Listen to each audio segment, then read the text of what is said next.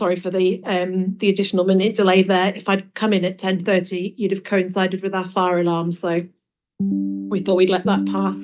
Can I just double check everybody can hear me? Mr. Finlay, you can. Okay, that's great. So we're very pleased to be able to get this session on aviation safety underway now. This session, as you know, forms part of the inquiry into the application by Scottish Power Renewables UK Limited for consent under 36 of the Electricity Act 1989 to develop and operate the proposed Earraghail renewable energy development. DPA reference for the application is WIN-130-8. My name's Tammy Swift-Adams. I and my colleague Karen Hayward are the two reporters appointed by the Scottish ministers to consider the application. I'll be chairing this session. Ms. Hayward's also on the call and may also participate as we go through the witnesses. By participating in this virtual session, which is being broadcast live and recorded, you are consenting to being filmed, to the recordings being stored and used for webcast and training purposes, and for the purpose of keeping historical records, making those records available to the public. I would like to now invite each of the two parties to introduce themselves and the witnesses, and I'll start with the applicant, please. Good morning, reporters, and firstly, can I say thank you very much for accommodating my lateness this morning. Unfortunately, the M8 was in a shocking state, and 2.5 hours from Edinburgh to Glasgow is not what I was expecting when I left the house this morning. So thank you very much. I'm Ewan MacLeod. I'm a solicitor with Shepherd and Wedderburn, and I'm going to have two witnesses today. The first is Mr. John Van Hoogstraten, and the second is Mr. James Wiley. Thank you very much. And the airport, please. Good morning. My name's James Finlay, King's Counsel. I have two witnesses this morning, or today, perhaps tomorrow. First being Carol Kirkland, who's a Director and Principal Consultant of At6 Expert Solutions. The second is Stephen Thompson, Head of Assurance at Glasgow Prestwick Airport. Thank you. And are you joined by Mr. Brown, or is he observing? No, I'm not joined by Mr. Brown. I'm flying solo today. Apparently I'm qualified with my pilot's license to do so. Very good. Okay, thank you very much. Well, we're not expecting any other parties to participate or sit in on the call today. The council, other parties and members of the public may be watching online. For those of us who are here and participating, please keep your video on throughout the session. Just mute yourself when you're not speaking. Make sure your phones and any other devices are switched off, just so they don't interrupt the flow of our discussions. We're programmed to begin today and finish tomorrow. We haven't got any other further time programmed. We're down to start at 10 a.m. again tomorrow. There's an option to start earlier if people are available, depending on the progress that we make today. So we'll just remember to confirm that at the end of the session today.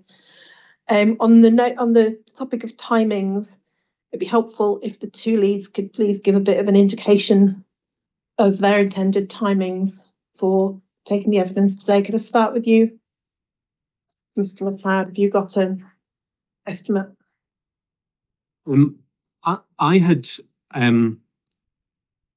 I think that we will probably comfortably get through 3 witnesses today, both of mine and probably Mr. Finlay's first witness. I'm not sure that we'll get through all 4 witnesses, but I think we will finish comfortably in plenty of time to discuss conditions tomorrow. Okay. And Mr. Finlay, does that sound reasonable to you as well?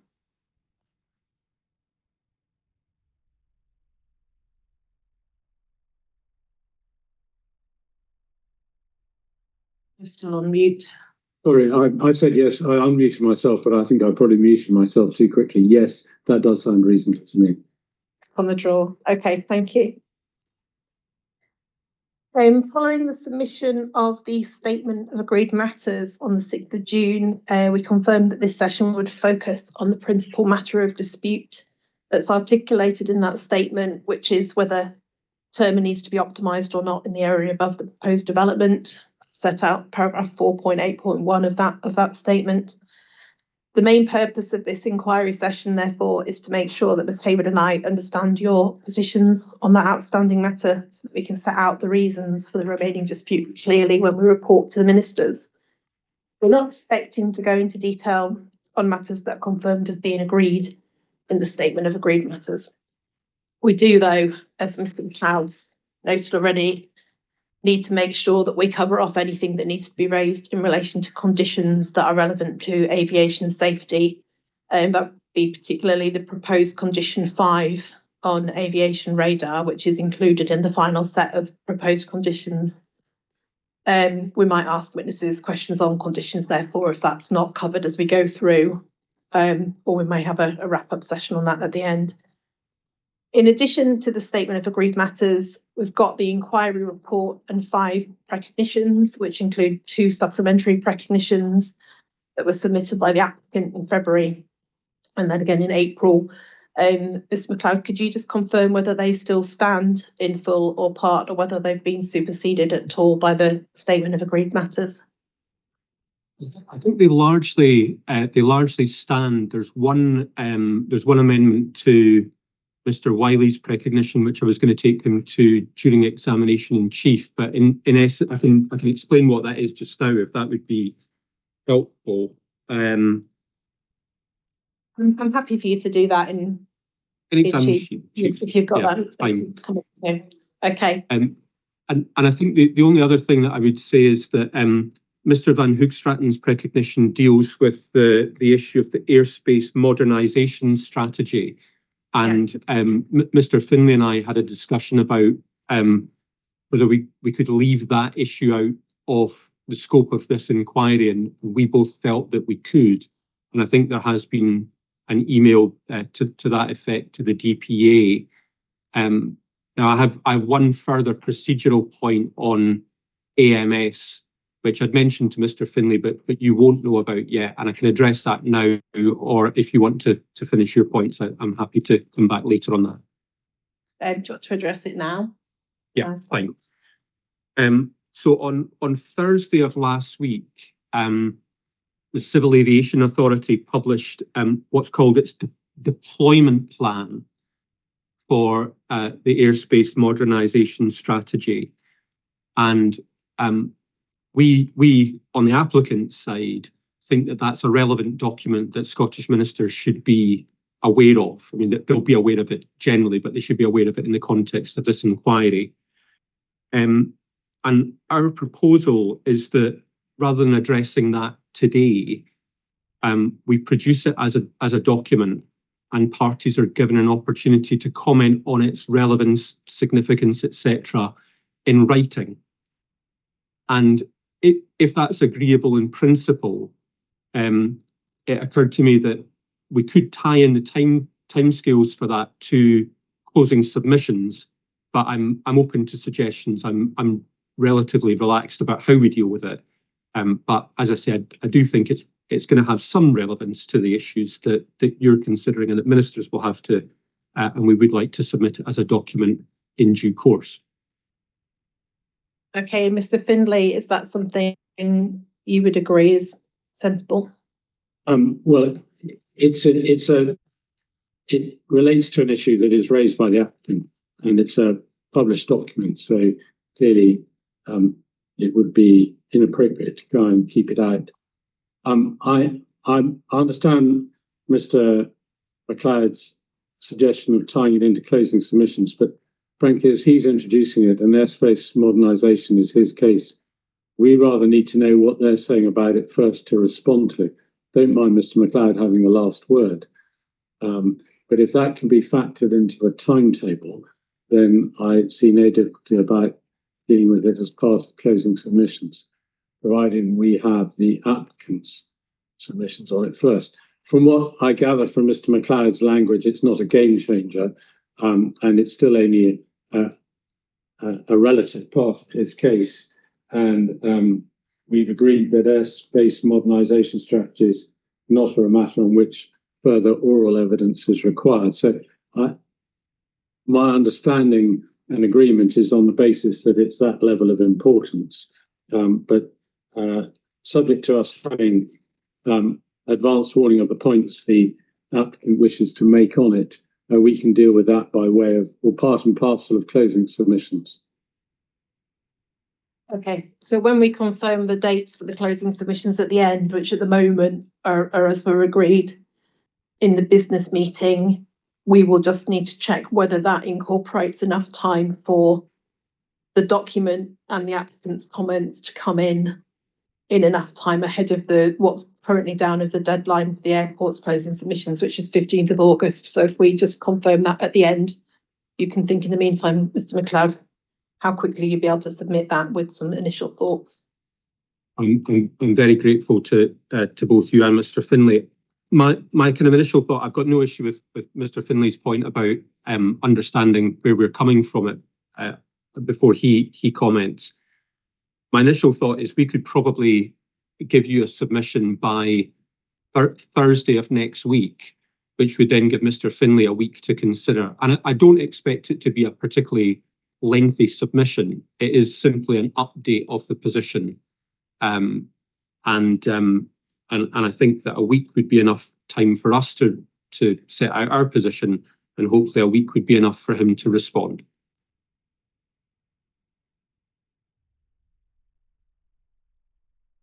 I'm away next week, but I don't.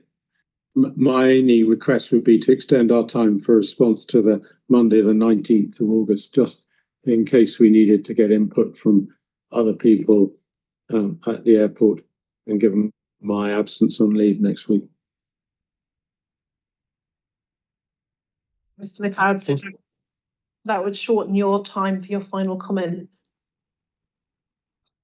I wonder, and this is obviously an issue for both of the reporters, I wonder whether it might be possible to simply push back the date for Mr. Finlay's full closing submission to Monday the 19th, and for my closing submission until Monday the 26th.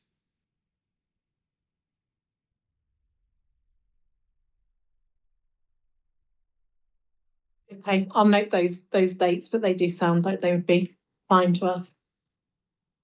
So that's the Thursday next week, receipt of the document with your initial comments, Monday the 19th, airport's closing submission and summary of case on this topic, Monday the 26th, applicants closing submission and statement of case. Okay, I've got that noted, thank you.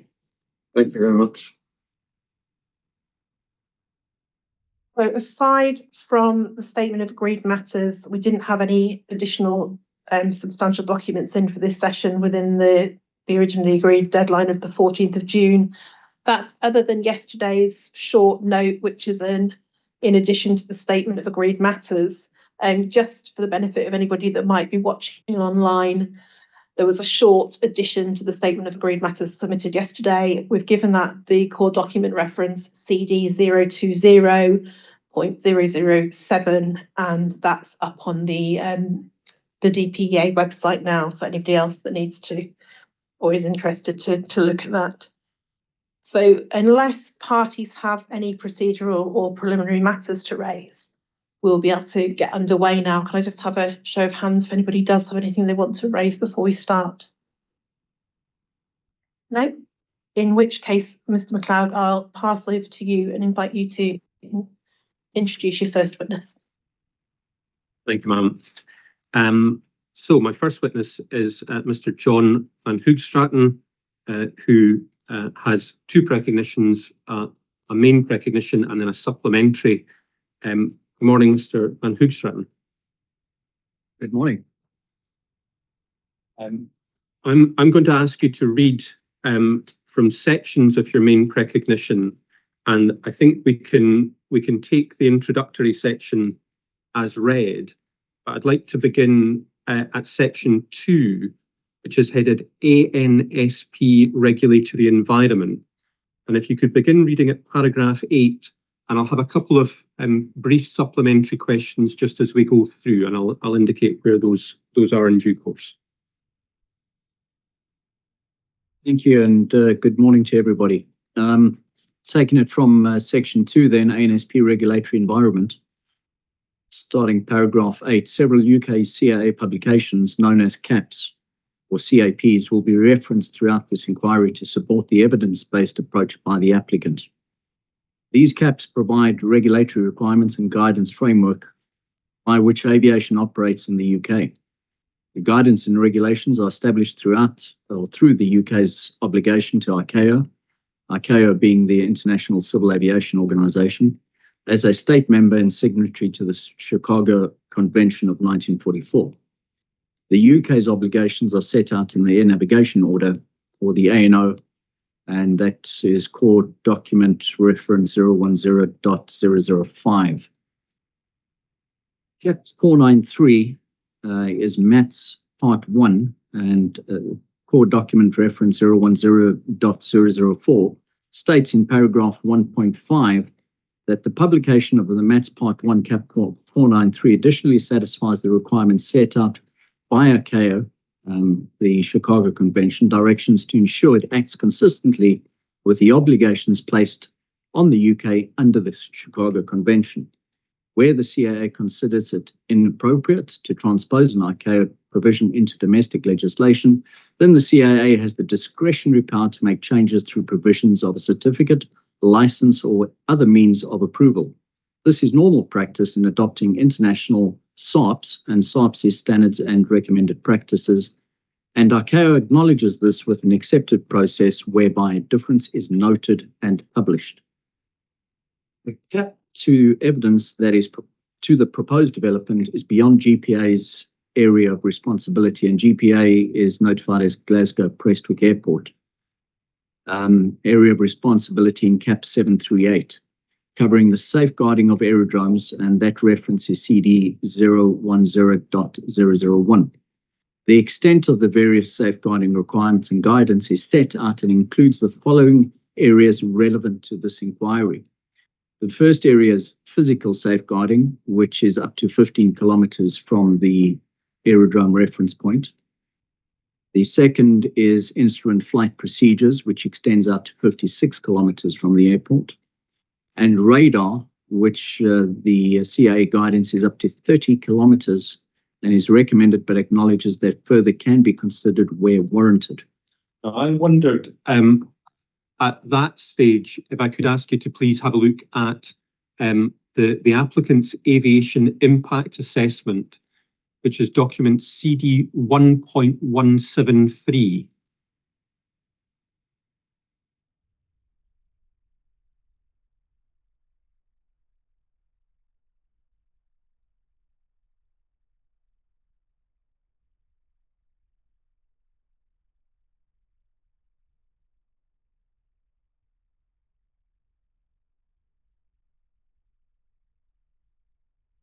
Okay, I've got that.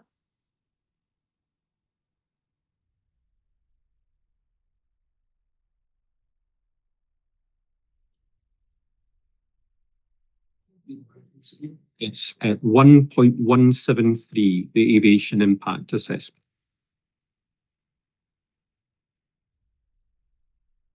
Perhaps I could just interrupt whilst people are finding that. My time estimate was based on precognitions being taken as read. I don't know whether it's Mr. McLeod's intention to have his witnesses read out their whole precognitions, but that wouldn't be the usual course of action. But it's obviously a matter for him how he presents his case. But I do suggest that if we have to read out all the precognitions and all the references, we may take longer than we'd anticipated. I hadn't intended to run through the full precognitions, and certainly with Mr. Van Hoogstraten's precognition, there's a large section on the aviation, airspace modernisation strategy that is not for this session. But I did think it was important for the reporters to at least hear the context for some of the evidence, and in particular to look at some of the plans which illustrate what areas of airspace we are talking about. So my intention had been to have Mr. Van Hoogstraten read most of his precognition and some of his supplementary precognition.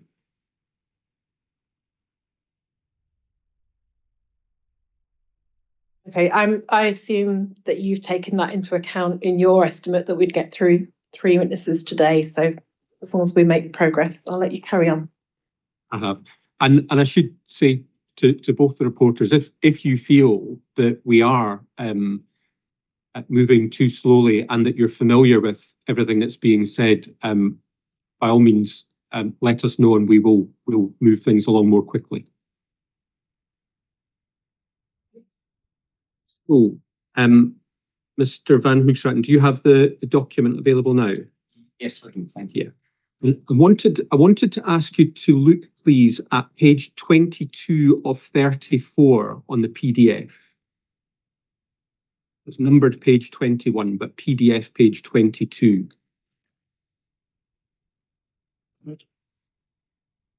And there you can see figure 16, which is an extract from what document is that? That's from the Aeronautical Information Publication, the AIP. So a civil aviation publication of some importance. Yes, it's the UK Aeronautical Information, so it publishes all aeronautical data relevant to aviation in the UK.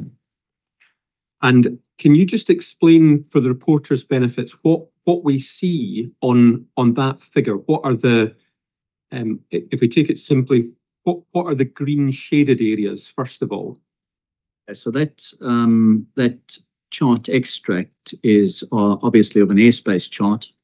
The dark green areas, you can see it says Glasgow and then Prestwick in the one below. That indicates control airspace notified as a CTR, and that is from surface to a defined upper limit. And in that instance, Prestwick is surface to 5,500 feet. The green dotted lines indicate what is known as CTAs or control areas, and those are defined from a defined lower limit to a defined upper limit, but it doesn't extend down to the surface. There's also the TMA, which is the terminal area, which is the same type of definition. There's a lateral boundary with a defined lower limit and a defined upper limit. And then you've got the blue dotted lines, and those are the air routes or the airways, which is really an upper airspace development or airspace structure. And likewise, it's got a defined lower and a defined upper limit. In very simple terms, we've got an area shaded green, we've got areas outlined in green dotted lines, and we've got areas outlined in blue dotted lines. Yeah. Which areas fall within Prestwick's controlled airspace and which areas fall out with?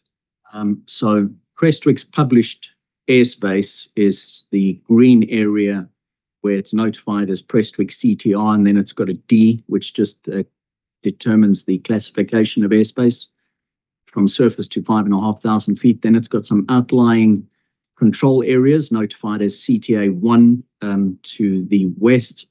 To the south, you'll see CTA5, and just north of CTA5, you'll see a small section CTA2, 3, and then 4 and 5 down to the east, the eastern section. So those are just different plug-on airspace elements that support Prestwick's CTR and allows for continuous climb and descent for aircraft operating through that airspace. So that's their notified airspace in the Aeronautical Information Publication. Thank you. And then just two further points looking at figures slightly further on, again, just for orientation. You mentioned the Scottish TMA, and if you could look, please, at figure 19, which is on PDF page 24. Yeah, so if everybody's got that diagram in place,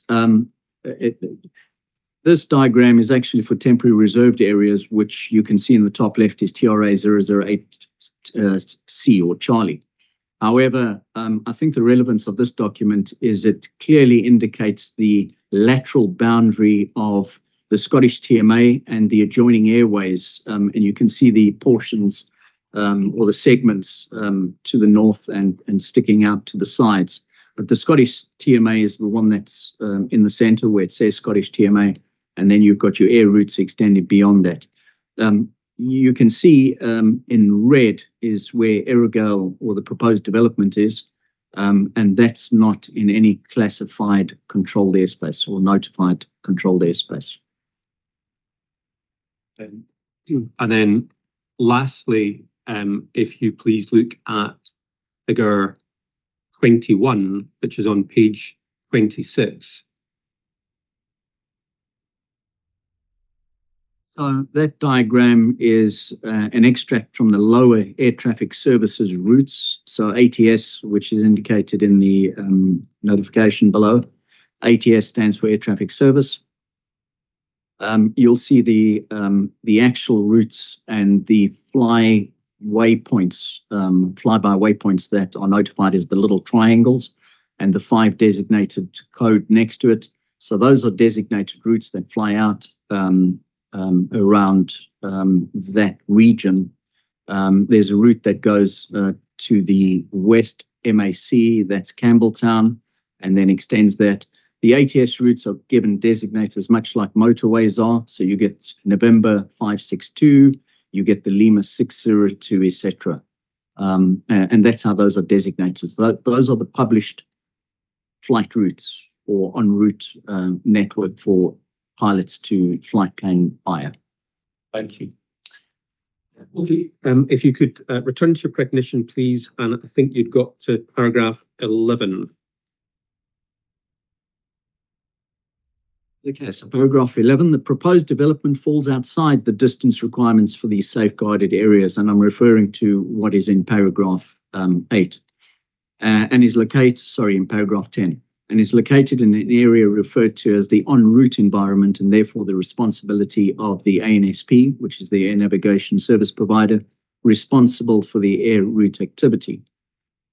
I have no evidence that will warrant radar safeguarding or the provision of air traffic service in the area of the proposed development. The volume of airspace and associated responsible ANSP is allocated to NERL, and NERL is the NATS en route limited company.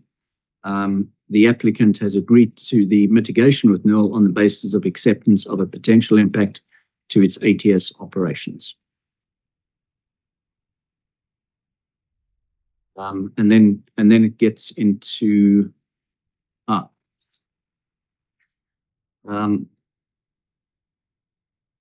supporting Civil Aviation Authority regulations and guidance to provision of service to the area of the proposed development is contained in the applicant's inquiry statement. Reference. You can skip over the document references, I think. Okay. We'll just take them as read. And supported in the aeronautical information publication within ENR 6-7 and 6-33, which details the flight information sectors of the Scottish Area Control Centre. From a safety perspective, 2 ANSPs cannot have responsibility for the same portion of airspace. A temporary delegation of airspace may be supported, but is subject to a formal agreement and set of principles between both parties being the ANSPs. I've seen no evidence that suggests there is any formal document in place in the vicinity of the proposed development, and it appears that any temporary delegation happen on an ad hoc basis. Glasgow Prestwick Airport may not assume responsibility for provision of an air traffic service within the airspace of the proposed development without ensuring the responsible ANSP is aware and agrees. The duty of care rests with GPA to confirm the aircraft calling and the relevant ANSP is aware of the airspace they are in and ensuring appropriate communication takes place.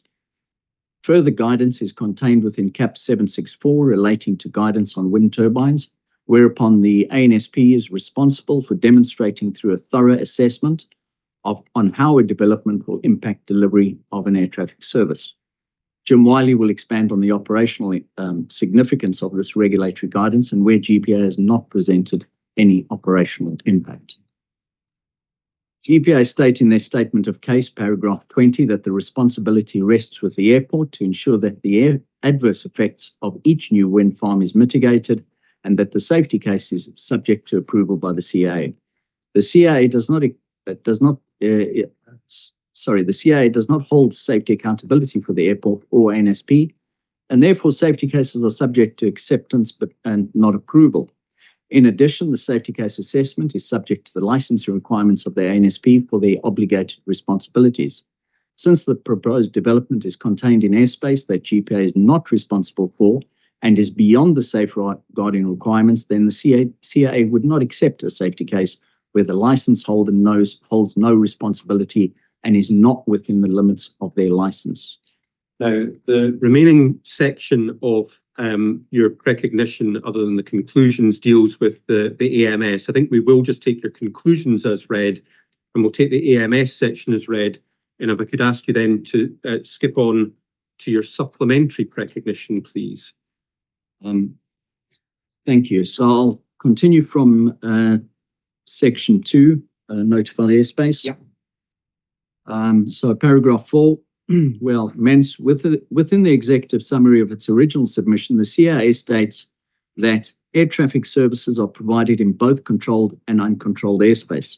The fundamental aspect in this case appears to be the ability of the air traffic service provider to provide a full air traffic service continuously in its notified airspace to enable flight crew to obtain the optimal air traffic service for its safe operations.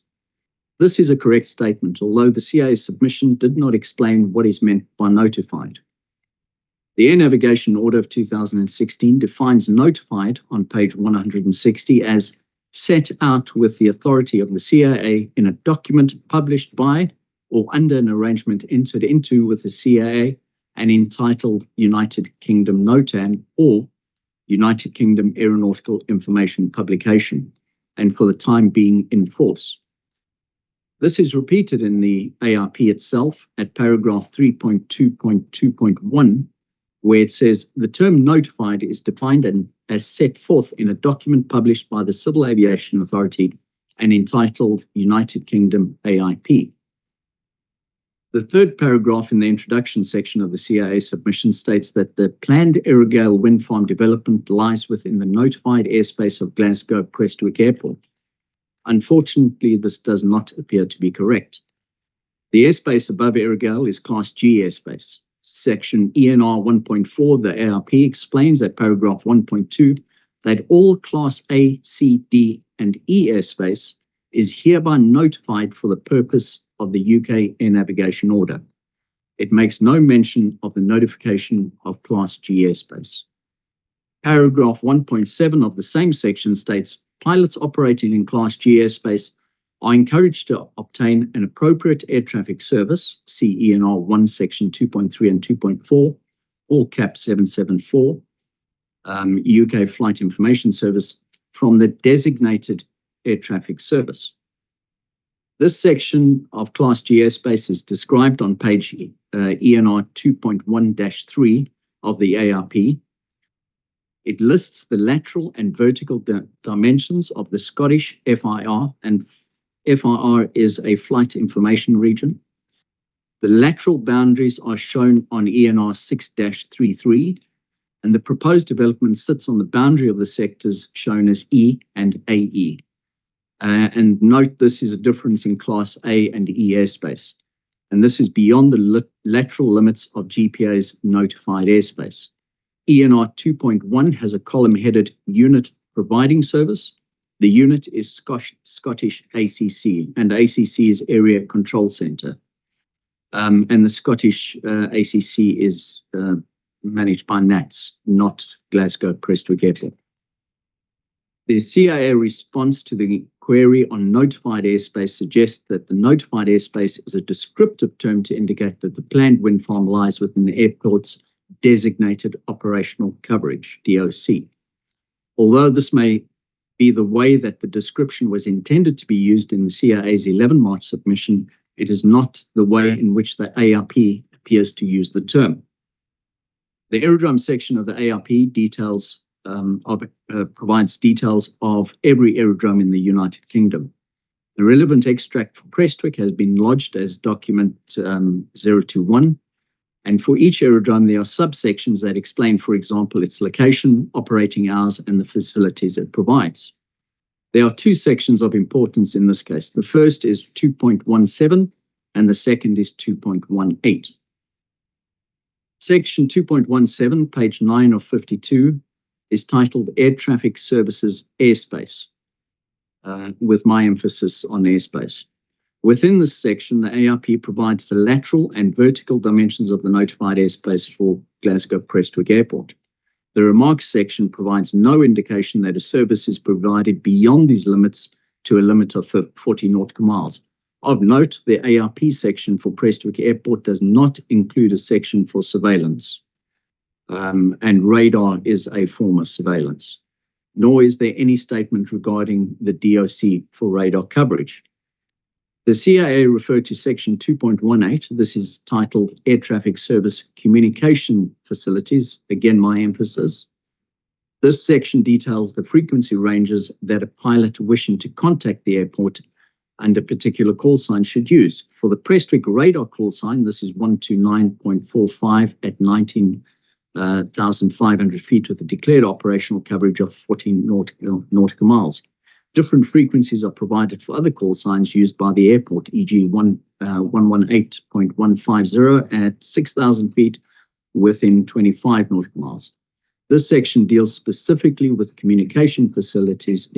It does not set out air traffic services airspace, which is covered by the previous section in the ARP.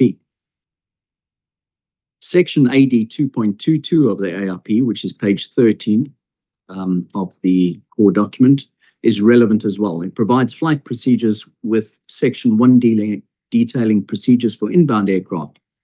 Nowhere listed within the section does it provide any indication of the service provided beyond the notified airspace.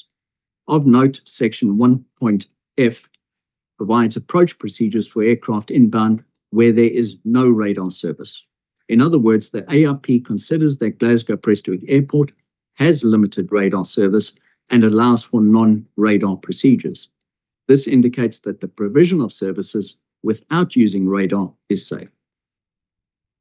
The reference to the 40 nautical mile DOC in section 2.18 is simply the available radio communications coverage and in no way implies operational responsibility. If DOC did imply responsibility, there would be serious issues in this location, in particular since the DOC listed under 2.18 for Glasgow Airport radar is 62 nautical miles and for Campbelltown is 30 nautical miles. These areas overlap over the proposed development. Although it may be possible for any one of these airports to provide services above the proposed development, the primary service provider from whom they would have to first obtain the clearance is NATS. And in the summary, it is my opinion that the airspace above the proposed development is not notified in accordance with the law and CAA policy. It is notified when NATS are the notified service provider, not GPA. Thank you very much, Mr. Van Hoogstraten. I think those are actually all the questions I don't have any more questions for you at this stage. Thank you.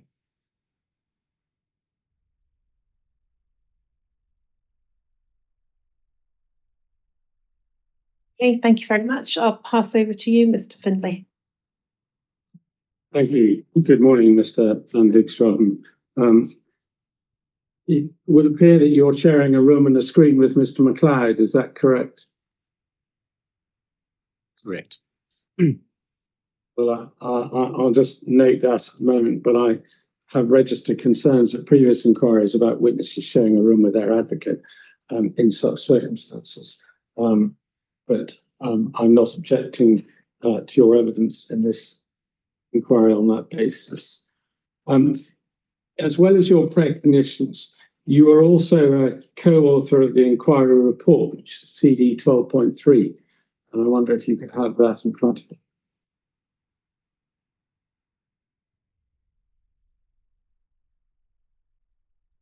Yes, I've got the inquiry report.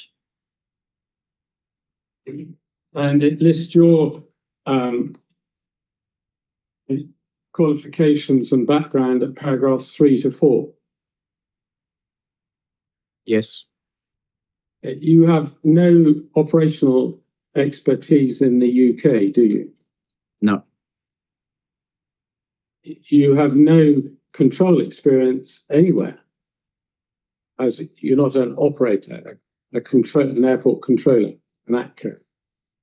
I am an air traffic controller. I hold an ICAO license in aerodrome approach and en route ratings and qualifications. But not in the UK. Not in the UK. And you have no experience of presenting safety cases to the CAA and their response to them? I do. You do, for airports within the UK? In delivering airspace change proposals for airports within the UK as a consultant, I have presented numerous documents for their review. Have you had to deal with wind farms, the impact of wind farms on radar? Not directly with the CAA, but I have worked with clients. Okay, well, it's with respect to CAA. Thank you. In the joint report at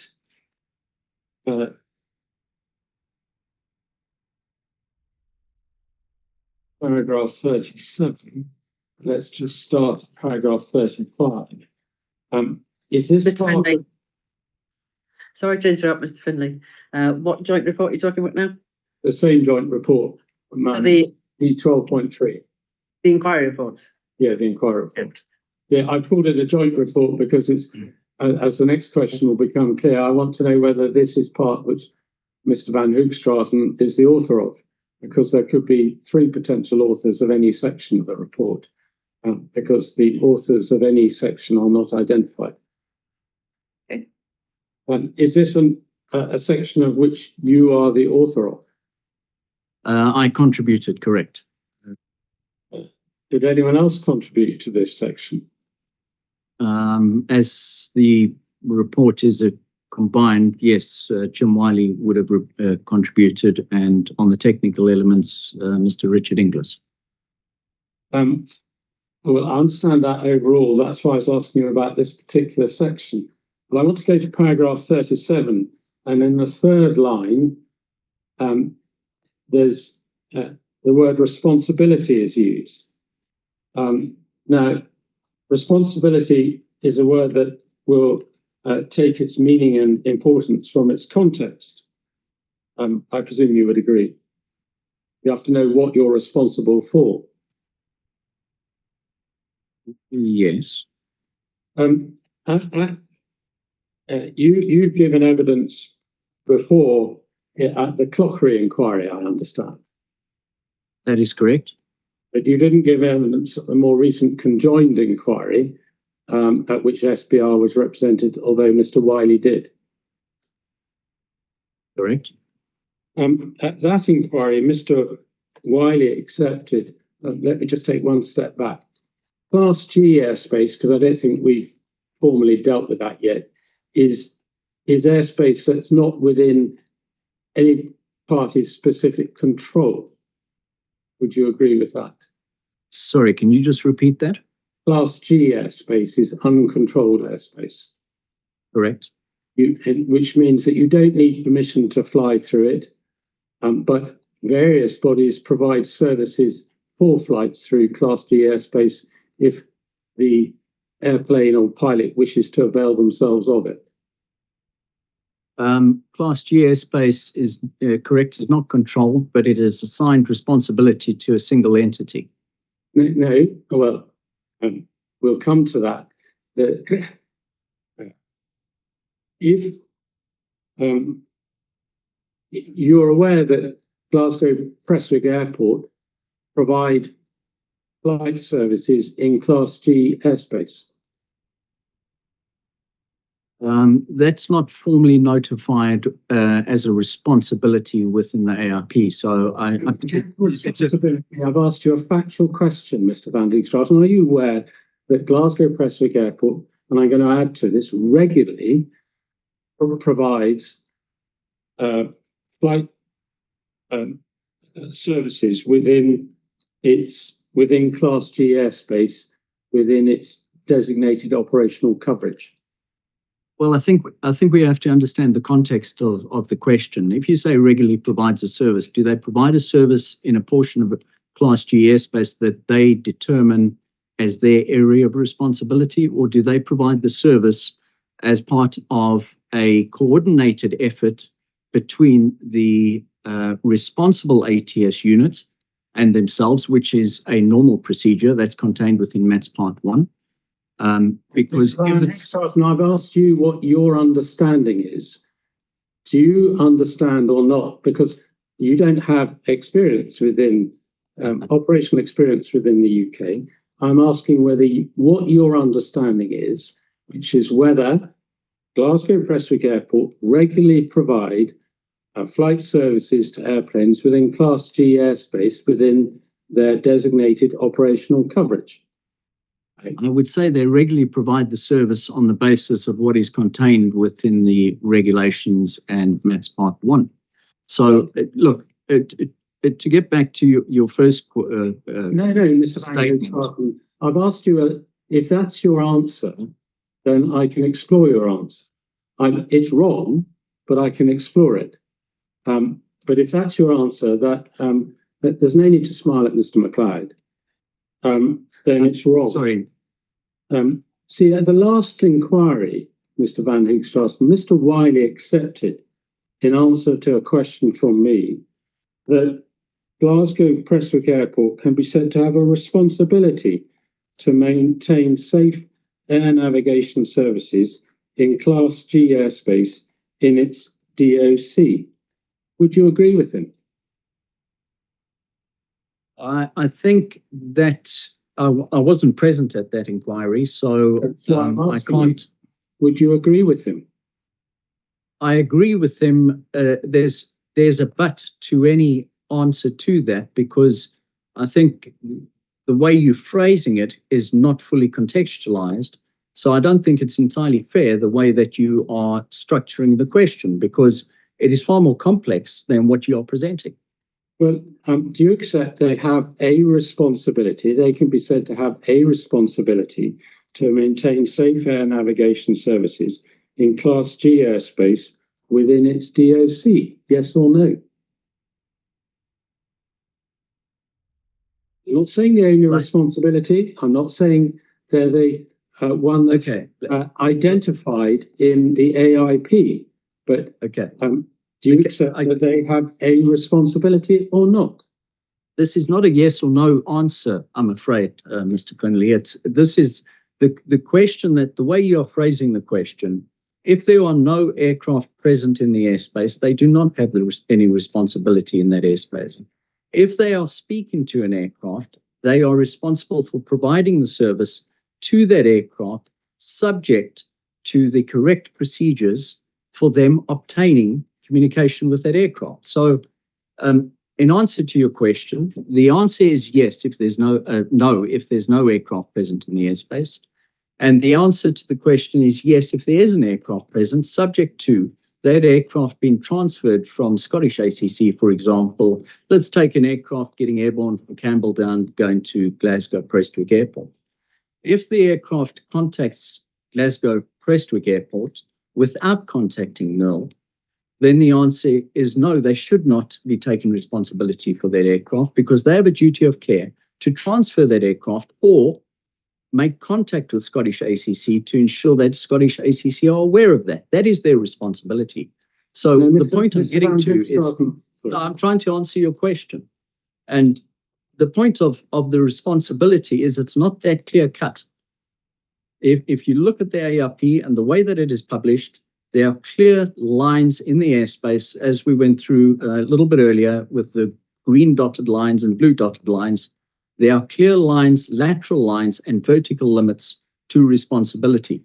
So you can't say that if an aircraft calls Glasgow Prestwick outside its dotted areas or shaded areas, that they must now assume responsibility. Their responsibility is to aviation and to that aircraft, and therefore they have to ensure that communication with the preceding unit has taken place. That is their responsibility. Mr. Van Hoogstraat, I don't think you're correct. It's not the way it operates in practice, as I'm sure Mr. Wiley will confirm. But just so I understand your understanding, you think that in the hypothetical situation of an aircraft taking off from Campbelltown making contact with Glasgow Prestwick Airport's services, Glasgow Prestwick Airport would have to refer that a call to NATS to get their agreement to continue to operate it. Is that your understanding? Not necessarily the agreement, but then at least notify them that they are speaking to aircraft which NATS may not be aware of. Because NATS have been are defined as the responsible air traffic service provider in that portion of airspace, they may be speaking to other aircraft in that airspace that Glasgow Prestwick are not aware of. So in essence, each block of airspace, let's call it a block of airspace or a volume of airspace, it's the same thing. Each volume of airspace can only have one air traffic service provider as the representative responsible party or the notified party. And that's why you've got the AIP. Now, we've been through ENR 6.33 and the other section, ENR 2.2, if I stand corrected. And in those sections, it defines who is the responsible party. If you're going to have... Mr. Hoogstraat, I'm just going to interrupt your rather long-winded answer. It doesn't, where in the AIP does it say responsible party? If you go to CD 1019, page 3, I think it is, where does it say responsible party? 1019, stand by.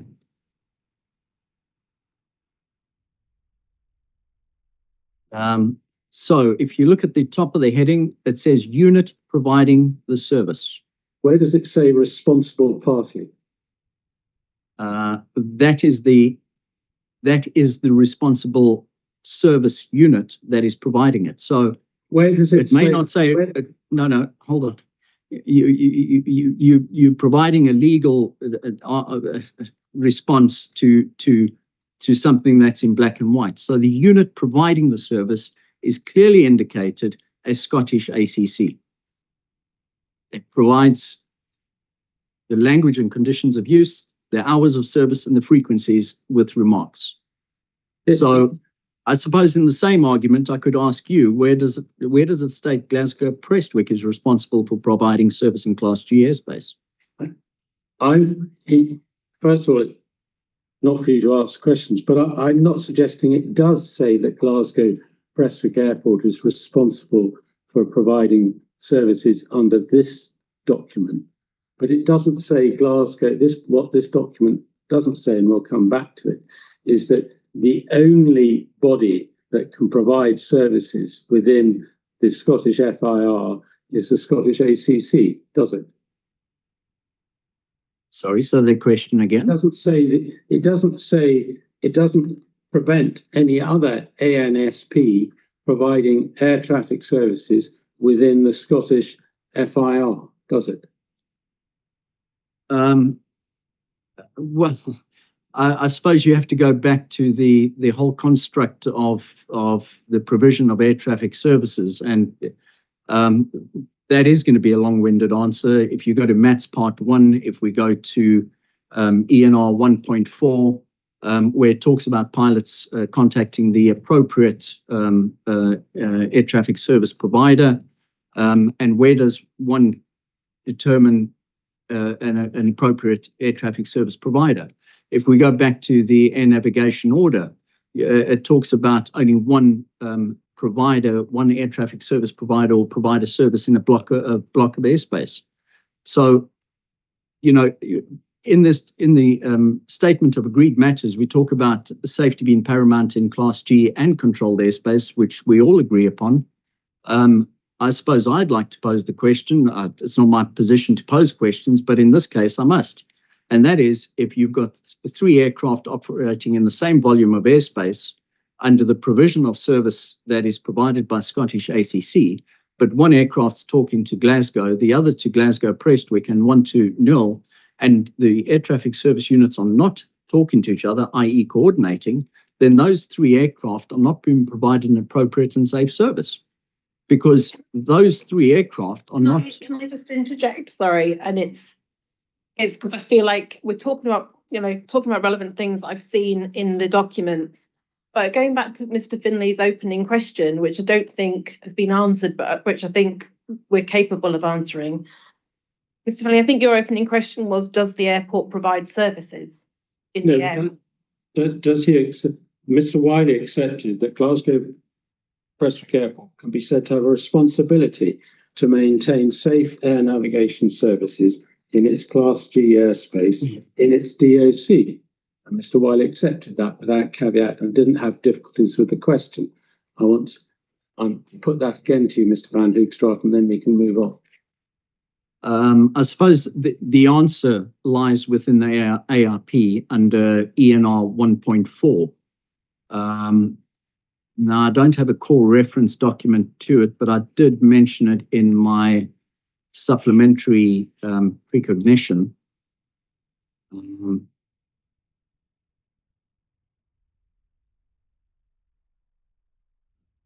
Yeah, the supplementary precognition, which we referred to earlier, and under paragraph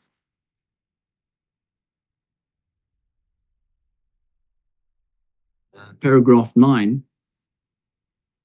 and this is an extract from the ENR from the ARP, paragraph 1.7 of the same section states, pilots operating in Class G airspace are encouraged to obtain an appropriate air traffic service, and there's reference to ENR 1 sections 2.3 and 2.4, from the designated air traffic service unit. So in answer to your question, if Glasgow Prestwick Airport are a designated air traffic service unit for a portion of Class G airspace, then the simple answer to your question is yes. Thank you. Eventually. And they are, well, we'll come on to that, come back to this issue in due course. Can we go back to the inquiry report, what I've called the joint report, CD 12.3? We've done enough on responsibility for the moment. They have a responsibility. I'm grateful. If you go to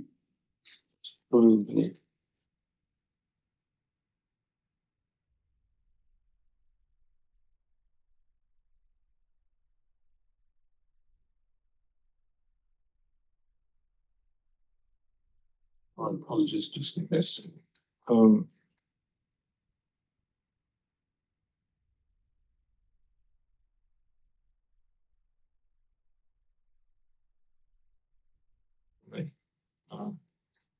Lost mine.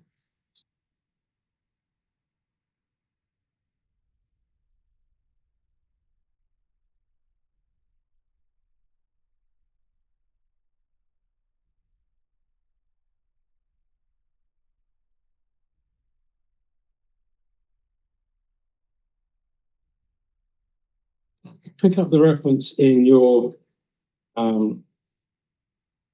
recognition, your second precognition, and if you go to paragraph 10, right, first precognition, 12.4, so CD 12.4, paragraph 10.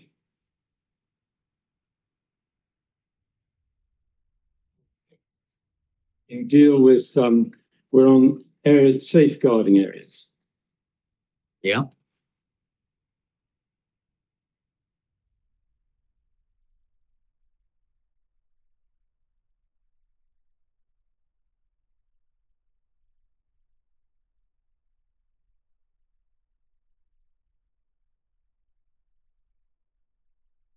And you will see that for radar, by reference to CAP 738, you say the recommendation is up to 30 kilometers.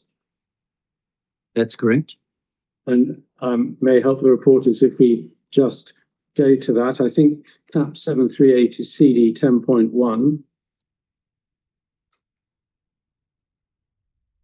And I think the only reference to 30 kilometers comes at electronic page 60 in Appendix A of CD 10.1. So if you go to there first, it's headed wind turbine safeguarding maps. Tell me when you're there.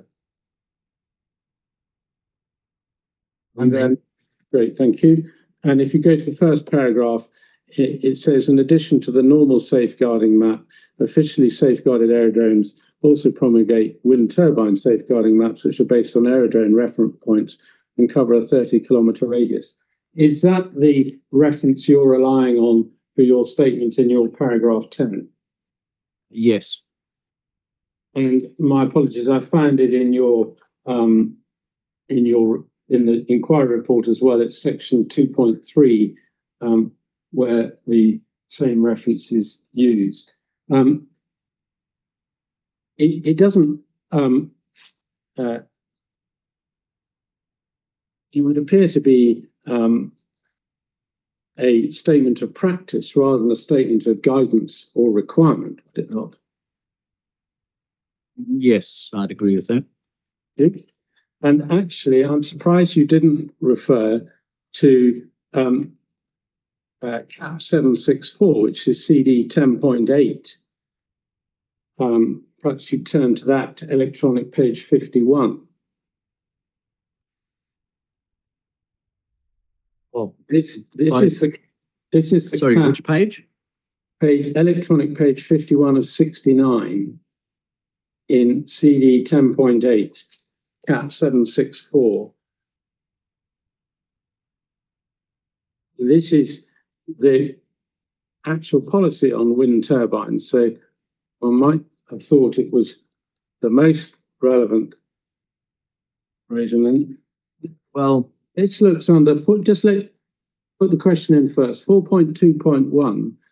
Unless otherwise specified by the aerodrome or indicated on the aerodrome's published wind turbine consultation map, within 30 kilometres of an aerodrome with a surveillance radar facility, the distance can be far greater than 30 kilometres, depending upon a number of factors, including the type and coverage of the radar and the particular operation at the aerodrome.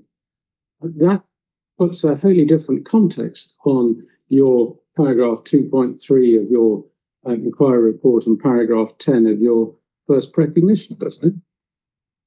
well, in all honesty, if you go back to the inquiry report, the focus on that paragraph was specifically to the safeguarding of aerodromes, which is CAP 738, and that is a generalized statement. Now, I'm trying to understand the point. You're quite correct. This is more specific on the 30 kilometers. And if you look at the wording that's in here, the wording for the paragraph 10 was extracted from there. So it's much of the same thing. So I'm sure you're getting to a point. You're on mute.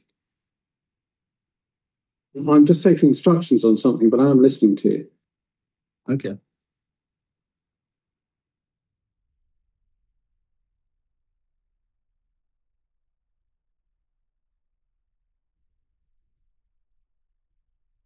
So just, are you aware of what distance Prestwick's current radar provides coverage out to in reality?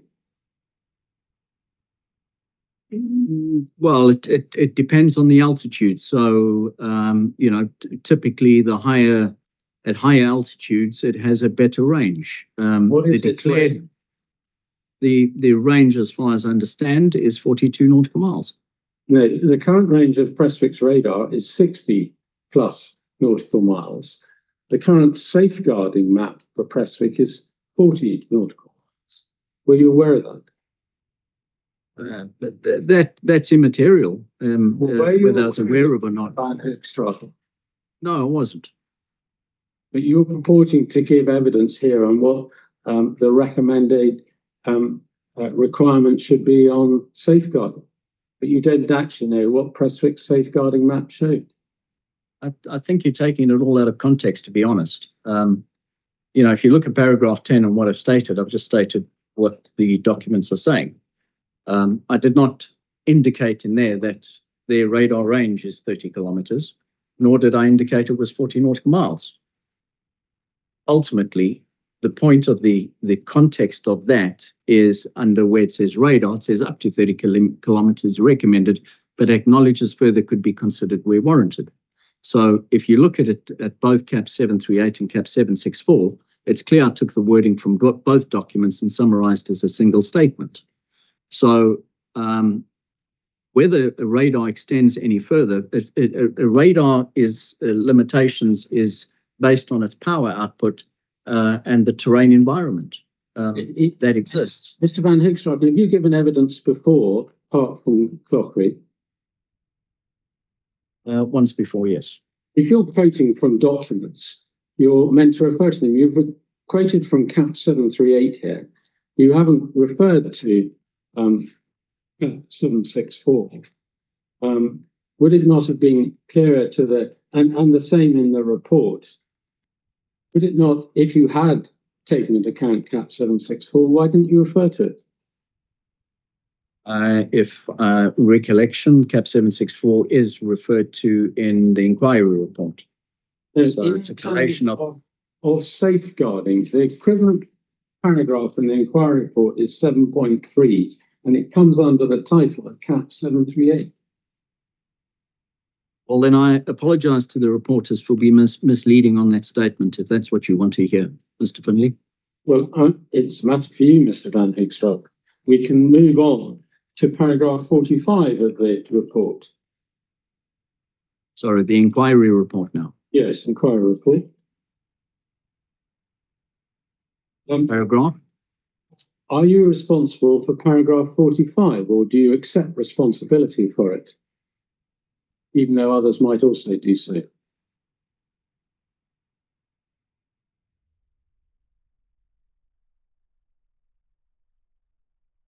I can accept responsibility that I was involved in the discussion around and the construct of this section, yes. So let's just read the first sentence. Glasgow Prestwick Airport's volume of airspace is a significant different from the proposed development. That is clearly a reference to its controlled or notified airspace, is it not? Correct. And within another ANSP's volume of airspace. Now, it's not within another ANSP's controlled or notified airspace, is it? That's not Class G is not notified airspace, so no. So the contrast that's being made in the first sentence is misleading, because it is in no ANSP's volume of airspace if you're taking volume of airspace to mean notified or controlled. No, I think that's not the way I'm reading it. So there's no where it doesn't say anything about notification there. GPA's volume of airspace is a significant distance from the proposed development and within another ANSP's volume of airspace. It's there's no reference. Mr. Van Hoogstraten, you just agreed with me that the reference to volume of airspace, the first reference to volume of airspace, must be a reference to GPA's notified or controlled airspace. Yes, to GPA's notified airspace, and that is clearly documented in the ARP. Absolutely. But which ANSP's equivalent volume of airspace includes Earraghail? We went over that, and there isn't any. Yes, there is. It's not controlled or notified, Mr. Van Hoogstraten. No. Just give me a moment. All that is. Can I just interrupt, please? Because it's very difficult to understand what people are saying if you're all speaking across each other. Can you just wait for somebody to finish and then answer the question, please? I accept the admonition. We can agree, setting the ground rules for this discussion, that the Earraghail sits within Class G airspace. That is correct. It is within no ANSP's notified or controlled airspace, is it? Notified and controlled airspace is the same thing. Okay, so the answer is no. No. It is within, and it's a document we've briefly looked at and we'll come back to. It is within and I'm now referring to CD 1019, page 3. It is designated within the the Scottish ACC is designated as providing a service within the area in which Earraghail sits. That is correct. And I think that's the point I was trying to get to, is that it's in the inquiry report, we talk about a volume of airspace, and within let me just get the wording right, because obviously wording is very specific to yourself.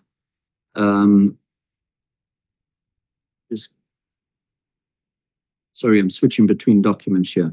So when we talk about GPA's volume of airspace is a significant distance from the proposed development, and within another ANSP's volume of airspace, there's no mention of notified airspace at all in that sentence. So when the reference to another ANSP's volume of airspace, then we go to core document 19, which clearly indicates that the unit providing the service is Scottish ACC. So therefore, that volume of airspace falls within Scottish ACC's remit, as published in the ARP. But come back to it, Mr. Van Hoogstraten, in a second. But you already accepted, as I understand it, that over Earraghail, at least 4 ANSPs can provide flight services: Campbelltown, Glasgow Prestwick, and Nats. Yes, they can if they follow the rules. And there's a subject to, and we've got to accept, with all due respect to your questioning and your line of questioning, we've got to accept that it is not a binary system of yes, no, who has responsibility. The volume of airspace in this case is assigned to Scottish ACC, and therefore under that definition, as the ARP states, that ANSP is responsible for provision of service within that airspace. Now, we acknowledge that aircraft don't have to contact, when they're in Class G airspace, they don't have to contact anybody. But if you look again to ENR 1.4, a pilot, if they want a service, is to contact the appropriate service provider. And in this instance, it's Scottish ACC. However, if that air pilot decides to call Glasgow Prestwick instead of Scottish ACC, and Glasgow Prestwick has not been pre-notified of this aircraft, it would be incumbent on Glasgow Prestwick to contact Scottish ACC asking, are you aware of this aircraft? Do you have any other conflicting aircraft? Are you happy we keep him, or do you want to speak to him? Because this comes down to the crux of air safety. And if you have multiple aircraft in the same volume of airspace speaking to different service providers, and you don't have coordination, and once again, we can go back to MATS Part 1. MATS Part 1 covers the coordination between air traffic service providers. If you don't have that coordination taking place, what you have is an unsafe environment.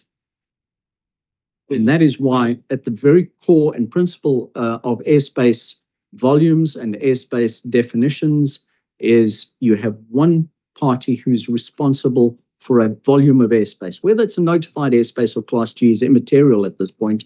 The point is that you have an assignment of duty to a portion of airspace. And there's a reason for that. It's almost like saying you have a single runway, but let's have 2 air traffic controllers managing the same runway. It's just not something that takes place.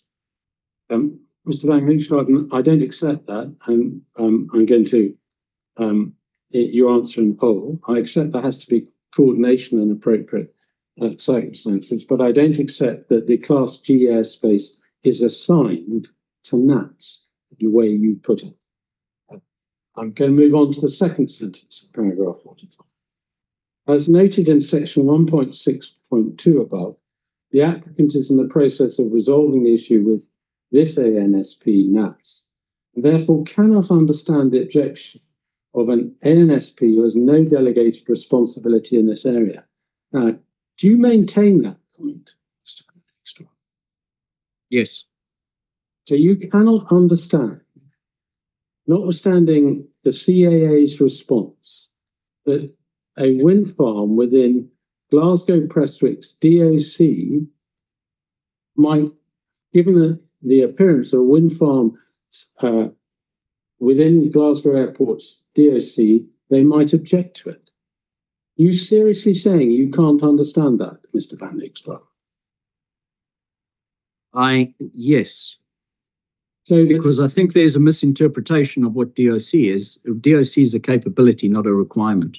it is indeed, but why shouldn't even taking it on your terms, why shouldn't Glasgow Airport, who have a published DOC up to 40 nautical miles, which includes Earraghail, not object to a wind farm?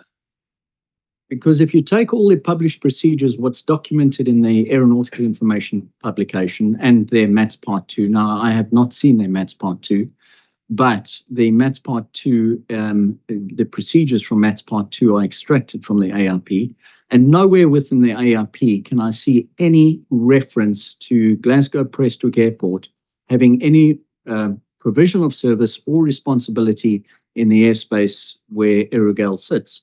So if we look at the previous discussion... For a moment, Mr. Van Dykstra, you just accepted, as I put it to you in terms, that Glasgow Airport has a responsibility to maintain safe air navigation services in Class G airspace within its DOC. That is wholly inconsistent with the answer you've just given. No, I think you have taken part of my answer and forgotten the rest of the answer. There's a subject to, and I was very clear on that in the beginning. But you accepted a responsibility, even subject to, Mr. Van Dykstra. You've now accepted no responsibility. Made your case is based on no responsibility. No, I think you're clearly twisting my words, Mr. Findlay, and I'd appreciate if you allow me to finish answering the question without interruption. Because if I'm not permitted to answer the question, we're going to end up in the same situation 5 minutes from now, where part of my answer is used in evidence. And I think that's wholly unfair. May I continue? I'm not stopping you, Mr. Van Dykstra. Okay. The responsibility of provision of service by Glasgow Prestwick Airport in Class G airspace has a set of dependencies on it. And those dependencies are defined as to where the aircraft is, who the transferring authority is for that aircraft going across to Glasgow Prestwick, and whether any transfer has taken place. And if no transfer has taken place, the question then goes to whether coordination has taken place. And that is a responsibility that Glasgow Prestwick ATC has. In other words, if an aircraft is in Glasgow Airport's airspace, let's use that as an example, heading towards Glasgow Prestwick, and the aircraft calls unsolicited, i.e. Glasgow Airport has not notified Glasgow Prestwick that this aircraft is on the way, then it is incumbent on Glasgow Prestwick to pick up the phone to their counterpart in Glasgow Airport and say, this aircraft has just called me in and it's clearly in your airspace. Are you happy if I keep him, or do you need to talk to them? That is called coordination.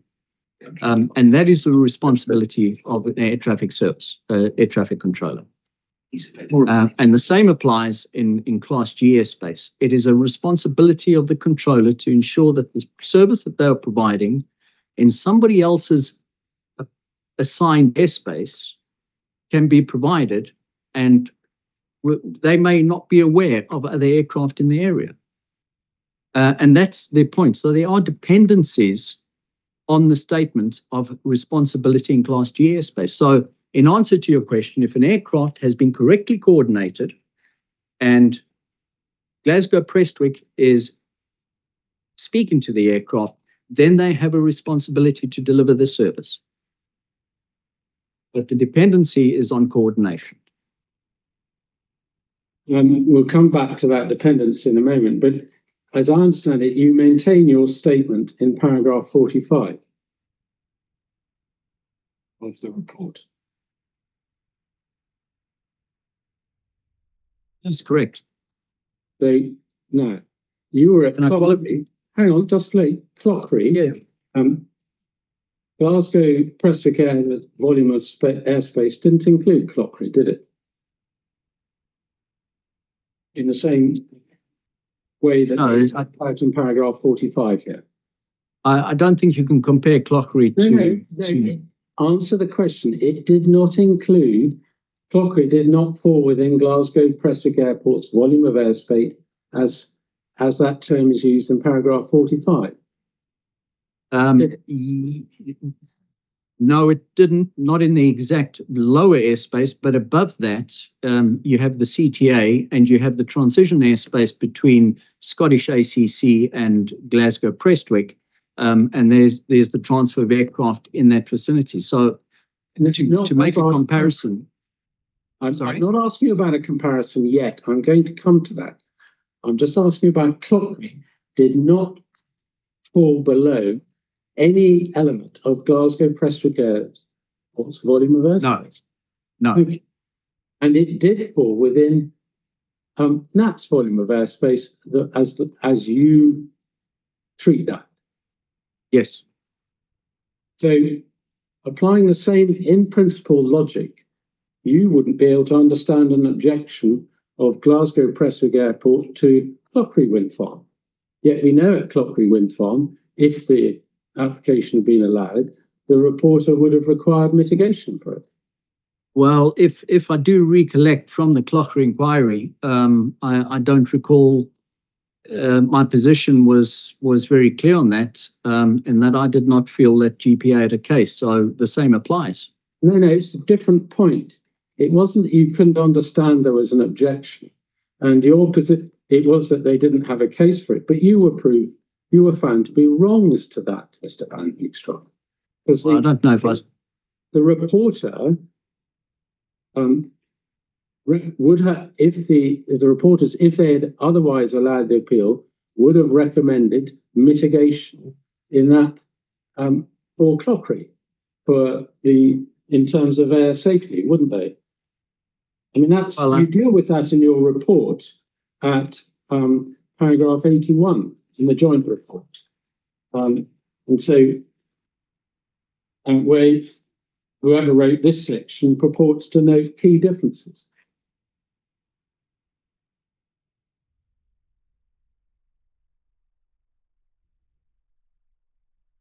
And that's very valid. It says Clockery Wind Farm is much closer to the airport in an area that may attract more traffic. Yes, we can all read what it says. I'll just take you to the reference. Now, first of all, you did not present a case at Clockery whereby you suggested you couldn't understand the GPA as an ANSP making an objection. You didn't agree with their objection, but you didn't go so far as you've gone in this case, have you? No. Which is an in principle objection. Well, in all fairness, the Clockery inquiry was a very long time ago, and you're asking me to recollect what my thoughts, and outside of that, a lot of the documentation in what we've written is not present at this inquiry. So I'm not sure it's fair to refer to the Clockery inquiry to the specifics you're going to, unless you want to declare those as core documents, and we can certainly go through them in more detail. You can't remember what the basis of your case was at Clockery. Is that what you're telling us, Mr. Van Hoekstrom? No, that's not what I'm telling you. I think you, once again, you're clutching at straws here, Mr. Finlay. I think it's unfair for me to. We're not going to carry on if you're going to be offensive. So I'm being polite to you. If you could be polite to me, I'd appreciate it. Now, if you'd like to finish your answer. I cannot recall specifically some of their thoughts and processes and documents what I wrote with relation to Clockery. And I think what I've written for this inquiry is an accurate statement, and I stand by those statements. If you're asking me to compare to Clockery, then let's get to that question first. Don't answer unanswered questions, Mr. Van Hoekstrom. Let's go to paragraph 81 and let's take it in turn. Clockery Wind Farm is indeed closer to Glasgow Prestwick Airport. We can agree on that, can't we? Yes. Ma'am, just for your note, the decision in the report at CD 8.1 and 8.2, but I don't need to turn to them for purposes of this cross-examination. And whoever has put it in this report has said they're in an area that may attract more traffic than the proposed development. We know what the reporter's finding was as to the level of traffic in Clockery, because that appears in paragraph 80, set out in paragraph 80 in the report above, don't we? It's not so remote as to be that Glasgow Prestwick Airport might provide air traffic services above Clockery. The chance of that is not so remote as to be merely theoretical. You see that? So it's very limited. In this case, it's clear that Glasgow Prestwick Airport regularly provides flight information, air traffic services above Earraghail or in the vicinity of Earraghail, as demonstrated by core document CD 1041. Okay. You accept that? I accept what's written there, yeah. No. Do you accept that in CD 1041 it demonstrates that Glasgow Prestwick Airport regularly provides air traffic services to airplanes in the vicinity of Earraghail? CD 1041, which is the PowerPoint. Have you looked at the Glasgow Prestwick Airport's PowerPoint? Yes, I have. Well, you're an expert, you tell us. So do you not accept that that shows that there is, in fact, more traffic in relation to Earraghail than there is more than in relation to Clockery, where the reporter described it as not so remote as to be merely theoretical? I think there's got to be an understanding on the published. No, Mr. Van Hickschaffen, could you answer my question? Do you accept, yes or no, whether there is more traffic, more evidence as to Glasgow Prestwick Airport providing air traffic service to more traffic in respect to Earraghail than Clockery? No, I think it's the other way around. I think there's more traffic routing by Turnberry, which is close to Clockery, and that's what the concern was, than there is to Earraghail. Well, I'd say that your memories at fault and inconsistent with the finding of the reporter, which somebody in your team felt fit to include at paragraph 80. I can make submissions on that. You've given me your answer. The second reason here is radar coverage over the proposed Clockery wind farm is better than over the proposed development, meaning GPA are less likely to limit the service provided. There's no issue with radar coverage over Earraghail, is there? No, not over Earraghail. No. And there's, if we go to the statement of agreed matters, which is CD 20.06, and to the last page.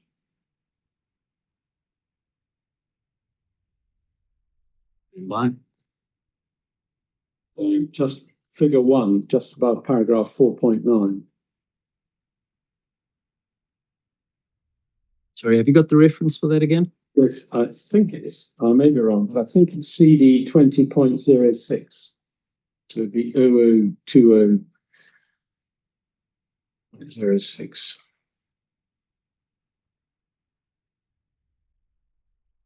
06, no. Sorry, 010006.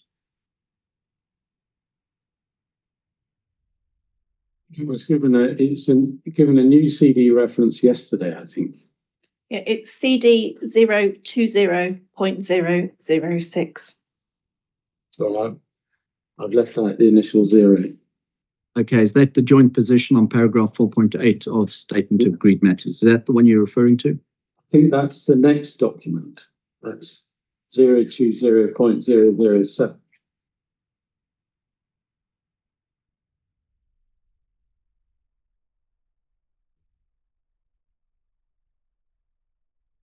No, I don't have that. If Mr. McLeod is in the room, I don't mind him helping you find the document. I have a paper copy which I can confirm has no markings on it, and I'm happy to pass that to Mr. Van Hoogstraat if Mr. Finley's happy with that. I'm much obliged. Yeah. If you look at the last page, you'll see the coverage at 200 meters AGL, and it would appear to be agreed. It shows good low-level primary coverage in the vicinity of Earraghail wind farm. Yes, directly over Earraghail, but I wouldn't call it good coverage in the area, no. Well, And that's only at 200 meters AGL, so it's... You can see what's agreed, and it's more of an operational matter that I'll ask Mr. Wiley about. But one of your concerns, as I understand it, is that, for instance, the part of the west of Arran is shielded by topography. That's correct. There's a lot of land to the southwest of Glasgow Prestwick Airport in and around Cloughree that's also shielded by topography, isn't it? Sorry, say that again. Is there? In terms of topography shielding in the vicinity of Cloughree, there's also a significant amount of land that's shielded from Glasgow Prestwick Airport by topography. Yes. Thank you. There is no difference, therefore, in terms of the radar coverage. It may even be better at Earraghail.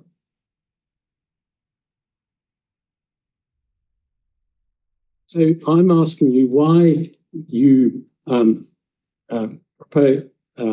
SPR has presented a wholly different case to Earraghail than it did to Cloughree, and taking into account the decision of the reporters, is your case not inconsistent with the finding of the reporters at Cloughree? I think in part, if one considers the airspace change proposal that was submitted by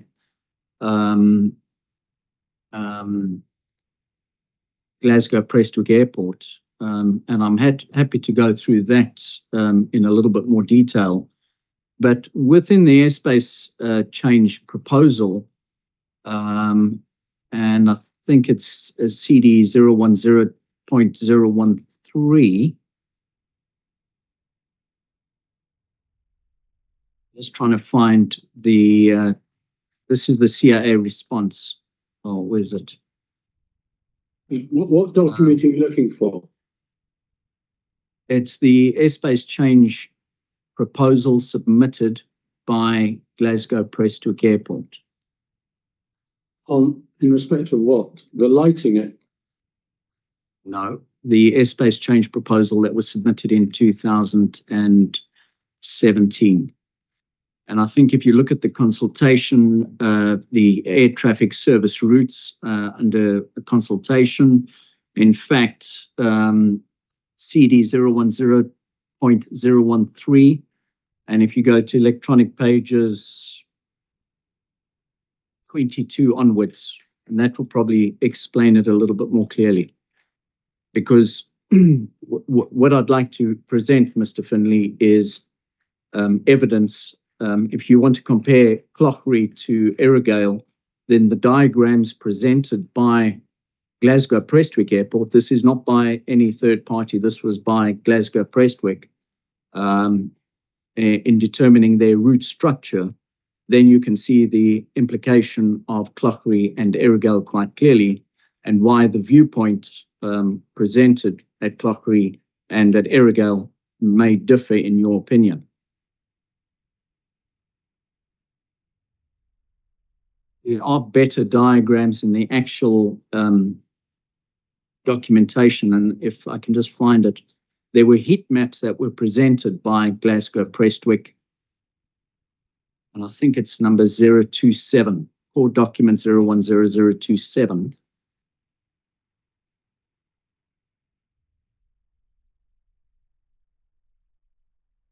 Before we go to that document, which figure was it in 10.0.10.013 you want to just look at?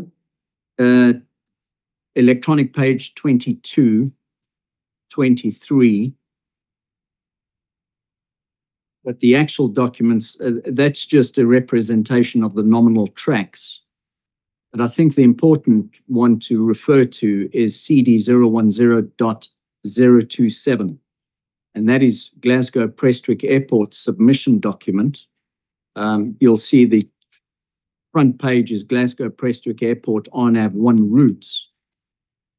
Submission October 2017. If you've got it. Yeah. And then under current airspace, it's electronic page 8, chapter 3, which is current airspace. Yeah. And then go down to page 9 onwards. You'll see heat maps that have been generated based on the traffic numbers, the traffic volume. And obviously, the brighter the color, if it's orange, it's more than 7 flights per day. Yellow is 4 to 7. Green is 2 to 4. Blue is 1 to 2 flights a day. And gray is less than 1. Yeah. If you look at all those maps and you look where Cloughree is, then there's a case to be said that, yes, it is being utilized, but nowhere within those maps is anything extended as far as Earraghail, which says to me that that area of Earraghail isn't considered usable and required airspace for the purpose of the route structure and aircraft arriving and departing Prestwick. That's not to say aircraft don't come from that direction, but if you take the ATS route infrastructure and the published procedures in the Glasgow Prestwick Airport section AD 2.22, what you've got there is the evidence that we start working on.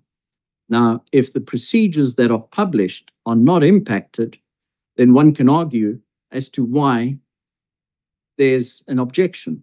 Now, if we look at Cloughree, one can understand that there may be an objection here. And to answer your question, that's why our position probably differs a little bit, because this heat map presents a different picture for Cloughree than it does to Earraghail. There's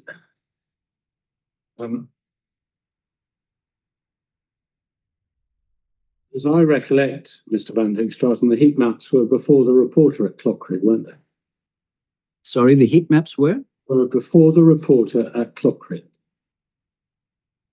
I assume so, yes. I don't think I need to ask, because we've got his findings, so I don't need to ask any further about that. And the other thing we can just note is that is it seriously part of your case that because Earraghail isn't shown on here, there is no traffic over Earraghail that Glasgow Prestwick Airport provides services to on a regular basis? No, I think you're taking that out of context as well. If I can provide... Mr. Van Hoogstraten, it's a yes or no answer. If it's not part of your case, just say no, it's not part of my case. No, it's not part of my case, but I think it needs. Well, that can be re-examined on then, Mr. Van Hoogstraten. I've asked you a simple question, and we're hoping to finish your evidence and 2 other witnesses today. Could I ask you now to turn to the note of the business meeting, which is 1217. CD, so that's 012.017, I imagine. The business meeting, yes. And to page 6 of 8.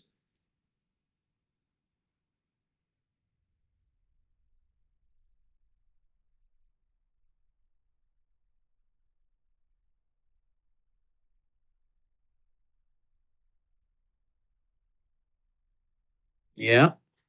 No. 6 of 8, sorry. Which sets out the questions that the applicant wish to pose to the CAA.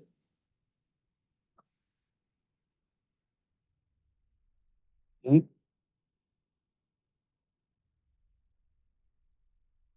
The first two questions relate to notified airspace as a topic. I want to answer. Yes. I want to take the first two fairly quickly. In your supplementary recognition, which is CD 1216, Yes. in paragraph 11,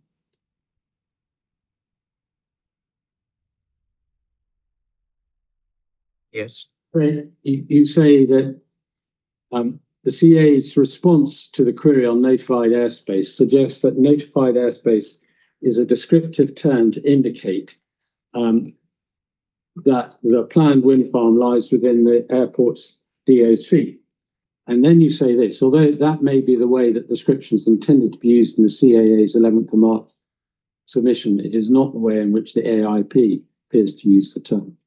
Can we agree that we should all approach the CAA's submissions that their references to notified airspace are meant to include that the planned wind farm falls within the airport's DOC, whether they're right or wrong? That's what they meant. Yes, that if I hear you correctly, what you're saying is that Earraghail falls within the DOC, the communication DOC of Glasgow Prestwick Airport.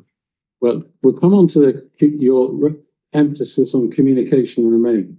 But if you'd answer my question, the airport's submissions, both submissions, that's CD 1053 and 1054. I think you jumped ahead with your assignation of 1059 in this document. It's just an admin point. That when the CAA were referring to notified airspace in both documents, what they intended to convey was that it was within the airport's designated operational coverage. And that's how the reporters should read those two documents. Whether they're right or wrong to use the word notified in the way they did, we can all understand what they meant. Yes. Thank you. Good. Can we move on to the third question, to which we need to go back to CD 1019?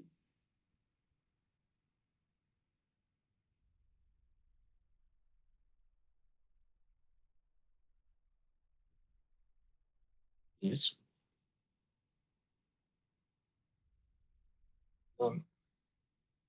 Just get my page number correct. So we have to have electronic page 3 of 102 in mind. And the question is,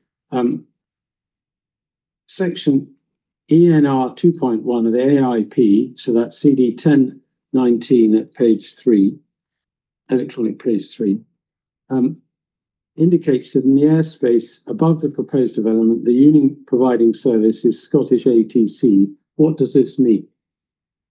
Okay, so that's the question that was being asked of the CAA. Yes. Right. I suggest to you that what that means is two things fairly clearly, is that if you, in default of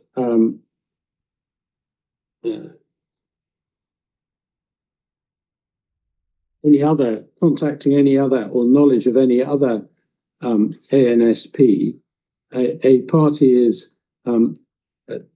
directed or advised that the Scottish ACC does provide services within Class G airspace in the Scottish FIR. That's what it's telling you. It doesn't tell you that no other ANSP may also provide services within the Scottish ACC, does it? No, but then I take you back to ENR 1.4, which is specific to ATS airspace classification and description. And I think what we've got to get away from is reading sentences or paragraphs in isolation of the greater document. Now, the Aeronautical Information Publication, just for the reporter's benefit, is a single one-stop shop for aeronautical data for the United Kingdom. So if a pilot wants to plan their flight from point A to point B, and they want to know which airspace they're going to fly through and who they should be contacting in the event of any issues, then the aeronautical information publication is where they get that information. So if an aircraft is flying north to south, past west of Glasgow Prestwick Airport, and let's say for argument's sake they're flying over at Earraghail, but they're well clear of Glasgow Prestwick Airport, there's nowhere in any part of the ARP that says you should contact Glasgow Prestwick Airport for a service if you're in that area. What it does tell you is that if you're in that area, you speak to Scottish ACC. It says you can speak to Scottish ACC, but if you're an airplane in the vicinity of Earraghail or anywhere within the Class G airspace within Prestwick's DAC, and you're intending to go to Prestwick, you're highly likely in practice to contact Prestwick directly, aren't you? Well, you're actually obligated to contact Glasgow Prestwick 10 minutes prior to entry of airspace. So you may well be. So you can contact at Earraghail. If you're in the vicinity of Earraghail, you can contact in Class G airspace. You're highly likely to contact Prestwick. If you're flying to Glasgow Airport, you'd contact Glasgow. If you're flying to Campbelltown Airport, you'd contact Campbelltown. There's nothing in that document which suggests that that shouldn't be your first point of contact, is there? No, you're quite correct. I don't disagree with you that, Mr. Finley, but I need to qualify what you present in there. So you're quite correct. If I'm the pilot and I'm en route to Glasgow Prestwick, one of the requirements is that 10 minutes prior to entering controlled airspace, That's I need to finish in order to present the full picture, because once again, I want to avoid taking statements in isolation and presenting a partial picture. I don't think that's fair. This is a complex issue, and I think I need to be given the opportunity to complete. So on the one scale, pilots are obligated to contact ATC when they are entering controlled airspace, or they plan to enter controlled airspace. And that is a requirement. It's actually an international requirement that 10 minutes prior to entering controlled airspace, you must contact the relevant air traffic control center. That's point number one. That does not stop the aircraft from contacting that air traffic control center again, whilst they're still in Class G airspace. But there is an obligation, and that's in ENR 1.4, where it clearly states pilots operating Class G airspace are encouraged to obtain an appropriate air traffic service from the designated air traffic service unit. Now, in the case that's presented over Earraghail, the designated air traffic service unit for that airspace over Earraghail is Scottish ACC. That's in black and white. We can't argue that. Pilots who operate within Class G airspace, especially those who operate proximate to the boundary of controlled airspace and have not chosen to obtain. So the section goes on further to say, if you're going to be operating near somebody's controlled airspace, then it would be a good idea to contact them as well. So then if you go to MATS Part 1 and you talk about coordination, if an aircraft calls Glasgow Prestwick unsolicited over Earraghail, then the Glasgow Prestwick controller is obligated to determine whether that aircraft has received a service from Scottish ACC. And if they haven't, and Prestwick wish to retain that aircraft, is to at least pick up the phone to the Scottish ACC controller and say, are you aware of this aircraft?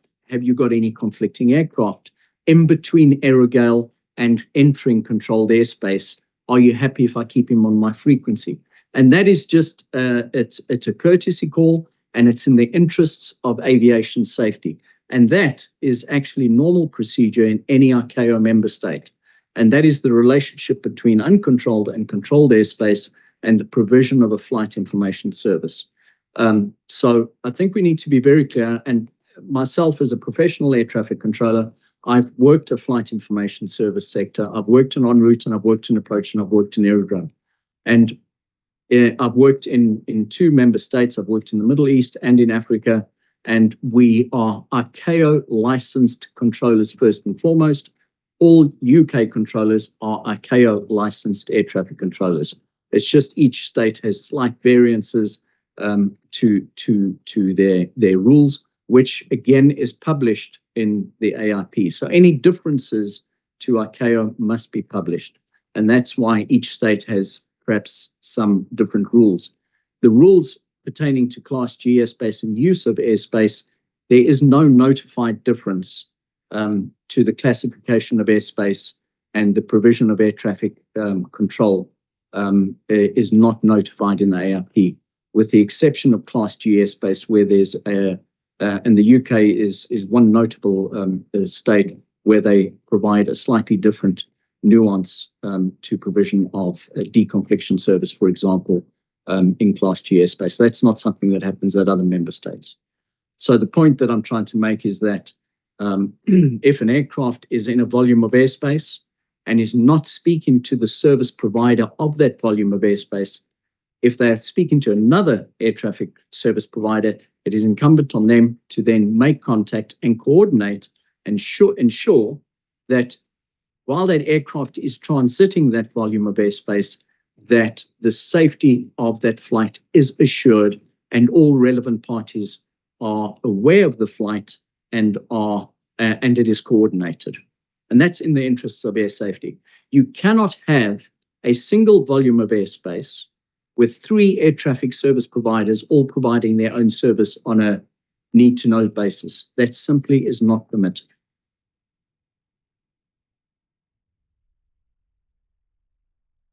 Van Hoogstraten, no one suggested that they shouldn't do so without coordination. No part of Glasgow Prestwick Airport's case, is it? What, that they don't coordinate? 3 ANSPs. You've agreed. In fact, there are 4 ANSPs that can provide services in the vicinity of Earraghail. Whichever ANSP is actually in contact with the aircraft, no one's suggesting that they shouldn't have regard to coordination, or as you put it a moment ago, making an appropriate courtesy call. Yeah, but that's not presented. What's making that case, is there? Are they, Mr. Van Hoogstraten? I disagree on the basis that the case for Glasgow Prestwick Airport is to say that airspace is notified and their responsibility. It is not. No. With Glasgow Airport, where have Glasgow Airport said that, Mr. Van Hoogstraten, that the airspace is notified and it is their sole responsibility?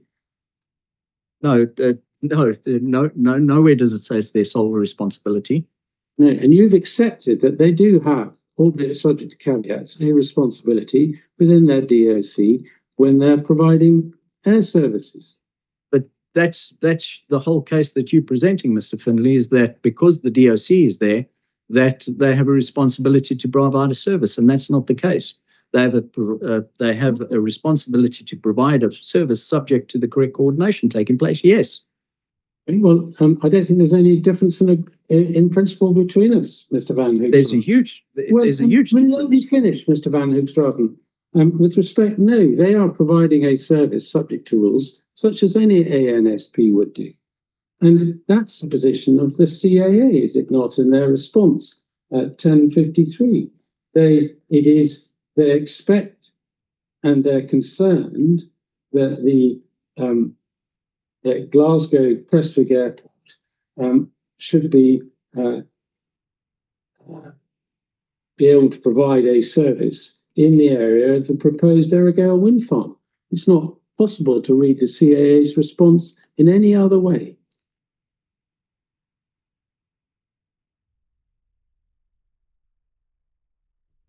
Let's put it.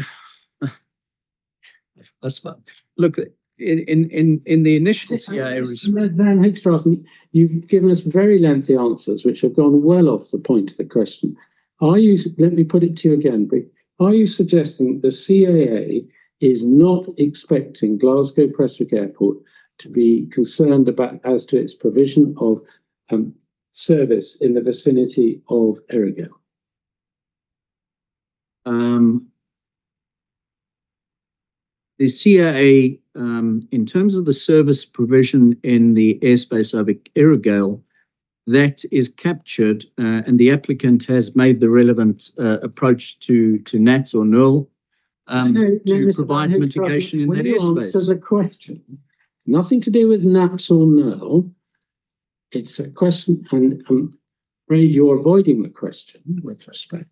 Do you accept that the CAA is clearly concerned that Glasgow Prestwick Airport can provide a proper air traffic service provision in the vicinity of Earraghail? There's no other way of reading its response, is there? Well, the difficulty in answering that is that we are concerned that the CAA have not presented a clear case, and we did pose some questions to them to which we have not had responses. So for me to agree or disagree with the statement from CAA without the clarification questions being answered is a very difficult position for me to answer, Mr. Finley, because I haven't asked you to agree with the CAA. All I've asked you to agree is that they are clearly concerned. I don't know if they're clearly concerned. Well, can you not take that? If that's a very useful point, Mr. Kennedy. If you're an expert willing to assist the inquiry, you suggesting that reading 1053 and 1054 together, it's not the CAA's position that they're concerned about Glasgow Prestwick Airport's ability to provide services in the vicinity of Earraghail. Yes or no? No. No. Well, then that I can make submissions on that, Mr. Van Hoogstraten, but I would suggest to you that it flies in the face of any sensible reading of those documents. That's certainly your opinion, Mr. Finley. Yeah, well, it is. Could we then go on to the fourth question? And to that we need to go to CD 1021, electronic page 9 of 52.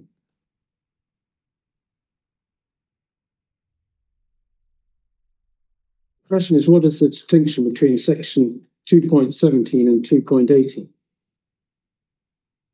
Now, 2.17, that if you look in the first column, the first entry, that is sets out the dimensions of Glasgow Prestwick Airport's notified airspace, does it not?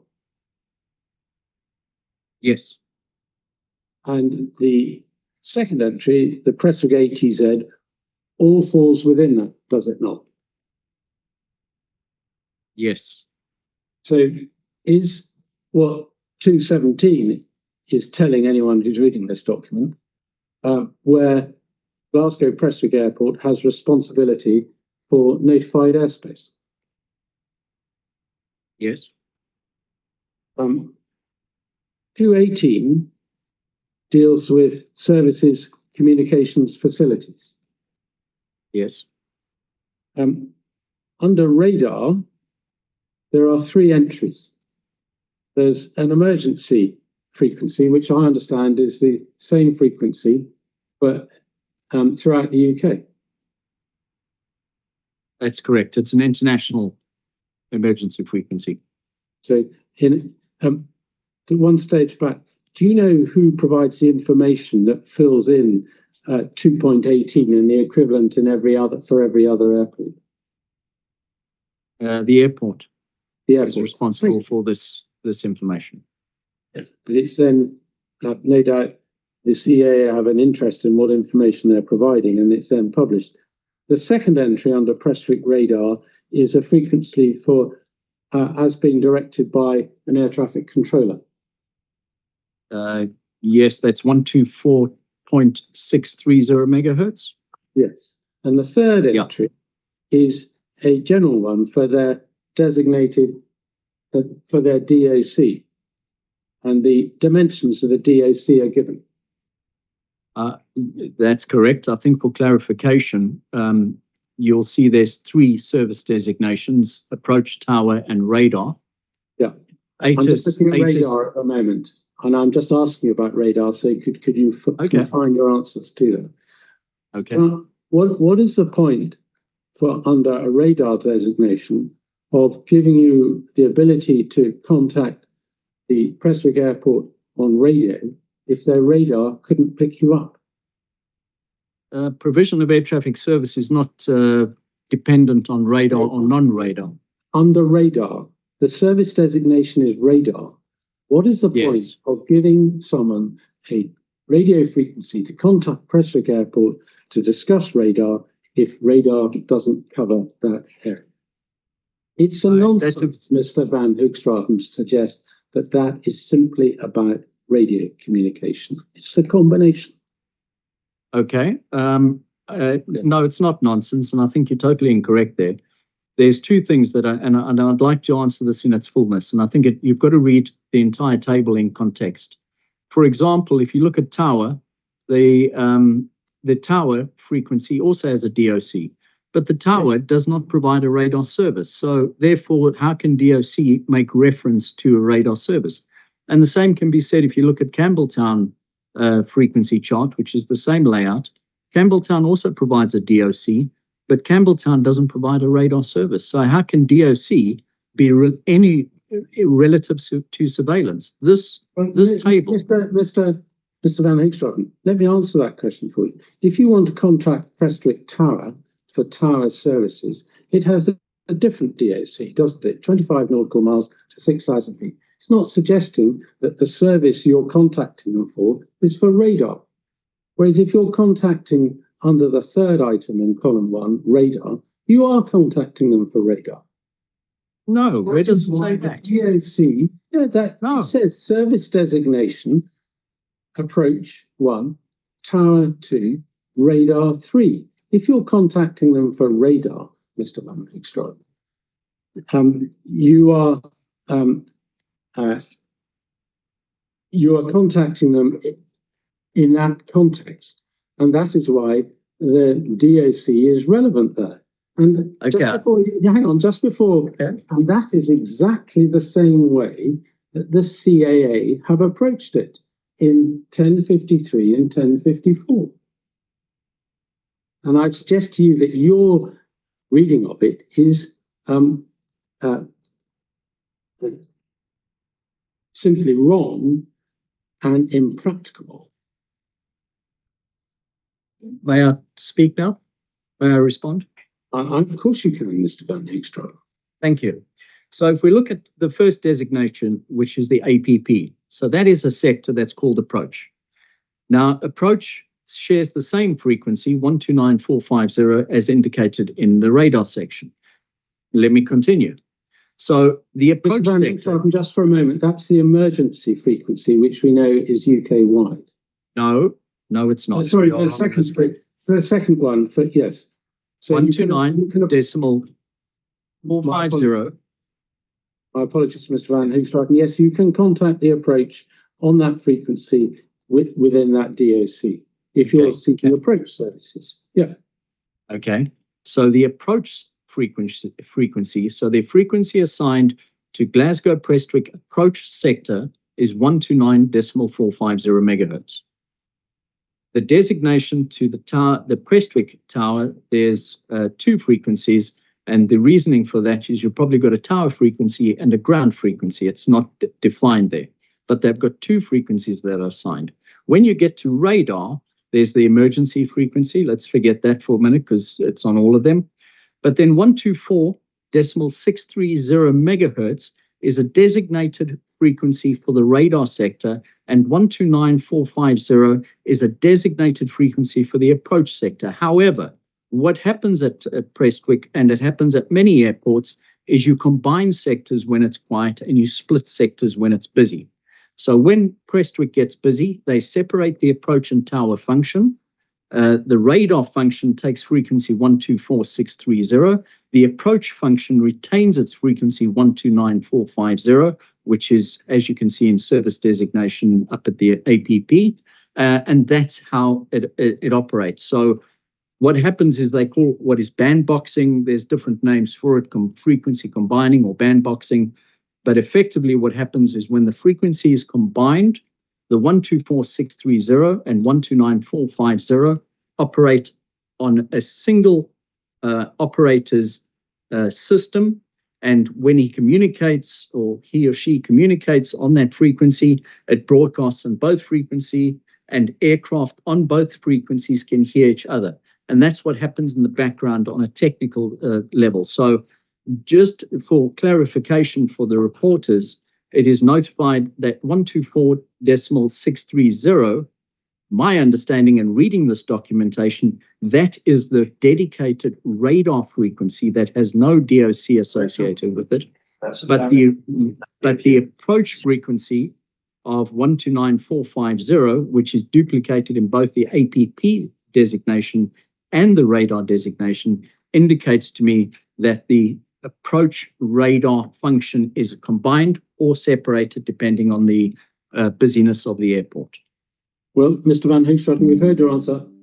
First of all, I indicate we don't accept it. And secondly, it's inconsistent with the CAA's response. But the reporters have probably got enough on that. Can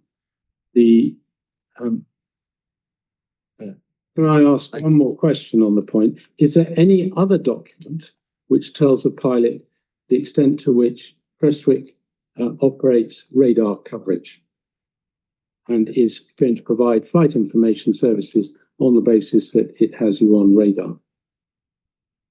Well, the way I interpret and read the aeronautical... Any other document identified? I'm calling on you to identify a document that is before the inquiry, which identifies to a pilot who, or anyone else planning a route who's interested, the extent to which Prestwick's radar provides coverage. I can't say offhand. If it's not published in the ARP, then I can't think where it would be published for pilots to obtain. Unless it's published in this table we're looking at now. Sorry, AD 2.18? Yeah, absolutely. Okay, so our case is that it's published there.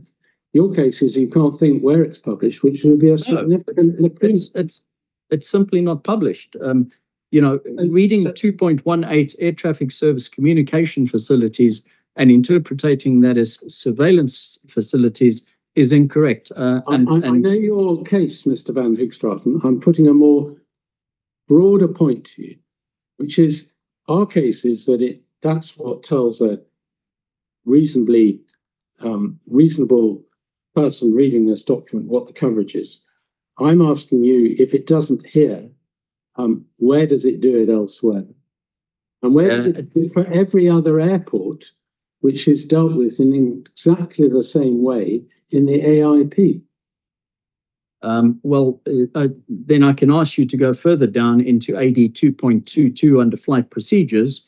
And while it doesn't specify surveillance procedures, it does talk about approach procedures without radar control. Yeah, so that's a different point, Mr. Van Hoogstraten.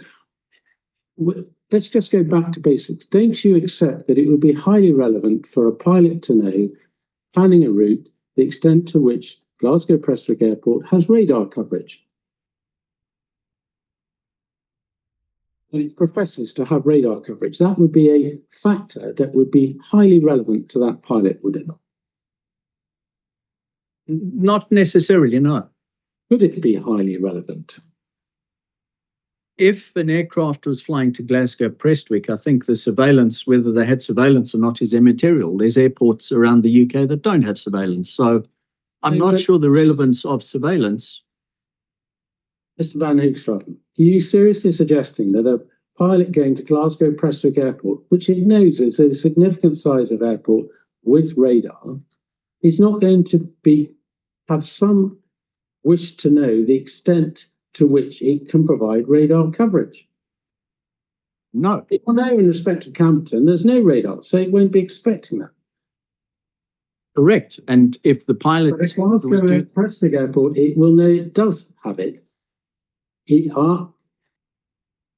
Trying for a moment to forget you're advocating a case, is it not reasonable that a pilot is going to want to know the extent to which Glasgow Prestwick Airport can provide radar coverage? No, and they won't find it in AD 2.18 under communication services, because that's clear in its statement of communication services. If a pilot wants to know, and allow me to finish, please. If a pilot wants to know what the flight procedures are for flying into Glasgow Prestwick, they go further down in the same document to AD 2.22, and it clearly states what the flight procedures are. And arrival routes, there's a variety of inbound route structures, airways route structures. If you're coming in from the north, northeast, whatever the case may be, and it tells the pilot what they can expect in terms of if there is a radar procedure or if there's not a radar procedure, and quite, there is a section here, approach procedures with radar control. That's AD 2.221. Just pause for a moment, just so the reporters are with you. Electronic page 13 of 52 of the document. And you're looking at subparagraph E on that page, approach procedures with radar control, and subparagraph F you've already drawn our attention to this morning. Right, we can read what they say, and there are clearly, but if you were hoping to avail yourself of approach procedures with radar control, just so I have the extreme position you're adopting clear, you're suggesting the pilot would have no interest in knowing the extent to which radar control was provided at Prestwick Airport. I think we need to just take a step back and understand. Can you answer the question, Mr. Van Hoogstraten? I will answer the question because no, hold on. You're not allowing me to answer the question, Mr. You Finley. at the moment. Thank you. Answer my question, which is: would a pilot wishing to avail himself of procedures under subparagraph E on that page, could he, not would he, but could he have a reasonable interest in knowing the extent or the range within which radar control would be provided? No, I don't think that is, and let me qualify that again and take you to CD 12.003, which was the analysis, which is the inquiry report. It's the inquiry report, and take you down to figure 3, electronic page 17, if you've got that.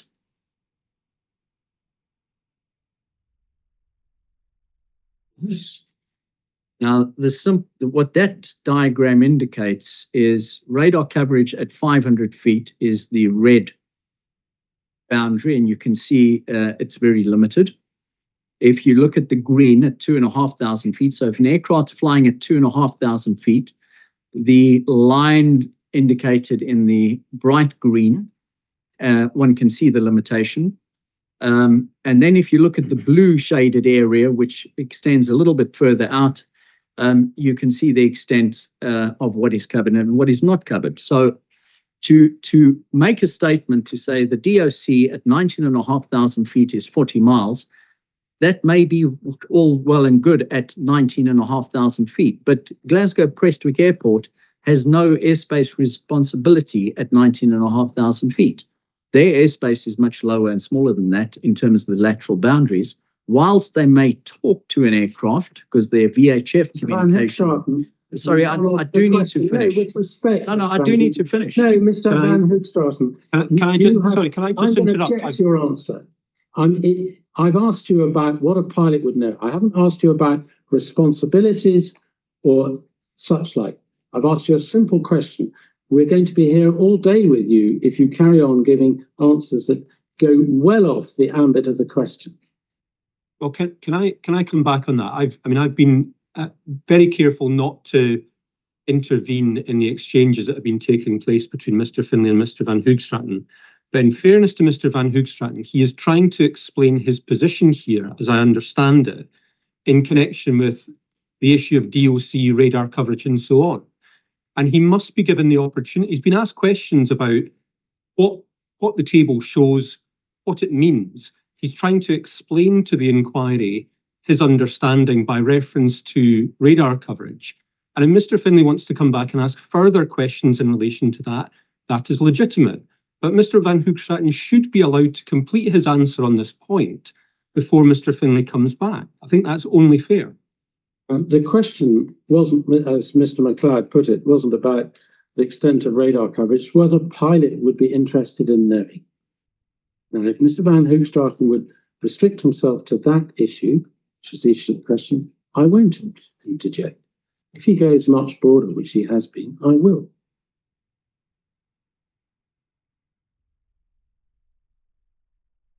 Yeah, I respond to that by saying that I think, this is a complex issue. And as I said earlier, there's no simple yes, no in a specific question like that. In direct response to your question, the pilot would be interested if a radar surveillance service was provided for the airspace that they are responsible for. I think the reason for demonstrating this figure 3 is that the airspace, if I was flying to Glasgow Prestwick Airport and I was flying at 2,500 feet going to that airport, and I was flying in from the southeast, where is that distance of DOC defined at 2,500 feet? If I was flying at 5,000 feet, where is that limitation defined as a DOC? Because then if you're saying, as a reasonable person would assume, that the DOC is at 40 nautical miles, well, that's very misleading because the radar cannot see out to 40 nautical miles at 2,500 feet.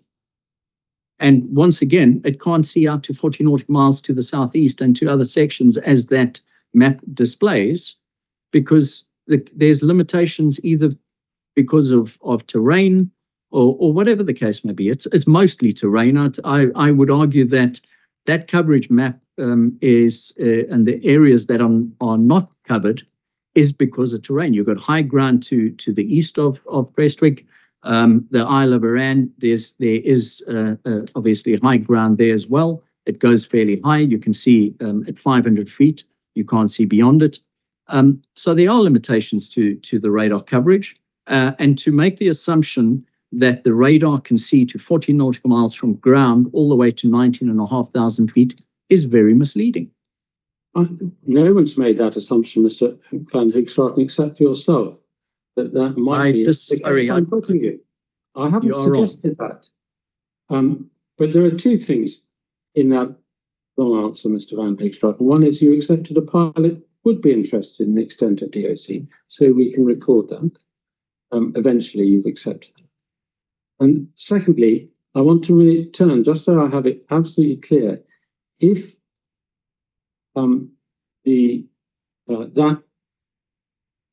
box 2.18, section 218, is not providing information as to where radar services are covered by Glasgow Prestwick Airport, where else is it covered? It's not. If it's not, would that not be third question, is that not the same case for every other airport in the UK as in the AIP? I would have to research that further, Mr. Finlay, but my understanding of the structure of the ARP, as you see it with AD 2.18, etc., that is an international standard format for an ARP. And generally speaking, there is no surveillance section within an aerodrome section. The surveillance is normally covered under ENR 2 points in the ARP. There is a specific surveillance section for provision of ATS, and it doesn't define specifically who, what, and where. Well, that's a bit of a broad statement, but it's covered elsewhere in the en route section of the ARP. And if there is no document setting out Glasgow Prestwick Airport's extent of its radar coverage, that would be a serious lacuna, wouldn't it? Sorry, a serious omission. If nobody could find out what Glasgow Prestwick the extent to which they provided radar coverage within its DOC, that would be a serious omission. No. That's your view? Fine. Okay. No. Sorry. Just to qualify, if a pilot wants to know what service they can get at Glasgow Prestwick Airport, it's clearly documented in the flight procedures section of 2.22. ENR 1.6 covers the air traffic service, surveillance services and procedures. And the procedures are clearly documented in there. So I'm not sure the point you're trying to make. And if you think... I haven't asked you about procedures. I've asked you about the extent of its radar coverage. It's not documented. Now, it's not documented, you say. We say it is. The reporters can take a view. Thank you. Okay. Thank you. I think that deals with question 5. Question 6. Section 2.18 of the AIP related to GPA radar, Glasgow radar and Canberra containing DOCs that overlap are all three responsible for providing services in that airspace. Can I suggest the answer to that could be put this way, and we'll see how far you can agree with it. All three can provide services in that airspace. Do you agree? Actually, Mr. Finley, I'm going to shock you. I am going to agree with you. I'm not shocked, and it's good to see you smile. I think can all context. Thank you. If they do provide it, they have a responsibility to provide safe air services, don't they? That's correct. And we do need to quantify that and support that statement. As you rightly agreed with me earlier on, it is subject to correct coordination procedures taking place, etc., etc. And there has to be an assumption on that statement. If I'm to agree with you, the assumption is that there's responsibilities on the basis that correct coordination has taken place in relation to the ATS providing published to provide the service in that volume of airspace. No, I'm not going to accept that, Mr. Van Hoogstraten, because you're putting the cart before the horse. Part of the responsibility would be to ensure there's correct coordination, appropriate coordination. But if they're providing air services, they have a responsibility, and that responsibility would be to include correct coordination. Would you agree with that?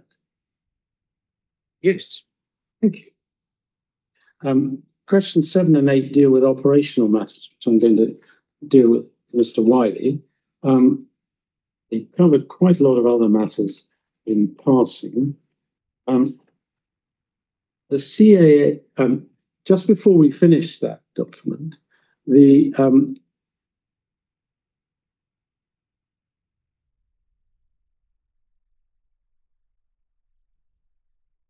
going to CD 1021 page 30, electronic page 13 of 52, you have referred to approach procedures without radar control. And it sets out when that procedure is applied, what would then happen. That's in subparagraph F.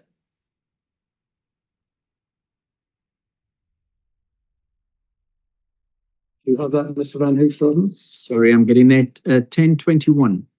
Yes, electronic page 13 of 52.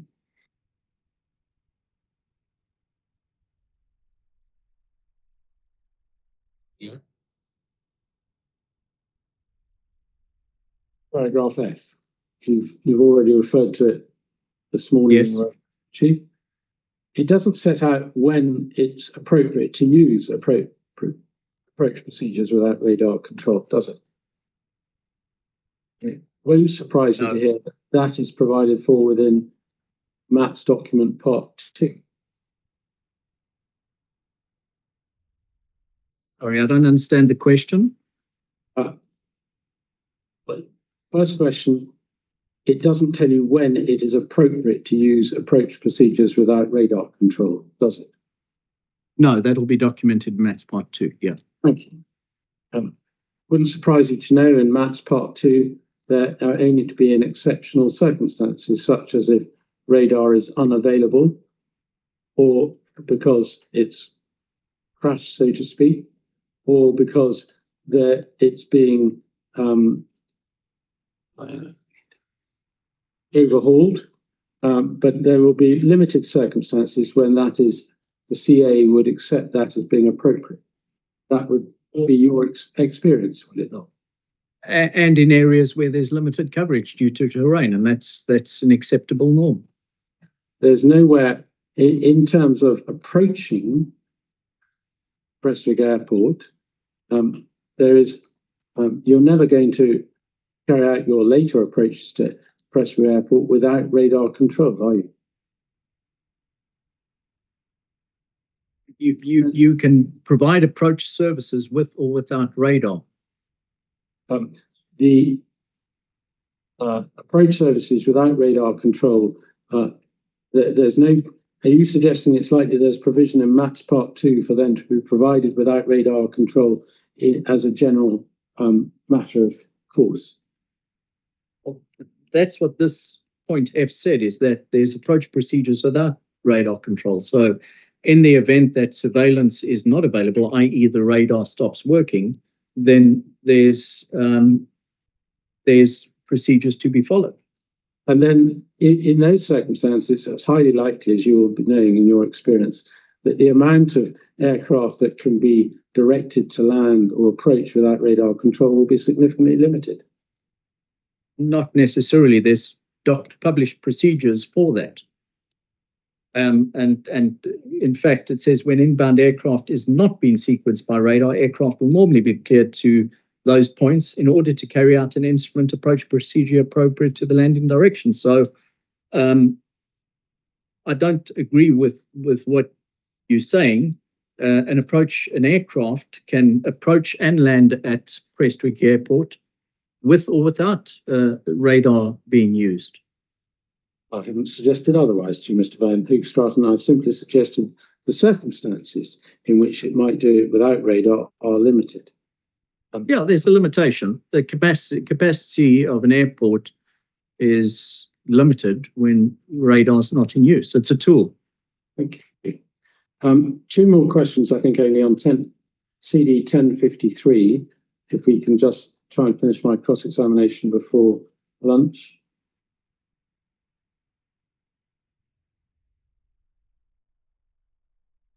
First page of 1053.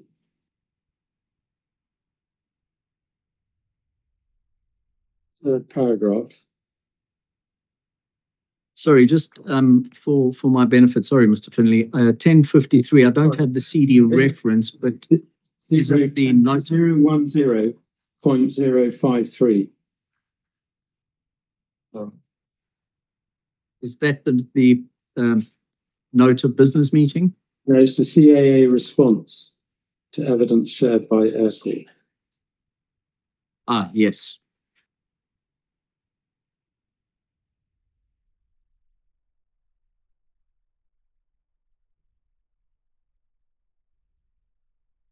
Sorry, let's go to top of page 2.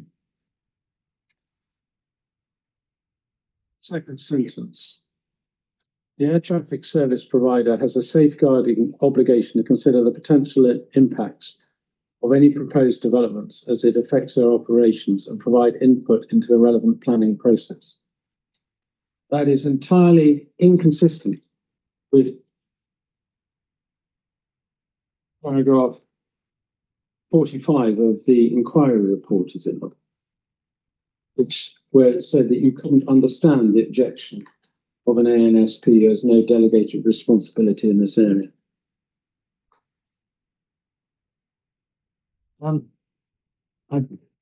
In response to the CIA response, I can't give you a direct answer because we sought clarification from the CIA on some of their responses. So for me to respond in the uncertainty, I don't think is fair. So I'll not respond. It's a very clear statement as to what the CAA have said. It simply asked you, I haven't asked you necessarily to agree with them yet, but it is wholly inconsistent with your paragraph 45, is it?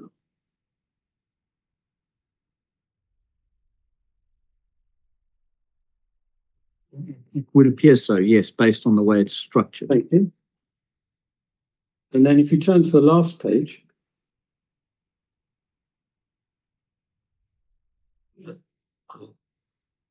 Two more The questions. last page of which document? Of that, the same document.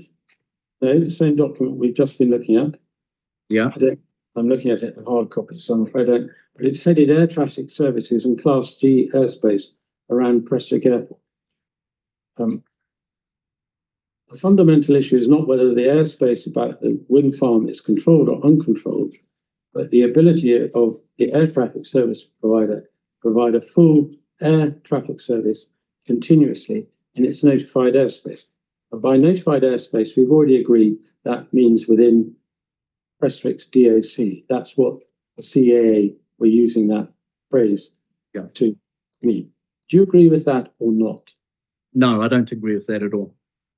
Okay, that's very helpful. And then lastly, having looked at the CD 1041, they draw a conclusion at the bottom that there are likely to be impacts on air traffic service provision in the proposed Earraghail wind farm.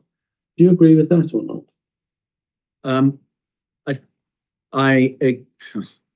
I agree, but they don't specify by whom. So I think on that basis, we do agree there is potential for an impact, and therefore the mitigation agreement with Scottish ACC or NERL to mitigate that impact. We do know. So, what, with respect, sorry, Mr. Hoogstraat, I didn't mean to interrupt you. We do know that the CAA did not consider NAPs when reaching that conclusion, because that's what they say in their answer to question 2 in their supplementary matters. So they're not considering NAPs, they're simply considering Glasgow Prestwick Airport. That's what they tell us in their answer to question 2. So do you agree or not agree? I on that basis of what you're saying, I don't agree, and that is why we put forward additional questions to the CAA to seek clarification on the basis that I think the initial questions were isolated and out of context. So broadly speaking, there are some statements from the CAA that appear to be incorrect or to be vague, if we can call it that, and we sought to get clarification, and the CAA has not responded. So it's a very difficult position, and I feel for the reporters in this instance that without clarification from the CAA, it comes down to opinion, yours, the applicants versus the airports, as to who's right and who's wrong. Ultimately, the aeronautical information publication is the data source on airspace issues for the United Kingdom. And to me, the evidence is very much in front of us on the basis of that documentation. There's no interpretation required. It's very clearly stated who's responsible for what. Well, Mr. Van Hoogstraten, we can agree. We both think the document is clear, but we think that the CAA's response is clear, and but we draw different conclusions from it. Thank you very much. Thank you.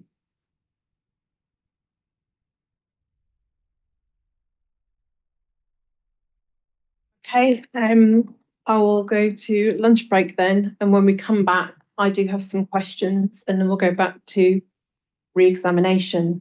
So I suggest we resume at 2 o'clock. And just to be absolutely clear, I undertake that there will be no discussion of the evidence with Mr. Van Hoogstraten while we're having lunch. Thank you. Okay, I'll see people at 2 o'clock then.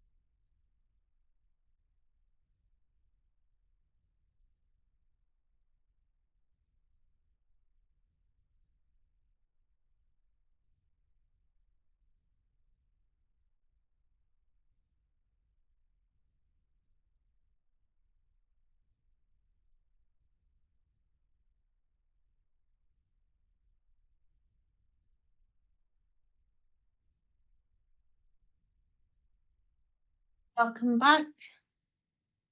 Thank you for being back on time. We're all here. So I've got one reporter's question to put to Mr. Van Hoogstraten, and then I'll pass back to you, Mr. McLeod, for your re-examination. Okay, is Mr. Van Hoogstraten here?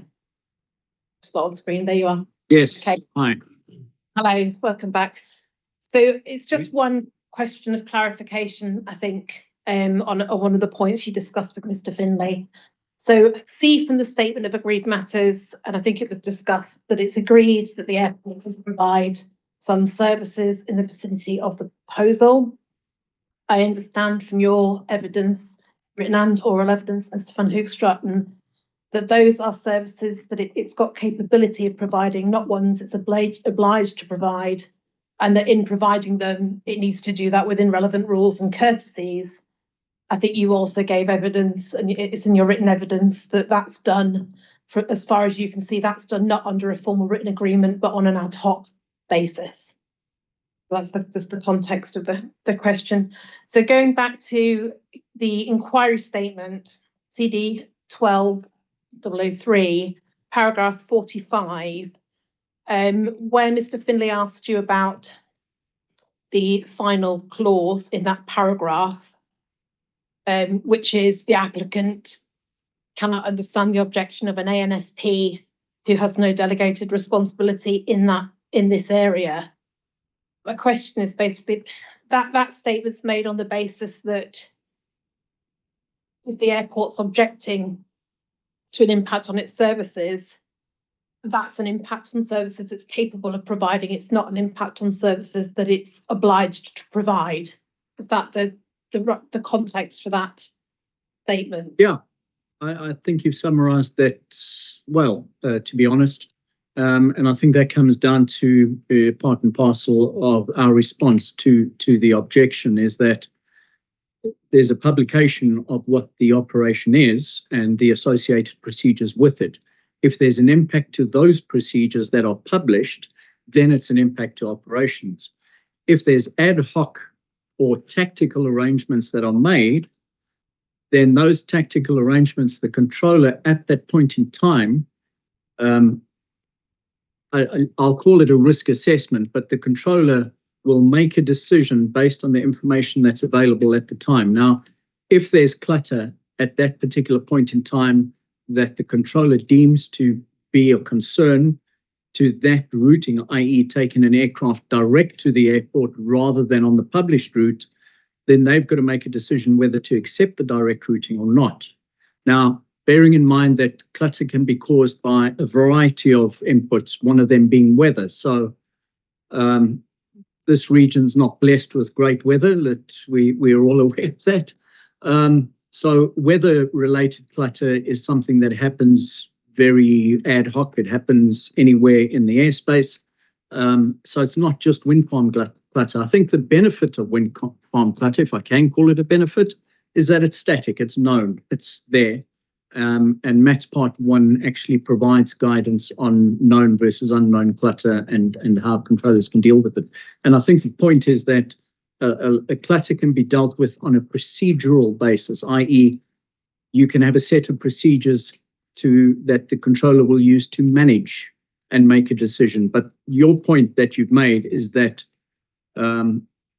it's not an impact on the airport based on the published procedures. It's an ad hoc arrangement as and when that occurs. Okay, thank you very much for that answer.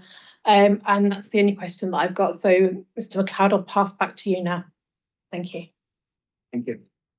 Well, in fact, the only question I was going to ask Mr. Van Hoogstraten was about paragraph 45 as well. And I think between your question, ma'am, and Mr. Van Hoogstraten's answer, I don't need to go back to that. So I'm happy to rest at that point and to have Mr. Wiley give his evidence next. Okay, thank you then, Mr. Van Hoogstraten. And I'll just wait till you're ready with Mr. Wiley. Mr. McLeod, you start when you're ready. It might take a couple of minutes just to set things up. Okay, then I'll just go for a short break till 10 past then. Thank you.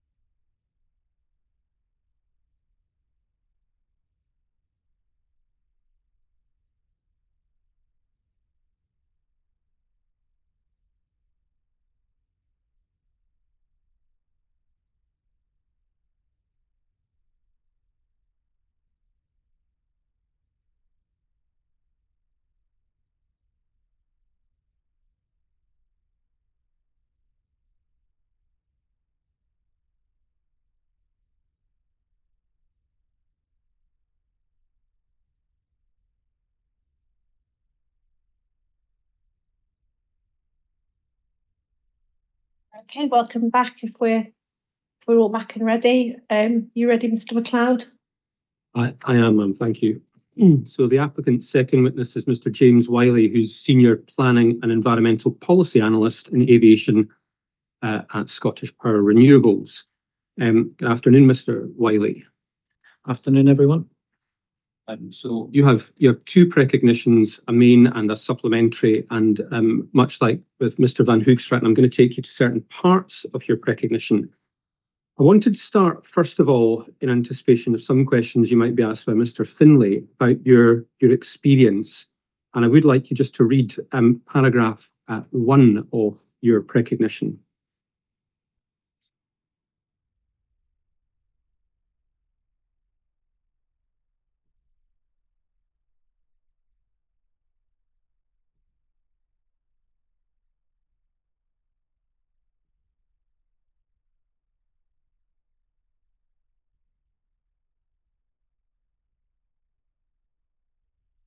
I can't hear Mr. Wiley if he's begun. He hasn't yet, ma'am. Sorry, he just there was a problem with the document opening, so I think he'll just be 1 second. Okay, it's got I can see you rather than him, so I wasn't sure. Right, I've got it. Thank you. Hi, good afternoon, everyone. So for the first paragraph of my precognition, I'm James Wiley, Senior Planning and Environmental Policy Analyst in Aviation at Scottish Power Renewables. I have 21 years experience in aviation, including 11 years at Glasgow Prestwick Airport as an operational air traffic controller and as departmental manager responsible for wind farm safeguarding. My experience and expertise are set out within my inquiry report CD 012-003. Thank you. And I think for the sake of brevity, we can probably skip the document references as you go through your precognition.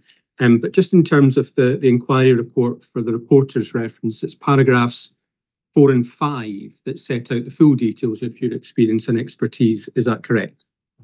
Just double check that.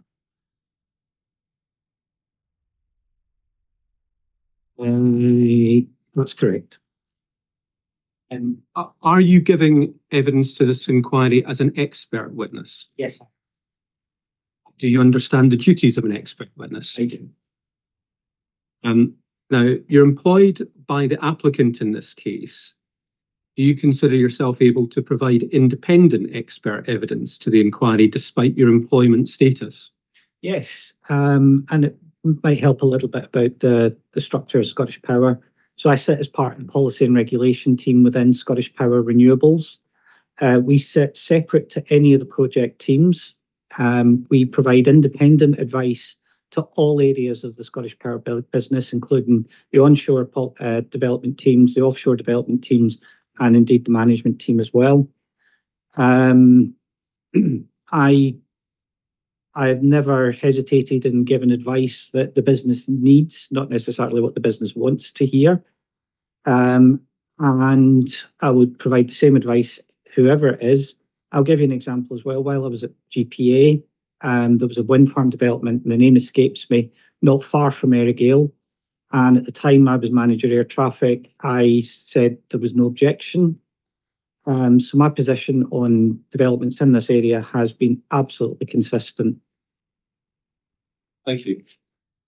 Now, returning to your main precognition, I think we can probably take sections 2 and 3 as read. But I did want you just to have a look at or read out the section headed Key Considerations, please. Section 4, paragraph 11. That's right. Okay. The applicant's position is that mitigation is not required for the proposed development for the reasons highlighted in its response to GPA's objection in August 2022. I consider that for mitigation to be appropriate, there requires to be, firstly, an identified impact, both technical and operational, as required by CAP 764. And secondly, a reasonable mitigation solution that is linked to that impact. The applicant has never disputed that the turbines are likely to be in radar line of sight to the GPA radar.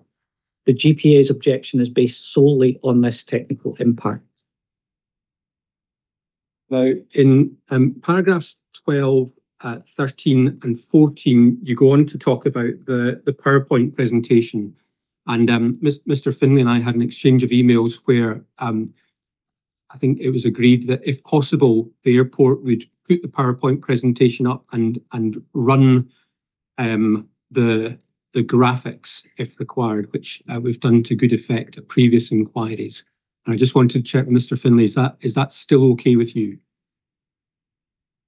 A little bit more notice might have been helpful, but yeah, we're seeing what we can do. Apologies, I thought you'd be primed and ready to go. So what we could do while it's being set up is I could have Mr. Wiley read through 12 to 14, and we could come back and look at them in a bit more detail, and that might help set the context for what he's about to show. So, Mr. Wiley, if you want to go with paragraph 12 just now, then. Okay. Excuse me. GPA recently produced a PowerPoint presentation showing several examples of aircraft operating in the vicinity of the proposed development. GPA claimed that they would have to avoid the clutter generated by the wind farm by 5 nautical miles. There are a number of themes across slides 8 to 12. All 5 examples showed the aircraft within 5 nautical miles of areas of unknown clutter, which the controller made no effort to avoid. The recordings show that in only one case was a level of service agreed with the pilot. Slides 9 to 11, there's no evidence of a request from the pilot or the controller asking the pilot which service was required. The examples in slides 9 and 12, there was no level of service specified before the controller began issuing instructions to the aircraft, so the pilot did not know what level of service was being provided. Paragraph 14, in all 4 cases, there was no limitation placed on the service being provided, despite the very limited low-level coverage. In slide 12, the airport states clutter on the radar display would force the controller to reroute the aircraft to remain clear of the impacted area or refuse to accept the handover from the other ATC unit until the aircraft was clear of the impacted area. This is actually what should be happening today, given the limitations on the radar coverage and high level of clutter displayed on the current S511 display. This is not GPA's airspace, so they're under no obligation to accept anything in this area. I'll maybe just pause there and just check with Mr. Finlay.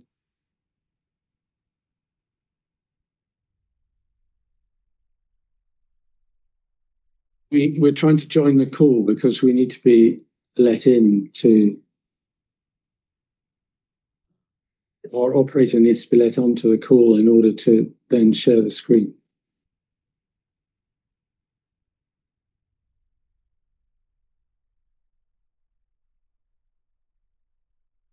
That's just entered the call. I don't have the facility to share. I think we need permission to share as well.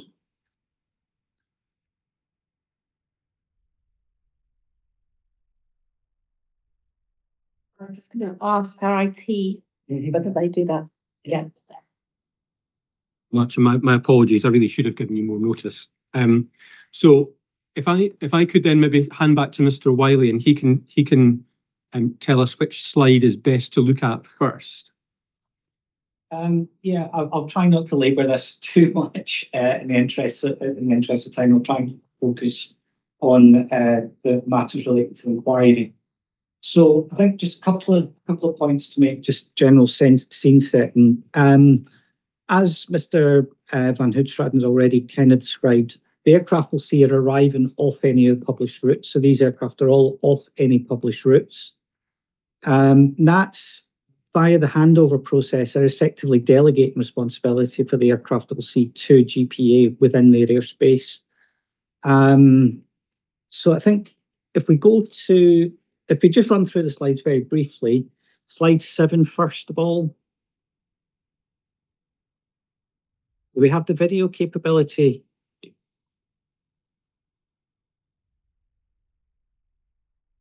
Yeah, so we'll see an aircraft coming in. You'll see a level of clutter off to the left-hand side of the aircraft and directly in front of the aircraft. There's no attempt to call out the presence of that clutter to the aircraft or to avoid it. And there was actually, I think it's on that one. Yeah, there was actually a dropout. Yeah, there we are. There's the dropout. The primary radar actually drops out altogether on this one for a couple of sweeps. but the identity of the aircraft's maintained because you can see the blue dot with the numbers there. That's the secondary radar return. So it's quite an interesting one, that one. If we go to slide number, the next one, yeah, slide number 8. Yeah, what you'll see here is the aircraft is coming in on the left-hand side in the centre. There is a handover, there is audio on this as well, but I'll just try and describe rather than go more technical. You'll see an aircraft just off to the left-hand side of that aircraft. That's being worked by Scottish Control, the area centre. And during the handover, that presence of that aircraft is called out by Scottish Control during the handover process. Again, you'll see quite a lot of clutter on the screen. We'll see various degrees of clutter on the screen. Again, some of it in the vicinity of the aircraft that we'll see. And again, there's no traffic or anything called out to flag the presence of the clutter. But it's interesting that the other aircraft, I mean, according to Prestwick, it's within their DOC. It's interesting that Prestwick aren't working that second aircraft, even though they claim it's within their DOC. If we can go into slide 9.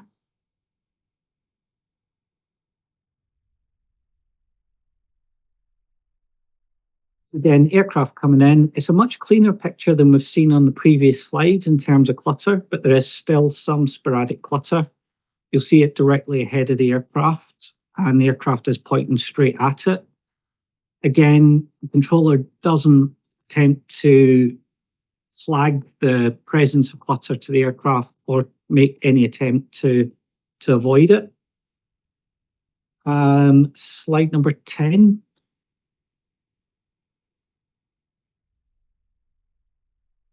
So again, on this one, if you watch roughly where Earraghail is, you'll see some clutter popping up roughly where Earraghail is, according to my notes. Again, you'll see there is quite a bit of clutter there in front of the aircraft already. The aircraft is it's self-positioning, I believe, straight onto the runway. We just let it run for a wee second.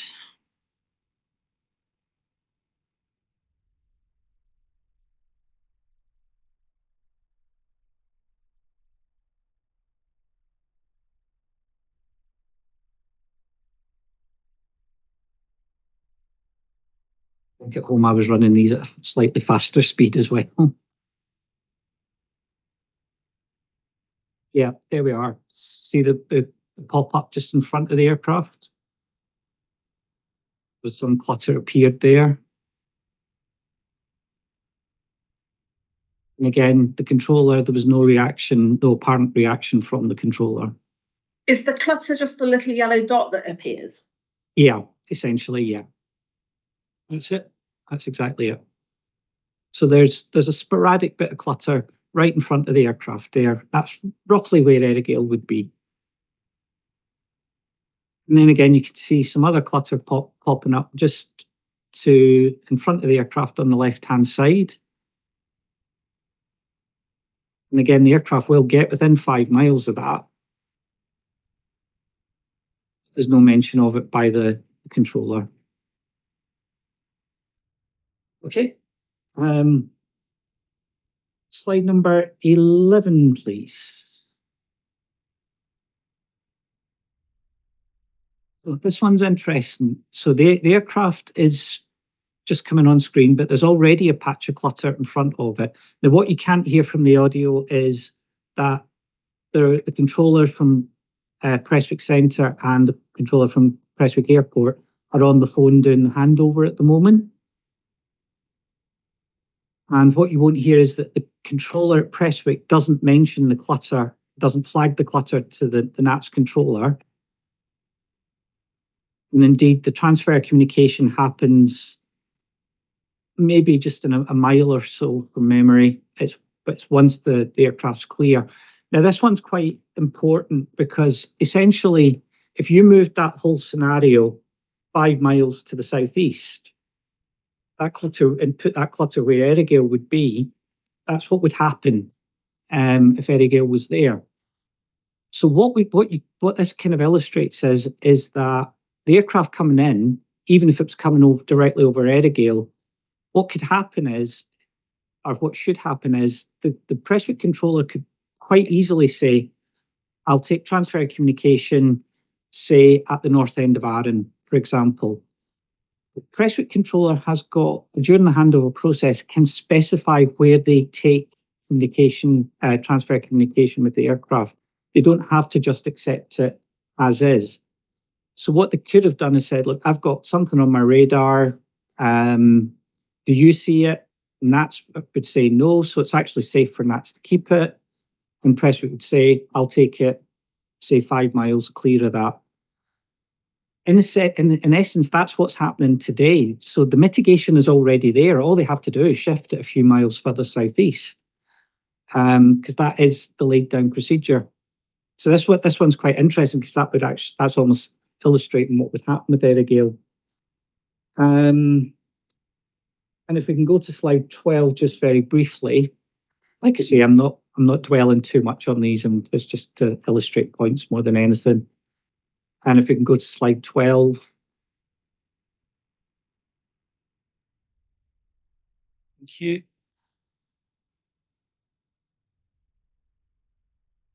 And again, you'll see clutter almost directly ahead of the aircraft on this one. So I think the point, again, not to labour the points too much, I think what we can see here is that there's varying levels of clutter appearing on the screen at GPA at various times. GPA are managing it within the current procedures. It's not causing them any operational impact. If you put a patch of clutter where Earraghail is, as Mr. Van Uitschaden alluded to, it becomes a fixed patch of clutter that they know roughly what it is. And there's going to be no real proliferation, is that the right word? There's going to be no cumulative impact, I think, there, because the limited radar cover and the geography of the area means that there's going to be nothing else really built round about it. So the patch isn't going to get any bigger. So I think what this illustrates is that GPA are already living with a substantial amount of clutter. They're able to manage it within the current procedures. Even if Earraghail was to be there, the handover procedure can be simply shifted a few miles. And that in itself provides mitigation for any effects. And bearing in mind as well, this is the S511 picture, where this is the current radar picture we're looking at. The thermal picture is going to be a lot cleaner, a lot tidier than that. It's going to generate an awful lot less clutter. So not to labour this too much, that's probably the main points of those slides. Thank you, Mr. Wiley, and thank you very much, Mr. Finlay, and your colleague for assisting with that. Now, Mr. Wiley, just during your answer there, and also when you read out paragraph 14, you referred to limitations on radar coverage and the high level of clutter, well, actually limitations on radar coverage is probably the main point. Yeah. Can you please look at the either the statement of agreed matters or the applicant's inquiry report? Let's do the inquiry report. They show the same figure. Yeah. If you go to CD 12.03, I think. Yep.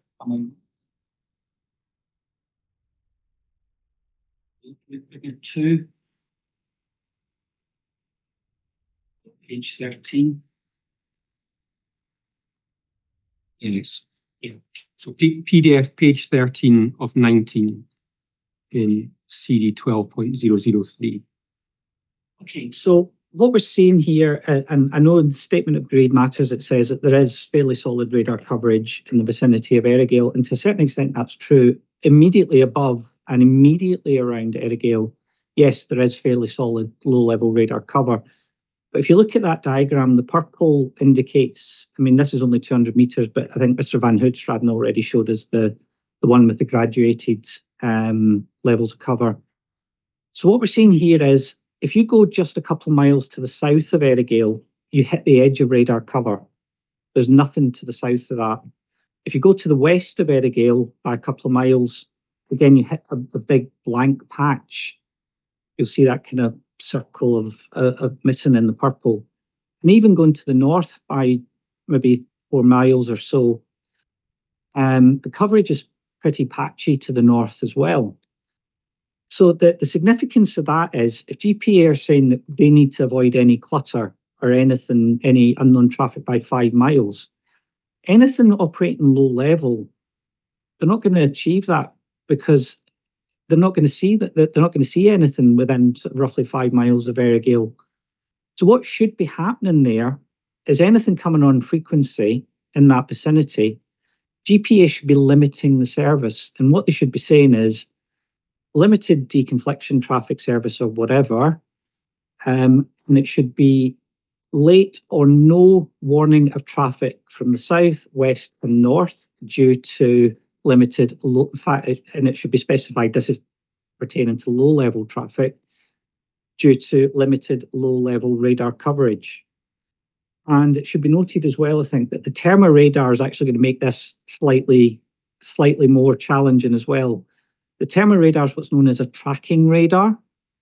So what it does is, as an aircraft comes into coverage, the radar will see a return, but it won't display it. What it'll do is it'll look for the next return, and only once it's established that there's a track there, if that makes sense, it'll start to then display the aircraft. So what will happen is, it'll take 2 or 3 sweeps from the aircraft hitting the edge of radar cover before it's actually displayed on the screen. So you're going to get, in essence, even less notice. So that's what I'm saying about the limited low-level cover. And the fact that there is such limited low-level cover means, and to refer back to one of the CA documents, at the moment they can't provide a full air traffic service there. They should be limiting it there because of that low-level cover. Thank you very much. I think then, if we return to, I think you've probably covered what's said in paragraph 15 in your discussion of the slides. If you then move on to paragraph 16, please. On your main recognition, yes, please. Give me a second. I'm not used to working on one screen. Paragraph 16. GPA has no regulatory obligation to provide air traffic services in Class G airspace. Low-level radar coverage in the vicinity of the proposed development is limited by the geography of the area, and when applying their duty of care to aircraft in this area, GPA should notify the aircraft of the published agency, i.e. NATS, for the provision of service and limit any service they may be providing. In addition, GPA should contact the published agency, NATS, to notify them of the flight. Do you want to go on? Yes. Yep. CAP 670 states in SUR 02.38, if areas with lower than required probability of detection are identified, the ANSP shall clearly identify such areas, and measures for safe operation of aircraft within such areas shall be justified. In practical terms, this means that it may be reasonable for GPA to accept lower PD in the areas where there is little or sporadic traffic, or in areas where radar coverage may already be limited, and therefore services should be limited to reflect this. Where a mitigation is deemed required, this does not necessarily involve a technical fix. At a meeting on the 10th of November 2023, the CAA representative stated, suggest considering other mitigations and not just extra sensors, and add critical airspace to the maps. From these comments, it's clear that the CAA are open to procedural and other non-technical mitigation options which, in my opinion, if they were required, would be the most appropriate and proportionate response to any clutter that may be generated by the proposed development.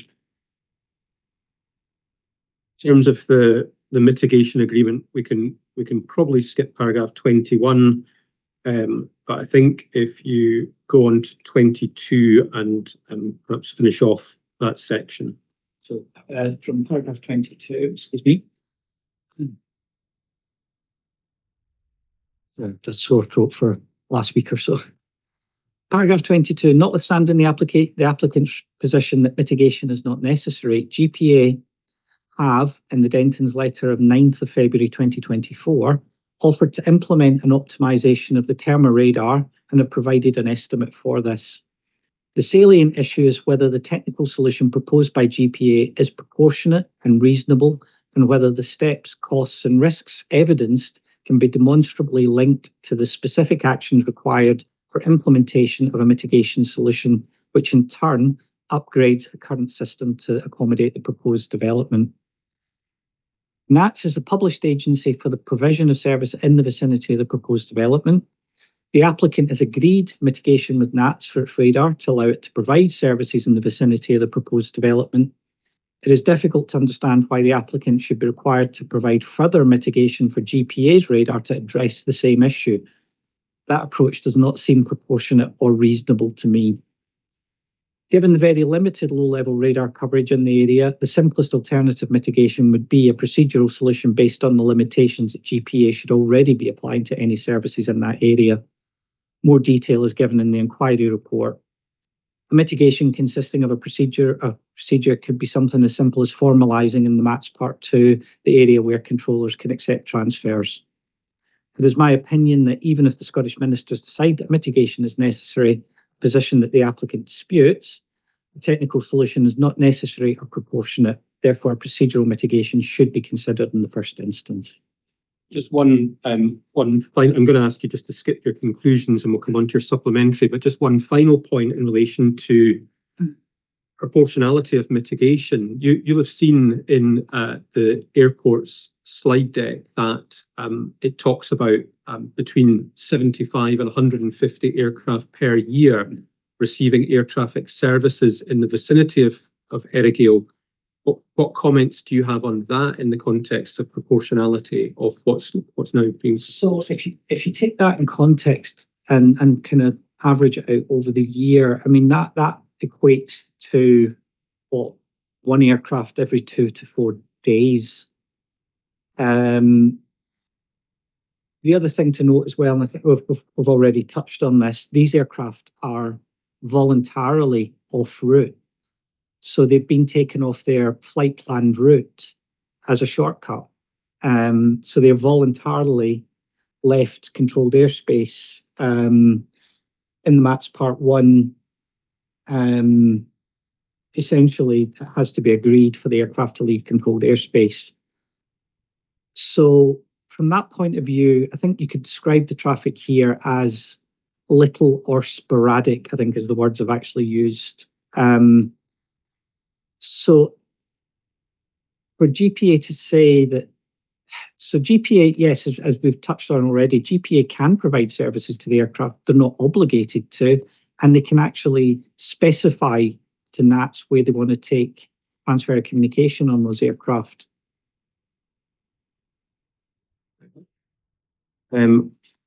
Finally, if we just move to your supplementary recognition, please, and this deals with essentially the response to the CAA submissions. We can probably skip the introduction, and if you just go to operational matters section 2, please. I'm looking at the right one here. I've got section 2 in my, is this my supplementary? Paragraph 4. Sorry, bear with me 1 second.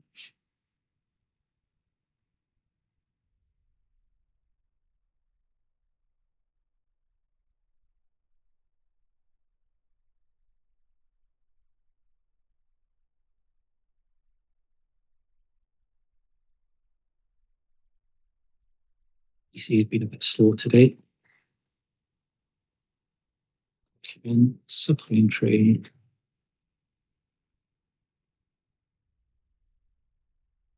Section 2, operational matters. Yep.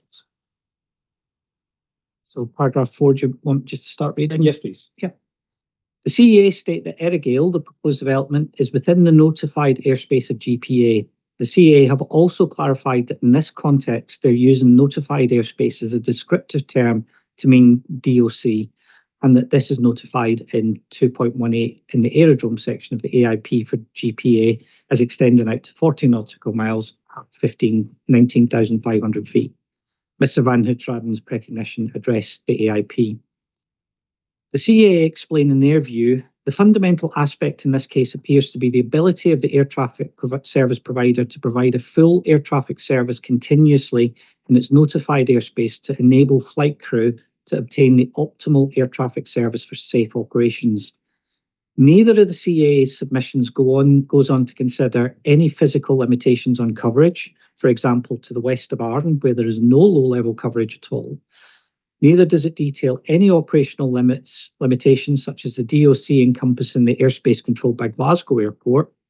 These are areas within GPA's DOC where they either can't provide a service or where they can only provide a service with the agreement of the ANSP that manages that airspace.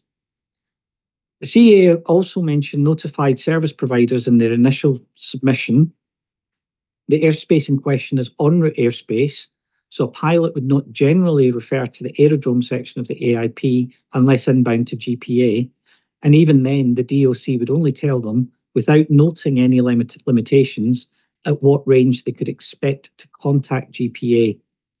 The en route section ENR 6.33 and ENR 2.1, which cover the airspace in question, notify Scottish Information as a service provider. No mention is made of GPA in this section. It should be noted that Glasgow Airport have a published DOC of 42 nautical miles and Campbelltown has a DOC of 30 nautical miles, both of which covered the proposed development.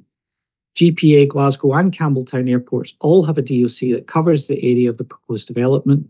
None of them is notified as a service provider. As explained in Mr. Van Hoogstraten's recognition, when section 2.18 of the aerodrome section of the AIP refers to the DOC for that aerodrome, it only relates to the communication frequencies. Campbelltown Airport, for example, does not have a radar. Excuse me. Paragraph 7. There is a large volume of airspace where the DOC of GPA, Glasgow, Campbelltown and NATS all overlap. As a pilot, if the DOC were to be used as suggested, they would have difficulty determining who to contact if they required a service. In a scenario where there was an aircraft inbound to Campbelltown from the north and an aircraft inbound to GPA from the west and in contact with the respective airport, this would result in the aircraft crossing tracks with neither airport aware of the presence of the other aircraft. This would result in an unsafe scenario, given that Scottish Information may also be providing services to aircraft in the same area. So in this scenario, multiple agencies providing services in the same volume of airspace is inherently unsafe. The AIP EGPK AD 2.22 section 1C provides the procedures for inbound aircraft. These include from the airways structure. Relevant to the proposed development, the procedure for inbound aircraft other than from the airways structure. Aircraft wishing to enter the CTR or CTA under IFR, direct from the FIR, must observe normal procedure for joining controlled airspace. Pilots inbound to Prestwick under VFR, that's Visual Flight Rules, must contact Prestwick Airport, Prestwick Approach Control and request clearance to enter the Prestwick CTR CTA at least 10 minutes before reaching the CTR CTA boundary. VFR and special VFR aircraft will usually be instructed to route via one of the designated VFR routes or via a visual reference point. For point A, this means that aircraft will be handed over to GPA from Scottish ACC/FIS, Area Control Centre Flight Information Service. GPA should then identify the aircraft, confirm the service being provided, and issue a clearance to enter controlled airspace. For point B, this means that the aircraft would be required to do a pre-entry call to request entry into GPA's notified airspace, the CTR CTA. The procedures for aircraft arriving at GPA from uncontrolled airspace are clearly defined to pilots in the AIP. And if GPA are operating differently to this, then that must be risk assessed and promulgated in the appropriate manner. There is nothing within the published procedures that states GPA shall provide FIS in the Class G airspace beyond the circumstances detailed. From a duty of care perspective, this means that services should only be provided within the published procedures. On the rare occasion where events mean that procedures cannot be fully applied, the duty of care that GPA should exercise involves transferring the aircraft to the appropriate ANSP or coordinating with the appropriate ANSP to allow GPA to safely provide the service. The slides GPA presented to the CAA make no mention of any limitations on the radar and VHF coverage in the area caused by the geography of the area. The CAA similarly make no mention of any limitations.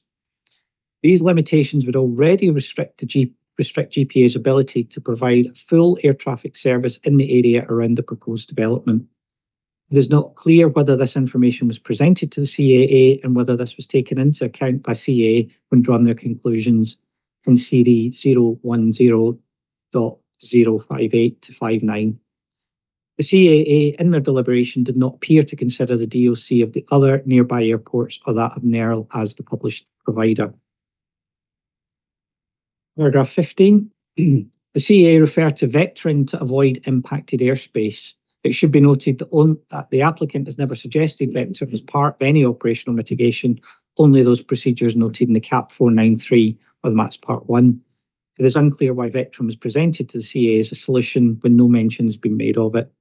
Again, it is not clear whether CAA took account of the limitations on radar and VHF coverage when looking at operational mitigation, as there is no evidence that GPA presented this information to them. Do you want me to go on? Yep, section 3, please. Should have got my water. Paragraph 16. The CAA have confirmed that the NATS service provision and the communication, navigation and surveillance, or CNS capability over the proposed development was not taken into account when making the deliberations. GPA was treated in isolation. And can I just ask you at that point, do you have any, can you assist the reporters in terms of your opinion as to why GPA was treated in isolation in the original submission from the CAA? CAA would only have answered questions that were directly put to them. They wouldn't have assumed anything. They're not going to assume anything. They're not going to question, because they did say in one of the documents that I think it was in the response. Let me just check.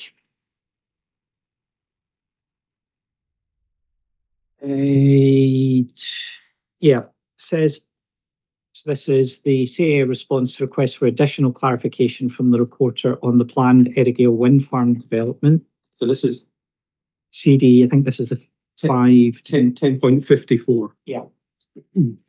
In their answer to question 2, the CAA did not consider NATS as they are not the air navigation service provider at Prestwick Airport. The airport approached the CAA with concerns over the response to the outcome of its technical safeguarding assessment and potential impacts on its air traffic service provision using the infrastructure, systems and processes in use at the airport. So in other words, the CAA were never, so the interaction between GPA and NATS was never, doesn't seem to have been discussed. They only focused on GPA's capabilities. And just one point of clarification related to that. Should the reporters take anything from the heading of this document, the header, the official public, as compared to the header in CD 10.53? Public versus official named parties only. Yeah, this was interesting, because both of these documents were a change in format from the CAA, because normally it would be a formal letter that we would have expected, but with named parties who had written it, and the department who produced them. But this is slightly different. So the the official named party seems to have been intended for Glasgow Prestwick Airport and any person authorised by Prestwick Airport, in other words, this inquiry and the parties. But the official public for the clarification seems to have been for general circulation. Thank you. Now, in paragraph 17, this is the paragraph that I indicated at the very beginning of the day. I think we can now move on from, because at the point you wrote your supplementary precognition, there was some doubt about an arrangement that the airport had or was about to put in place with NATS, but we now understand that is not relevant to the inquiry. Is that correct? That's correct. Yeah, at the time we weren't clear on what range any supplementary radar coverage was going to be, but it doesn't affect Earraghail, so yeah, we can disregard that. Thank you. And then in paragraph 18, you say that the applicants already agreed a mitigation solution with NATS. And just in general terms, are you able to give the inquiry any update on where things are at with that process? Yeah, so I was only privy to, obviously separate from the project teams, I was only privy to the early technical discussions on this. So we have agreed what they call a blanking solution. That's been agreed with NATS. That was agreed very early on. The contracts and the commercial agreements, the contractual side of it has been produced. It's now sitting with the project teams and our legal teams, and I believe it's in the sort of final iterations of that. And I see no reason why it won't be concluded in the very near future, certainly in plenty of time for the reporters' requirements. Thank you. Cap 493 quote in section 4, I would intend just to take that as read. Mr. Finlay may want to ask you questions about it, but it's more of an issue between the C, or your interpretation of the CA's submission, but it's probably not something that needs to trouble the inquiry in too great detail. And then if you read your conclusions, I've got, I think, one supplementary question after that, please. I do not consider that the CA's submissions are likely to assist the reporters in coming to a view of the appropriateness of mitigation in this case. The airspace above the proposed developments is within the DOC of 3 airports. There are already limitations in GPA's ability to provide services in this area. NATS are identified in the AIP as the relevant service provider, and the applicant has agreed mitigation with them. None of those things seem to have been considered by the CA in making its submissions, although all of those points are highly relevant, in my view, to the issues that the reporters need to resolve. Thank you. I think possibly the last point is, if you could have a look, please, at Mr. Thompson's precognition, which is CD 12.11.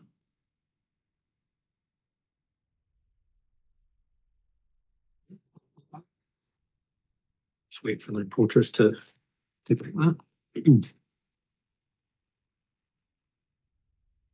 Right. Okay. So paragraph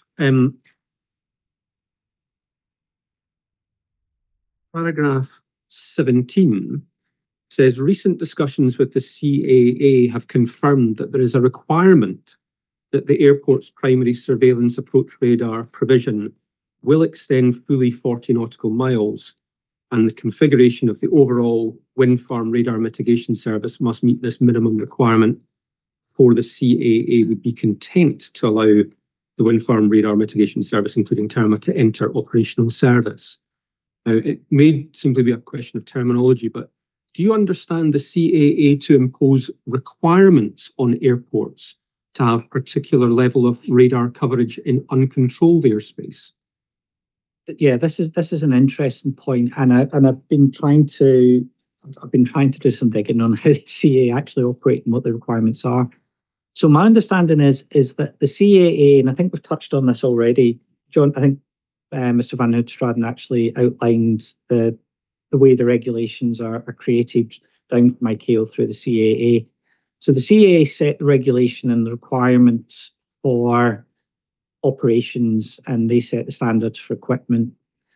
And ANSP coming along, even wanting to set up an airport, it's the CAA won't tell them you will operate out to 40 nautical miles. It's up to the ANSP to decide where they want to provide services or where they think they need to provide services. They will then look at the equipment that they need to provide, and they'll build the safety case.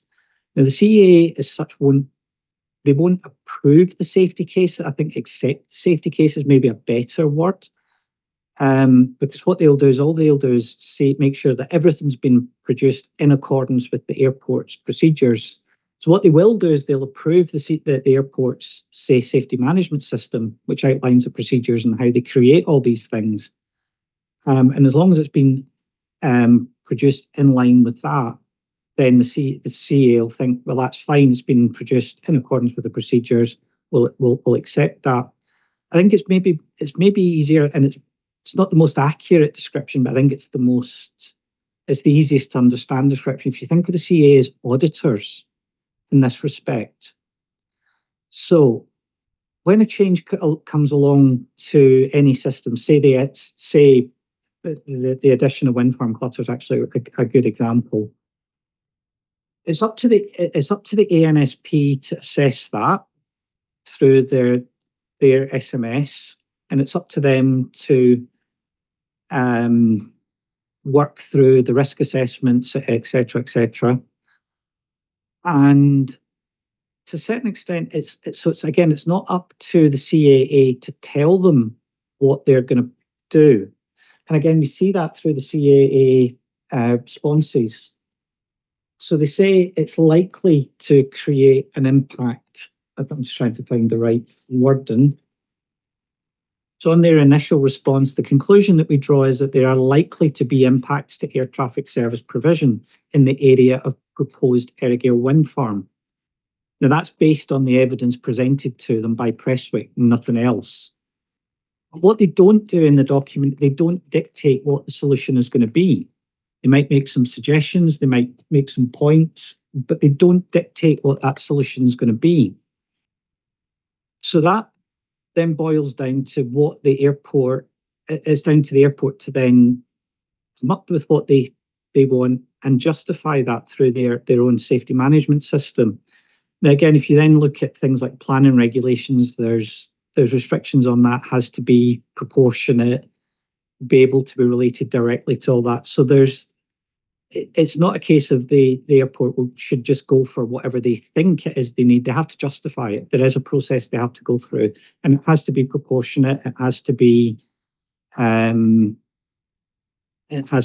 sort of not cost neutral. It has to be sort of minimum cost, all that good stuff. Another good example of this as to how the CAA are more auditors as opposed to decision makers is if you look at the airspace change process. So the way that works is, and again, we can use Prestwick as an example of this. So many years ago, Prestwick decided, actually, we've got quite a lot of flights now. We want some controlled airspace to protect those flights. So they would go to the CAA. CAA would say, yes, we agree, you need some additional thing. But the CAA don't tell the airport what to implement. There's a process that has to be gone through. The CAA will audit to make sure that that process has been gone through. And if the process has been gone through, they'll accept the implementation of the solution. And again, when Prestwick discovered that the Turnberry VOR was going, which a lot of their procedures were based on, Prestwick thought, we've got a problem here, so we need to do something. Again, the CAA said, yes, we agree, you've got a problem. Go away, go through due process, and come back and tell us what you think the solution is. And again, all the CAA would do is audit that the process has been gone through. They don't audit the outcome per se, if that makes sense. So the outcomes, all the CAA, and I'm trying to think, that's the word I was looking for. So all the CAA will check is that, sorry to jump about a bit here. To go back to the regulation, CAA will have the regulation, they'll publish guidance material, they'll also publish what's called acceptable means of compliance. Now within that, there's some suggestions as to what possible solutions could be, but the ANSPs always have the option of coming up with alternatives. And as long as the ANSP can demonstrate that any alternatives to the published acceptable means of compliance still maintain an acceptable level of compliance, then CA will accept that. And again, as long as they've gone through due process. So this is saying, if you don't think it's not the perfect analogy, but if you think of them as auditors, that's probably the best way to describe how this process works. So when Mr. Thompson says, oh, the CA have told us we need to go to 40 nautical miles, that's not entirely true. The airport has decided it wants to continue to provide a service to 40 nautical miles. And essentially what the CA has said to them is, that's fine, go away and tell us how you're going to do it. That makes sense.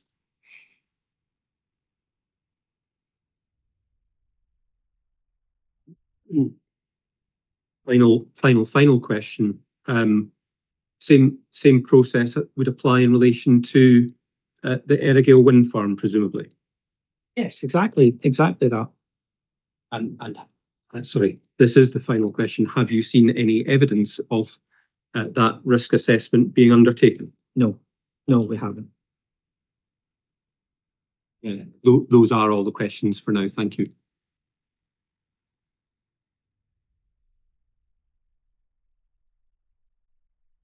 Okay, thank you very much. So we've been going for 50 minutes there. Do you want a short break, Mr. Finlay, or do you want to go straight into cross-examination? I'm happy to go straight into cross-examination if Mr. Wiley is. You happy, Mr. Wiley? It's Wiley. Okay, over to you, Mr. Finlay.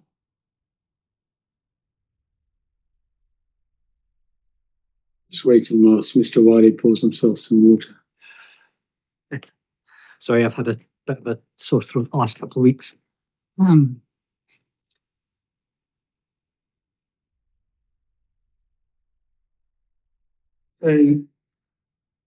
Wiley, you've made it clear through Mr. McLeod you're giving expert evidence today. I'm not going to ask you any further questions about it, but just in case the reporters are wondering why Mr. McLeod asked you that question, because when I asked you whether you were giving expert or factual evidence on the last occasion we met, you said you were giving factual evidence. You're clear about the basis on which you're giving evidence today. The DOC for Prestwick Airport, the information on section 218 of the AIP was the same information when you were employed there. Showed the DOC for Prestwick radar out to 40 nautical miles. From memory, yes. Yeah. Throughout your time when it was there. Yes.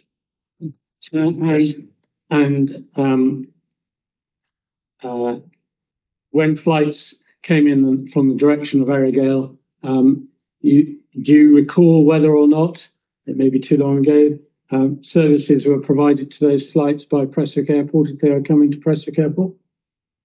Yes, they were, because again, a lot of flights would have come in as well via Macrahanish to the south as well. So, yeah. Thank you. Excellent. And then coming to your supplementary recognition, I think it is. So that's 12:15. Take it with me. Yep. Paragraph 12. Well, yes. There is nothing within the published procedures that states GPA shall provide FIS in Class G airspace beyond the circumstances detailed. See that?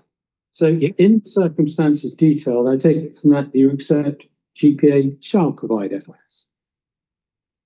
Yeah, they do provide some flight information service. Shall provide. Shall is the word you've used. That's the clear inference from what you said there. They shall provide FIS in those circumstances. It says there's nothing within. So stuff inbound to Prestwick, yes, they will provide. They shall provide, and it's your terminology I'm using. So are you changing your terminology, or are you happy with what you've? They shall provide it within certain limitations. Yeah. Thank you. Very helpful. Now, if Prestwick Airport wished to reduce its DOC to, say, 30 nautical miles, that would be a change. It would have to, whatever role the CAA was playing, whether it's, you call it approval or acceptance, there would need to be an acceptance by the CAA of that in reality, wouldn't there? Yes, as lot GPA would have to go through its safety management system, amend its safety cases. But yes, there's nothing to stop them going for a change of DOC. That's not the question I asked you, Mr. Worley.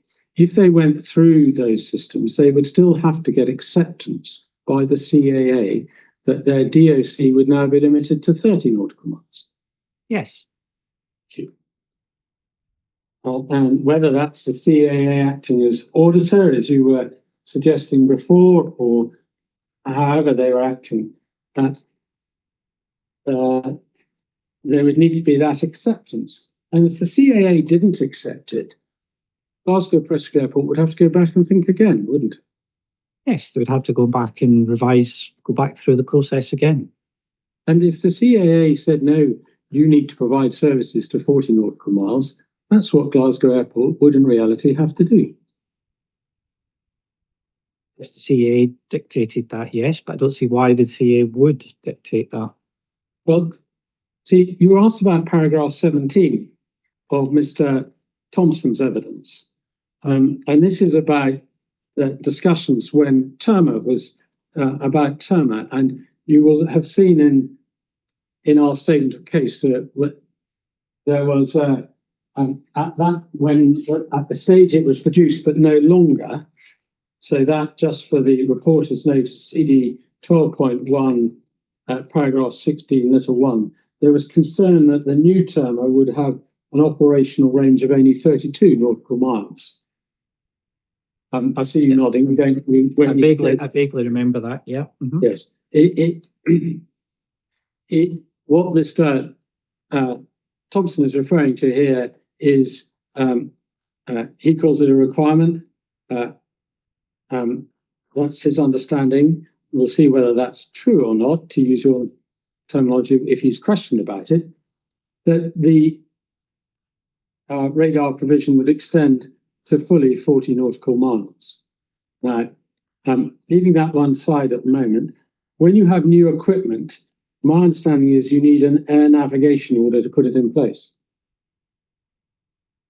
You need air navigation order approval. Yeah, that's through CAP. So they'd have to meet CAP 670 standards, and that would be signed off by the CAA. So to put Terma in place, Terma wouldn't, the CAA wouldn't just be acting as auditor; they'd be approving it. So that's what I'm saying. Auditor's not the best term, but in terms of the general way CAA operate, that is a reasonable analogy. There are certain things like new equipment, new licenses that they would have to essentially approve, but they don't set. The point is, it's not the CAA setting the requirements in terms of distances. It's the NSP, and then it's the NSP that have to demonstrate how they're meeting that requirement, and it's the equipment that they're using to sign that. That's what the CAA would approve. Well, first of all, you accept that the CAA would have to approve the equipment. And what Mr. Thompson's telling you here is that in order to approve the equipment, his understanding anyway, not to overstate it, is that there was a requirement that Terma extend to 40 nautical miles as per the current DOC, and not to reduce it to 32 nautical miles. That's not what it said.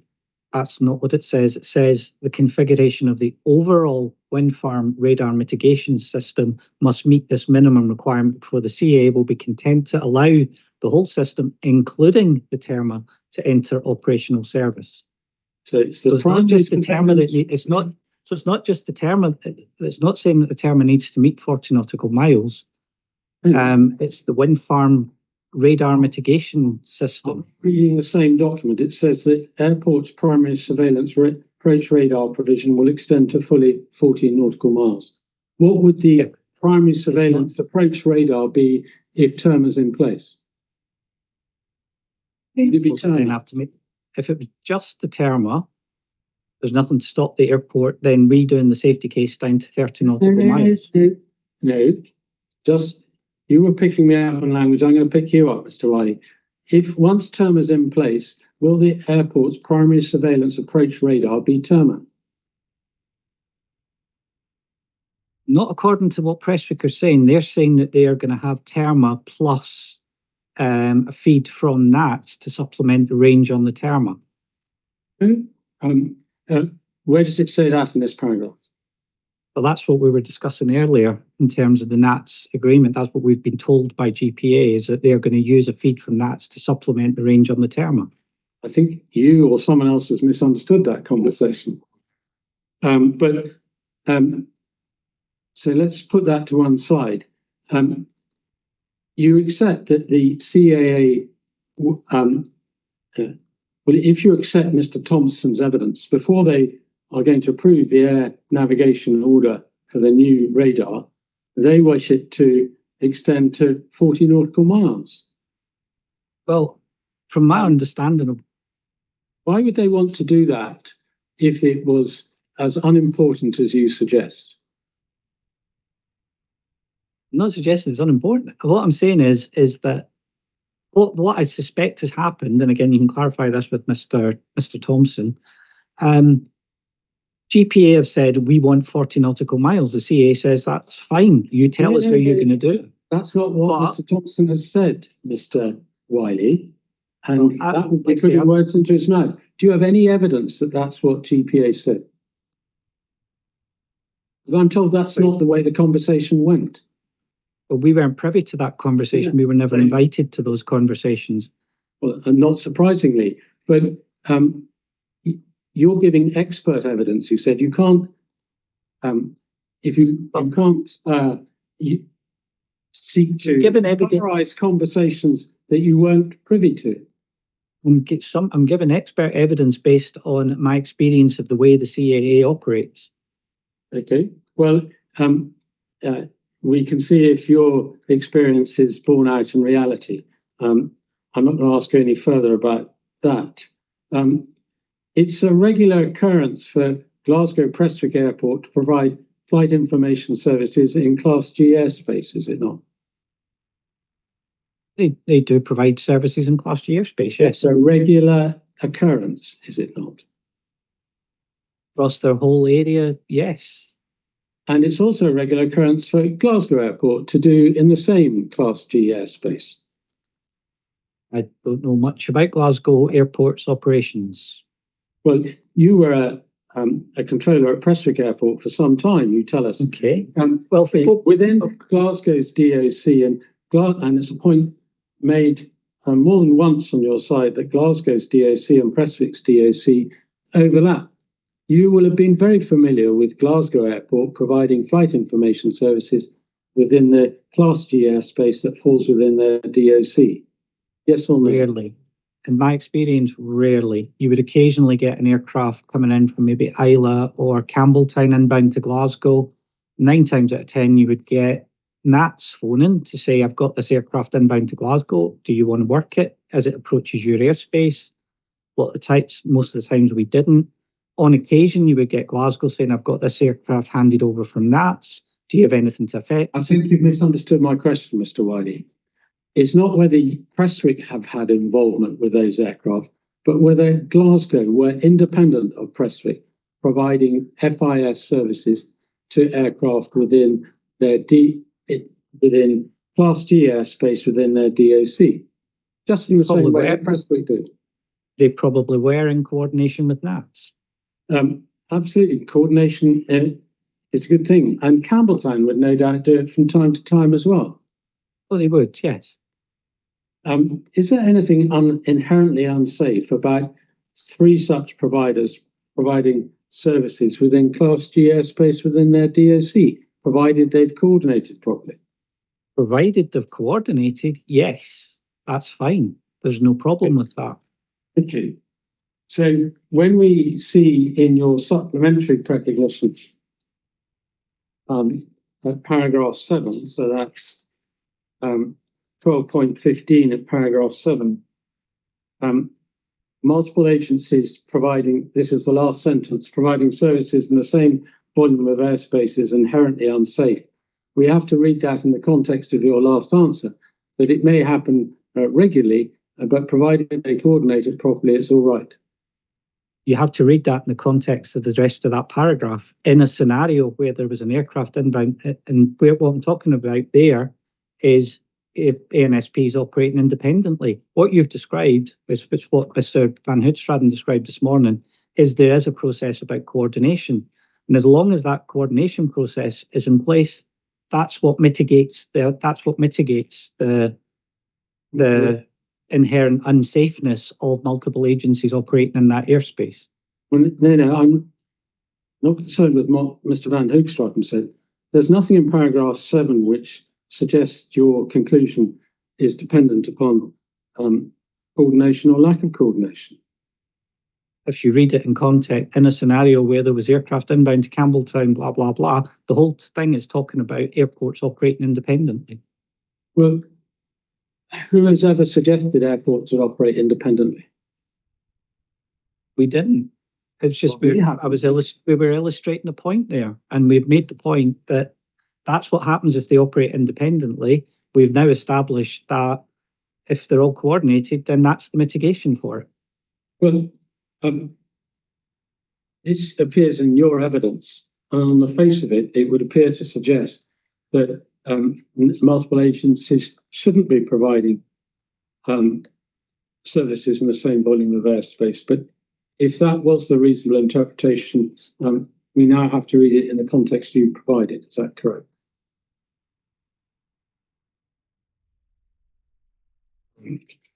You don't want to answer that. It's fine. If we move on to sticking with that, paragraph 6, whilst we're in this document, I've asked Mr. Van Hoogstraten about section 218 of the AIP, so we didn't go to it again. I've asked him whether there was any other document of which he was aware where the DOC of Glasgow Prestwick's radar coverage was set out. He was unaware of any. Are you aware of any? No. And it's interesting the point you made earlier about, the published DOC of the Prestwick radar is 40, but the capability is actually 60. None of that's published anywhere either. No, because absolutely. No doubt that if there's anything in that comment, it'll be put to my witnesses. If you were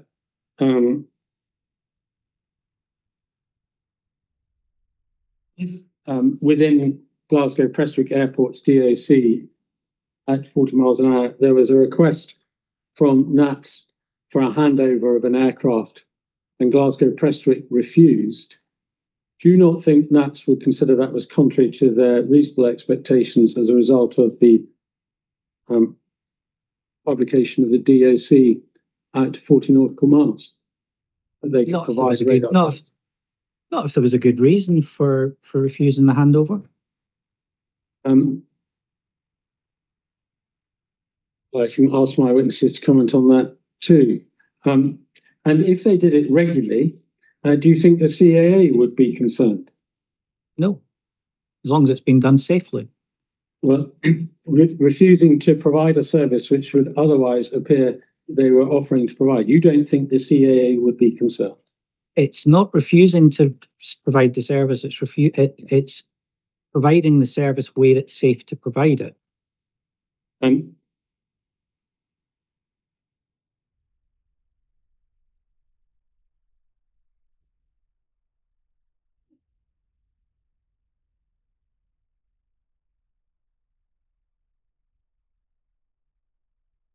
You, in this case, I understand it's SPR's case that there should only be one mitigation agreement with in respect of a wind farm.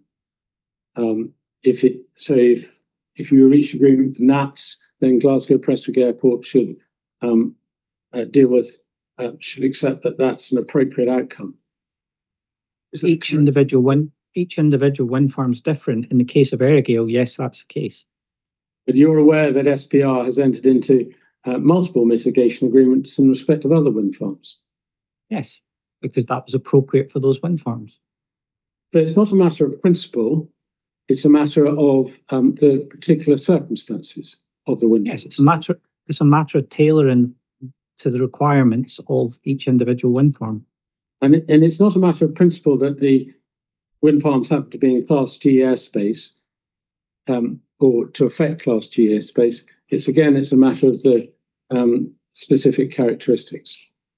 Every wind farm needs to be assessed on its own merits, and the specific circumstances around each wind farm needs to be assessed. And I asked Mr. Van Hoogstraten about the comparison with Clockery wind farm, which is covered in the inquiry report. Do you have any other points to make on that are not made in the inquiry report that he didn't make that I need to ask you about? Again, the circumstances were very different for Clockery. It's a different environment where Clockery is situated. If you look at the traffic patterns at Earraghail versus the traffic patterns at Clockery, there's far more VFR traffic operating down there, which is more likely to call Prestwick. In this instance, in fact, we're closer to some of the controlled airspace where Prestwick might be operating. I think in the case of in the case I would suggest to you, sorry, I thought you had finished, Mr. White. Carry on.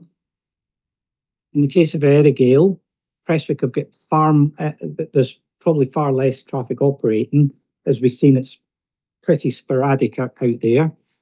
And Prestwick have got complete control over where they take those handovers because the traffic is operating off route. So Prestwick have got complete control over where they accept transfer communication. Clockery's off route as well, isn't it? Sorry? Clockery was off route as well. I'm just looking at the difference. So there's a subtle difference. It was Clockery off route. The subtle difference between... Answer the question, please. Was Clockery off route? So if you let me finish, I'll put this in context. Sitting above Clockery was the southern edge of the Scottish TMA. And Prestwick, again, by their own choice, chose to vector traffic over the top of Clockery at low level. Mr. Wiley, I think your account of the evidence as to the traffic over Clockery is entirely different from that conclusions reached by the reporters in that case. Are you challenging their conclusion? No.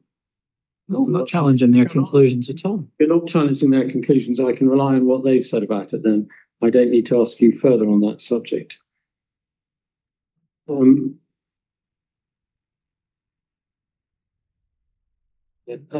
terms of mitigation, my understanding is that your proposal is that on a permanent basis, Glasgow Prestwick Airport should refuse to accept handovers, if you like, the far side of Earraghail or over Earraghail.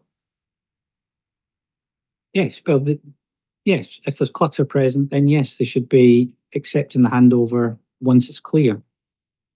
When Terma is put in place, just to see how far you understand that, Terma will remove a lot of clutter from the screen, won't it?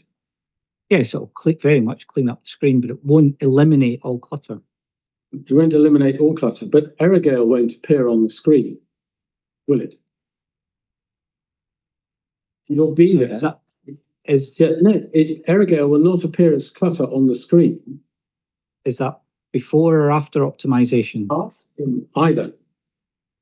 But May unoptimized, just put it to you fairly, unoptimized Terma will still have clutter appearing, if you like, behind the screen, so will present an incomplete picture to the air traffic controller. Were you aware that that was going to be the technical position? So if it's unoptimized, then as now, there's a chance that some of the clutter may break through. No. I was just testing whether you understood what optimization meant. My understanding that optimization, whether optimized or unoptimized, the clutter will not appear on the screen. What in an unoptimized state, the screen will not reflect the reality of the position. Whilst the computer will, whilst the radar will not be giving an accurate representation of the clutter that it has recorded on actually the screen. So Can I come in at that point? Neither Mr. Finlay nor I are radar experts, clearly, and neither of us is giving evidence to the inquiry, even though Mr. Finlay's last statement might suggest otherwise. I'm not aware that there is any evidence of how the TERMA optimization process will work and whether Earraghail would or would not appear on screen. And I don't know whether can Mr. Finlay point Mr. Wiley to a document that sets that out. No, I can't, and there's no need to. I was wanting to understand what Mr. Wiley understands the position would be difference between optimization and post-optimization. It's a matter of agreement between us that there will be a technical impact. It's solely how that technical impact will be apparent. That's the only issue that I'm asking Mr. Wiley about. It's how apparent that technical impact will be. There's agreement, there will be a technical impact. It's just to ask Mr. Wiley his understanding whether that technical impact, in fact, the shortest way of putting it, will be that technical impact be apparent on the screen. What's your understanding, Mr. Wiley? So, well, from what we've been told previously, pre-optimized, if the radar isn't optimized, the radar has some capability for already inherent to suppress the clutter. Optimization does exactly that. It optimizes the radar's performance in that area. But irrespective of that, pre-optimized or unoptimized, whether the clutter is there or not, there is already an existing mitigation solution in that handover process, or you make the aircraft fly the flight planned route. And why would an aircraft wish to fly a longer route if it's going to Glasgow Prestwick Airport? Is that a sustainable solution, Mr. Wiley? Well, it's the flight planned route. They've already planned it. It's the clues in the title. It's flight planned. No, Mr. Wiley. If an aircraft is coming in from the northwest, it's going to want to go direct, as I'm sure your experience will have told you, direct to Glasgow Prestwick Airport, not on any preordained route that takes it off the shortest route to Glasgow Prestwick Airport. Depends on it. Might not be able to. There might be some military activity in the TRA. It depends on circumstance again. It depends on which runway it's going for. Yeah, it will take the shortest route to the relevant runway. It might not be able to take the shortest route. What if there's traffic in or what if the pilot refuses to leave controlled airspace? Absolutely, Mr. Wiley. I'm asking you about what the inherent desire of a pilot will not be to follow a preordained route. It will be, if circumstances allow, to take the shortest route. And that's what they do in practice, is it not? And that's what the airport encourages in practice, and would have done so when you were there. So again, it's up to the airline then to balance that risk. It's not risk. What I'm asking about, whether you burn more fuel by going a longer route or burn less fuel by going the direct route. Which do you think the airline is likely to do, Mr. Wiley? Depends on the route savings. Again, depends which runway it's going for. It's coming in for the northwest and it's going for runway 30. It's got to go the long way around anyway. Mr. Wiley, I think that's enough on that subject. In terms of the CAA, do you think they're aware when they wrote their response that Glasgow Airport had a DOC which overlapped with Prestwick and Campbelltown did? They should have been aware of it, yeah. Do you think they're aware of the existence of Arran? Very much so. Do you think they would be aware that probably 360 degrees round Glasgow Prestwick Airport, and probably even to a great extent around Glasgow Airport, there are areas where radar will not be possible because of terrain obstruction? Same probably at most airports, so yes, they should be aware. You can look at any of the charts. Are you seriously suggesting the CAA have left those matters out of account?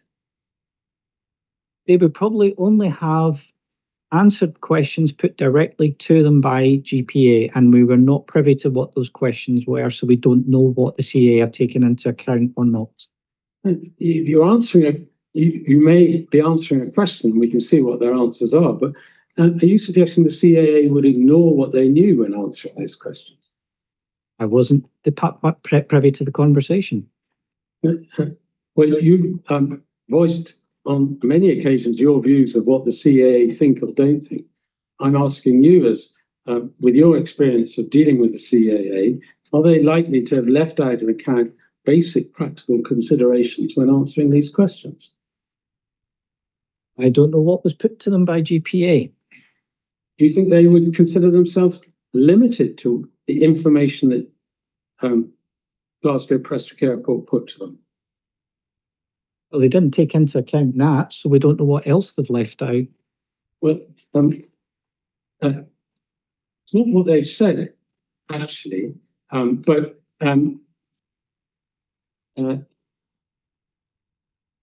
that's probably more of a matter for submission than to debate with you. But in terms of physical or the physical layout of the land in which Glasgow Prestwick lies, or the air navigation provisions as to airspace, do you think those are matters that the CAA would left out of account? They would probably, well, Prestwick should have presented to them what the current procedures are. And Prestwick also gave the CAA the clips that you talked through this morning. So, so say that again. Prestwick Airport gave the CAA the PowerPoint clips that you talked through earlier this afternoon. I believe that's what was presented to them. Yeah. Well, have you any reason to doubt that? I've been told that's what was presented to them. I've got no reason to doubt it. Yeah, because I just noticed one of your evidence answers to Mr. McLeod was that, let's find it, that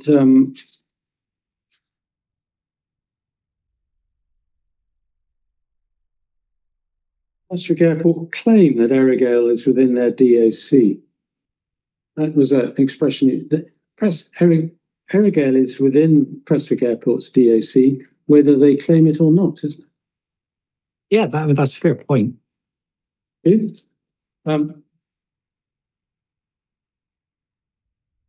I don't know whether it's your microphones. Maybe you were coming a bit muffled there. Maybe in the papers I was shuffling.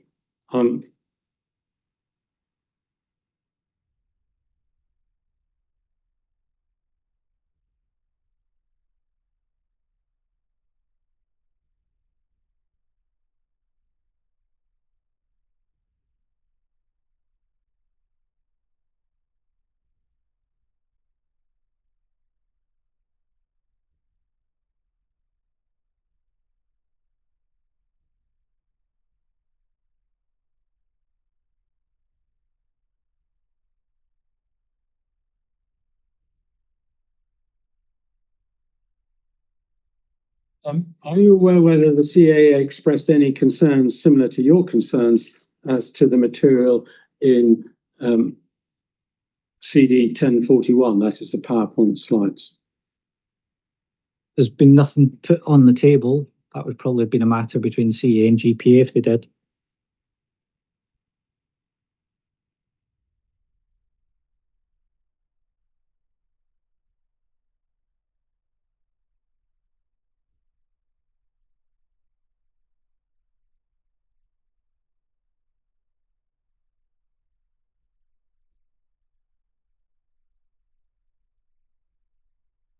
If we go to the CAA's response at 1053, CD 1053 or 010 dot, I think it's 053, and the last page.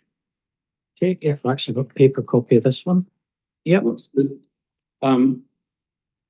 Then the fundamental issue, they say, is not whether the airspace above the wind farm is controlled or uncontrolled airspace, but the ability of the air traffic service provider to provide a full air traffic service continuing in its notified airspace. Now, before I ask you any question about that, can you agree, as Mr. Hoogstraten did, that the reference to notified airspace, by that we understand the CAA to mean the airspace within Prestwick Airport's DOC? If we're taking it in the context of what they're saying, then yes, happy to run with that. Great, thank you. Do you agree with that statement in that context? So the ability of the air traffic service provider to provide a full air traffic service continue, they can't do that right now because of the limitations of radar cover. Insofar as it can do, Earraghail, like any other wind farm or any other development that impacted on air services, would provide an additional limit on their ability. It's that if we concentrate on that additional limit on their ability, because as I think you've just agreed, all airports will be limited to a certain extent by terrain. Is that not the fundamental issue? No, because Earraghail might not always be visible according to what we're saying. So they might not have to restrict that handover all the time, because Earraghail might not actually be turning all the time. So the restriction might not actually have to be applied all the time. That's a serious answer. Right. These handovers are done on a case-by-case basis. So it's, and as we've touched on this already, as an aircraft comes on frequency, the controller will risk assess the circumstances. That might not be clutter from Earraghail, it could be weather clutter that prevents the restriction. So it's standard procedure. So I take it from that you don't agree with the first paragraph. So I think if it was caveated as provider to provide a full air traffic service continuously where it's able to, subject to whatever restrictions. Well, I know what you say. A wind farm that is not subject to radar mitigation may impact the routing of aircraft due to separation distances requirements. Would you agree with that sentence? Depends on the circumstances. These are not black and white.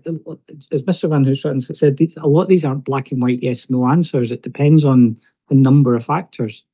Well, I think Mr. Van Hoogstraten, almost by comparison with some of his other evidence, was able to give yes or no answers to whether he agreed with these statements or not.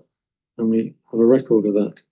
Do you agree with the view in the third paragraph that the air traffic service provider is best qualified to determine the extent of the impact of radar clutter on its air service provision, taking account of its airspace, air traffic types and volumes?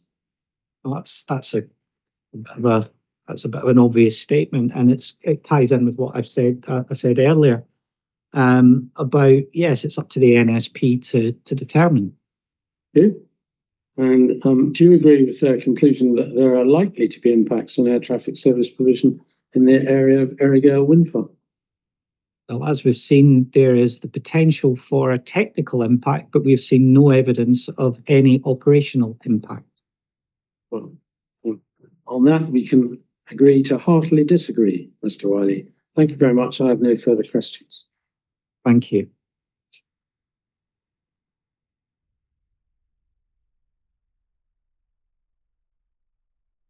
Okay, thank you very much. I will take a short break and then come back. I'm going to review whether my question's been covered. So if I've got any, I'll ask those after the break before handing back over to Mr. McLeod. So I suggest we come back at 5 to 4, 15:55. Thank you. Thank you.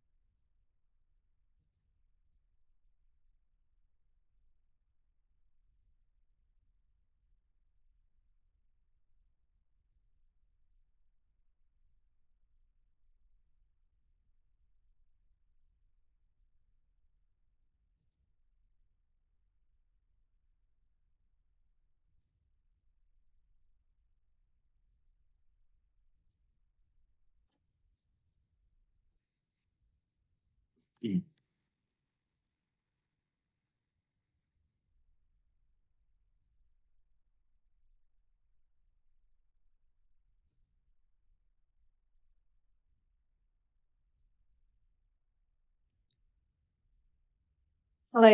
again.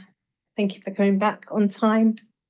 So I said before that I'd review whether I've got any questions. I've got one for Mr. Wiley, if he's ready. He's not on screen yet. Yeah, hello. So the only question I've got, and it relates to the PowerPoint presentation that we looked at, so that's CD 010041. You went through what you were seeing, what you were observing and hearing when we played through the videos for the 5 or 6 examples that are given there. And the question's really just about what difference, if any, you're saying or you think the presence of the wind farms at Earraghail would make to those services. So we saw those services as they were provided at the time, in the circumstances of the time. And the question is basically, if the wind farm was there, and I guess for Terma was optimised, Terma wasn't optimised, what difference would the presence of the wind farm, the wind turbines there, make to whether or how Glasgow Prestwick Airport was able to provide those services? Very little difference at all, I think, is the quick answer. If you take the example of the handover, as we said, Terma optimised or not optimised, the turbines may or may not be visible. So again, the only difference would be they may have to delay the transfer of communications by a few miles if they were visible, for example. And again, the clutter might not even be generated by Earraghail. There could be other clutter from weather or whatever. So in the operational grand scheme of things, the presence of Earraghail would make very, very little difference to the way they operate right now. So you think, and it is just a you think, because obviously the airport will have set out its own thinking. You think they would have still chosen to provide the services, so they chose to provide the services then. You think there's nothing stopping them. Again, they would be reacting simply to the situation at the time, because the aircraft may appear when the turbines aren't actually visible, so they wouldn't have to delay the handover. But again, there may be other clutter, there may be weather clutter that they should be delaying the handover for. So in the way they actually operate and the way things actually operate, it makes very, very little difference. So these examples, in your view, they are examples that show the airport does provide services in that area, but you don't think they provide examples of services that would be problematic in the future? Exactly. That's my only question. So, Mr. McLeod, I'll hand back to you for your re-examination. Thank you. I just had the one, and it relates to the discussion that you had with Mr. Finlay about the Cloughree inquiry, and appreciating that neither of the reporters sitting today was involved in that one. You mentioned something in one of your answers about sitting above Cloughree is part of the TMA, I think I had you noted as saying. Yeah. Can you just explain to the reporters what you were talking about there and what relevance it had in your understanding to the position at Cloughree? Yeah, so when we were talking about the way traffic was routing, so to go back, if you think back to Mr. Van Hoedstraden this morning when he talked about the airspace map with the blue hatched lines and the green hatched lines. So right at the southern edge of the Scottish TMA is the Scottish Terminal Manoeuvring Area, which is the big chunk of airspace in the middle of what John was describing. Mr. Van Hoedstraden was describing. Cloughree sits right on the southern edge of that, sits right under the southern edge of that. Prestwick, quite frequently, what they'll do is they'll take aircraft off route and vector them, and they'll vector them fairly close to the southern edge of that. So in terms of, so technically Cloughree is off route, but GPA do deliberately vector aircraft, not over the top of it, but fairly close to it. So the need to mitigate clockery, while it's outside controlled airspace, and again, whether it needs, we could argue whether it needs mitigation or not. Relative, does it need mitigating? There's probably more a case for clockery than there is for Earraghail, if that makes sense.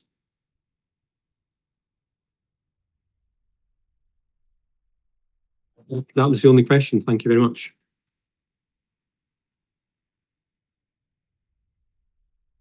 Okay, thank you very much. So it is time to hand over to the next witness, which is the airport's first witness.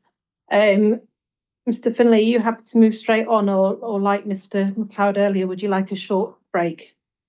Well, I don't think we need a short break because Mr. Kirkland's setting up in a separate room, or has set up. So we'll just take him a second or two to come in. I think that may be him coming in now. I can see him on the screen. Can I just revert to a point that I alluded to earlier, that I do have concerns about witnesses giving evidence remotely when they're in the same room as their advocate, and other persons, no doubt. And I haven't taken objection to it in this case, but to my mind, it's unsatisfactory, and it's something that we would appreciate guidance from the DPA on, because it's quite different from an oral hearing where everyone can see any interaction, that voluntary or involuntary, that takes place. Whilst I'm not suggesting anything untoward in this case, in our view, it's an unsatisfactory procedure. With that point, I hope noting. All I would say in response to that, I appreciate Mr. Finlay's not taking any point in this case, and all that I would say is I am happy to repeat the undertaking that I gave earlier on, that there has been no interaction with any of the witnesses. None of them has been influenced by anything that anyone was doing in the room, and that in appropriate cases, an undertaking of that sort should be sufficient to address the issue that Mr. Finlay's concerned with. I hear his point, and he's made it. Okay, well, we'll take the request from Mr. Finlay and your comment on that, and we'll make a note of those. Okay, Mr. Finlay, so over to you. Thank you very much.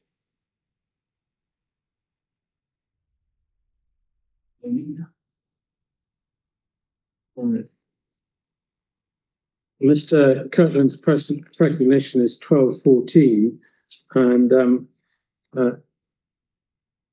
Mr. Kirkland, is your name Curl Lambert Kirkland, and are you a director, principal consultant of AT6 Expert Solution, specialised in aviation consultancy services? Yep, that's all correct. And then perhaps you could read paragraph 3 of your recognition. 12, what was it again? 3. Paragraph 3. Sorry, no, but the document is 1214, yeah? 1214, yeah. Okay, just give me a sec. Okay, paragraph 3. Okay. I'm an expert in the field of air traffic control, having built up 32 years experience in the sector. In addition to my experience in ATC, I've spent over 10 years as a senior consultant delivering projects to a variety of customers in the UK and overseas. I've worked on radar mitigation projects on behalf of airports, ANSPs and renewable developers. Thank you. Unlike Mr. McLeod, I'm not going to ask you to read your recognition. I'm going to turn to some additional questions. First of all, if we take Mr. Wiley's second recognition, which is 1215. Yep, I've got a paper copy.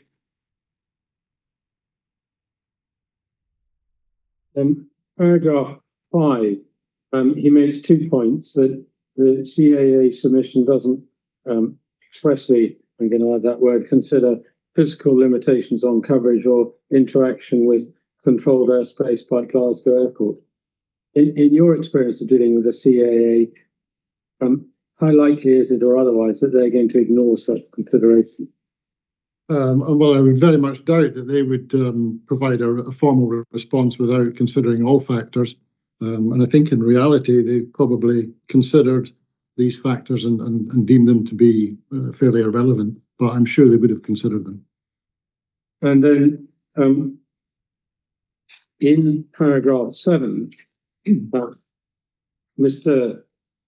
Wiley made the point that multiple agencies providing services in the same volume of airspace is inherently unsafe.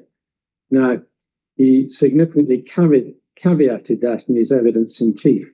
But just taking it as it's written, what's your reaction to that? Well, as written, that's clearly not correct in my experience at all. How usual is it to have multiple agencies providing the same services in Class G airspace? It's very common. I mean, it's one of the fundamental ways in which Class G airspace operates, and is a much more sort of varied back and forth in service provision terms than would be the case, for example, in controlled airspace. So it's very common. It varies from airport to airport. It varies with the weather and how much traffic is flying, but it's very, very common.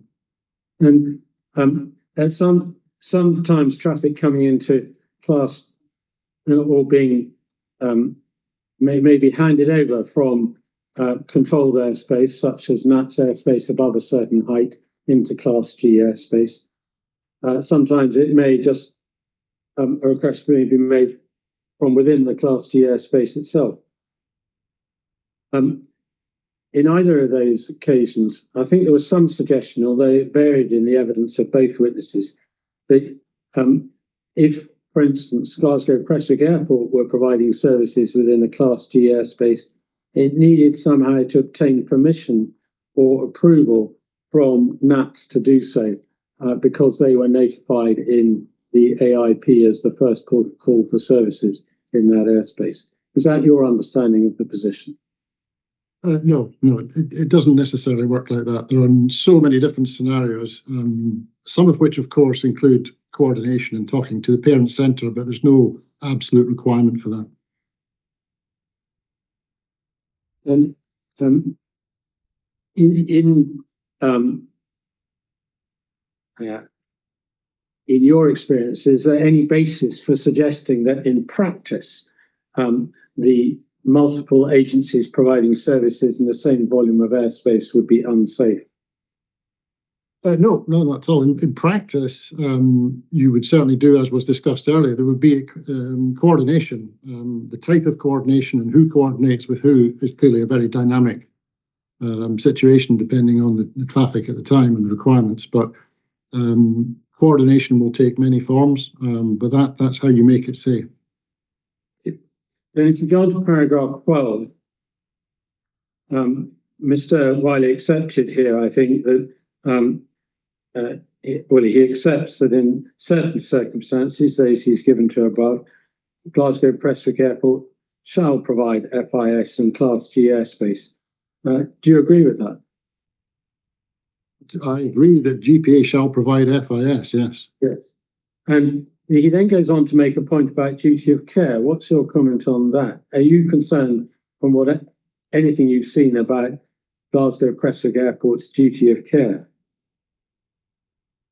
No, I think the duty of care clearly is a wide-ranging but very common point of discussion within ATC procedures and safety management. But there's nothing about GPA that concerns me about their ability to carry out their duty of care.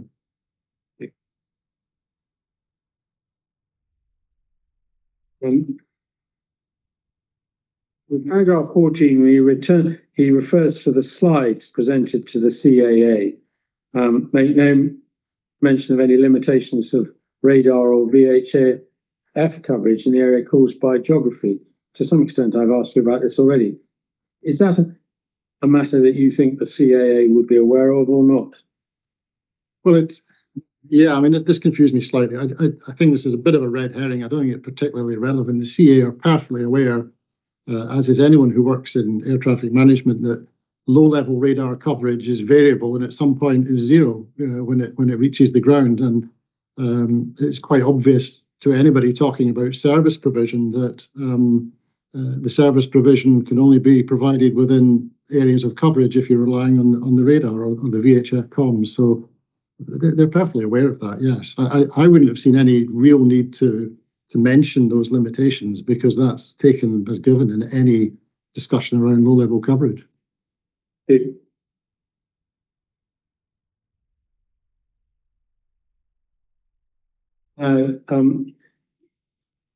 paragraph also mentions the PowerPoint presentation, and we've been through the PowerPoint presentation today. Now, I'm not going to go through it again. If Mr. McLeod wants to go through it with you in detail, then he can do. Yep. But firstly, did you see anything in that PowerPoint presentation that caused you concern as to the way the aircraft were being handled?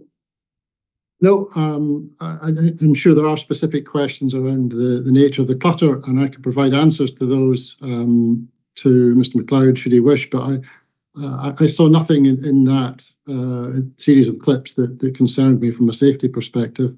I know that Mr. Wiley raised questions, and I'm happy to speak to those, probably with the benefit of the slides. Obviously, I think that would help. Well, as I said, I think I'm going to, insofar as the details concerned, let Mr. McLeod put those to you if he's not happy with the answer you've just given. Okay. In terms of if Terma's in place, leaving aside Earraghail for the moment, what would you expect to be the outcome in terms of much of the what I would call transitory clutter that may be caused by weather and/or terrain? So the Terma radar is a sort of process radar, as opposed to the 511, which you see on the pictures there, which is a very raw. It basically sees what it sees and it displays it on the display. The Terma is a process radar where it interprets what it sees, and it decides whether it makes a decision, if you like, is that just a sort of small clump of cloud or a flock of birds or terrain or whatever, and it effectively filters those out. So the output you would get from the Terma or a similar process radar would be a very clean picture, and the vast majority of that sort of transient clutter that you saw on the PowerPoint slides, the vast majority of that would not be there. And I think it's a matter of agreement that Earraghail, if the Terma wasn't optimized, would continue to have an effect on the Terma radar. Yes. So what's your understanding of whether that effect would actually be apparent on the screen, or would it lie behind the screen? So, like everybody else, I think in the inquiry, I'm not a radar expert, but I've used them for quite a few years. So, my understanding from what people have said is that the processed radar will, as I say, reduce the sort of spurious returns. So you wouldn't see the individual returns that the radar was picking up from the turbines, or certainly wouldn't display them. It would still see them. So the display would effectively look a lot cleaner. However, if it wasn't optimized, because of the nature of the turbines, each individual return, which wouldn't be displayed, could be presented to the radar in such a sequential manner that the radar thinks it's actually an aircraft, in which case it would then display it. So that's what we call a track. So if it saw 3 individual returns from the turbines that looked like an aircraft track, i.e. it was in a sensible direction and speed, which happens relatively often, then it would actually display those. So you would still get some displays on the radar screen. And the problem with that, of course, is it looks like an aircraft. So whilst that's relatively fail-safe in that there's no real aircraft there, it could mask the return from a real aircraft. That's one of the big risks. But in addition, you have to remember that the radar processor is still seeing all those turbines, even if it's not displaying them. So you will still be subject to some of the secondary effects on primary radar, such as sort of track seduction. So you could, whereby a genuine aircraft track over the wind farm was seduced or transplanted onto other returns inside the radar processing system, and therefore would jump or appear in a different position. So just because you can't see the returns, it doesn't mean that there's not impacts happening within the radar system itself. Thank you. And you've dealt with track seduction and the like in your evidence, which I haven't asked you to read. But if the air traffic controller was aware that Earraghail was there and was aware about the uncertainty of what was occurring, or the likely uncertainties as to what his screen may be showing, what, in your view, would a responsible traffic controller do if traffic was going to be otherwise coming over the top of Earraghail? I think the one thing that controllers don't like is that sort of level of uncertainty. If you're trying to second guess, is there something there? Is there an impact on my genuine aircraft? You would avoid it. You would just choose to avoid it. You would reroute traffic. So effectively, even though you're not seeing much on the radar display necessarily, the fact that you know about it and the fact there could be impacts, you would probably just avoid it. I think that's the solution. Is you would avoid that area by a certain distance. So it effectively creates a portion of unusable airspace above the development. And in terms of vectoring to avoid it, the CAA have made it clear, and I don't think you need to go to this, but ma'am, for your note, it's 1053 page 4, that vectoring is an interim measure may be acceptable, but due to potentially increased track distance for aircraft to avoid the area around the wind farm with associated fuel burn and emissions, and increased workload for flight crew and air traffic service controllers. That's why they consider it an interim measure, not a complete measure. So in your view, is that a sensible approach to whether vectoring would be an appropriate measure or not? Do you mean would it be sensible to avoid it? Yes. Well, yeah, I think you would have to avoid it. If there was a choice between optimizing terma and not avoiding it, or not optimizing terma and avoiding it, in terms of avoiding it, do you see that as an interim solution or a final solution? So avoiding is an interim solution, absolutely. Vectoring is an interim solution, and therefore not desirable in the long term. In fact, the CA obviously state that it's not acceptable in the long term. So that's why optimization is the obvious and only solution as far as I can see. And in terms of, we don't know what NAT's provision is going to be, but in terms of having a later handover by NATS, that's going to be more of a question for the next witness. But what's that? Is that akin to vectoring, or how do you see that? Yeah, so I would see that as an interim solution too, unfortunately, because it's not as simple as just delaying the handover.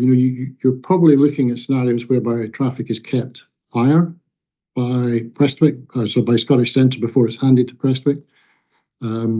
You're looking at the radar system that Prestwick NATS are using has a slower update rate than the radar at Prestwick, and therefore it's not as effective at seeing unknown traffic, or you can't respond as quick. So there are other issues associated with that solution, but fundamentally, I would certainly class that as an interim solution too, akin to vectoring.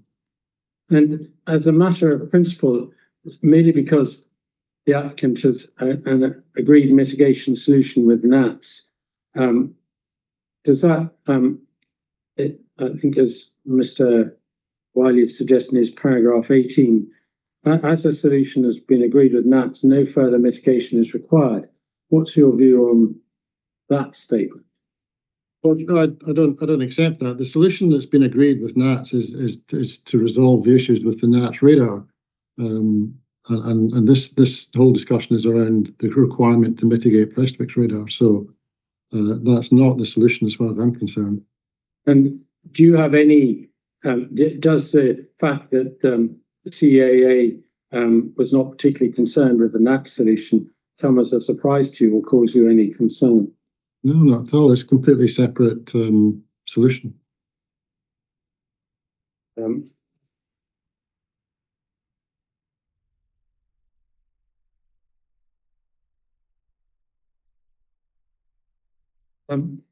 Mr. Wiley concludes that the CAA submissions are unlikely to assist the reporters.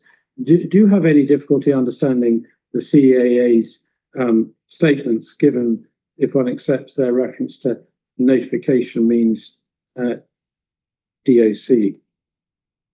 No, none at all. I think in the aviation world, those are about the clearest statements from the CAA I've seen in quite a long time in terms of disputed matters. It seems quite clear to me.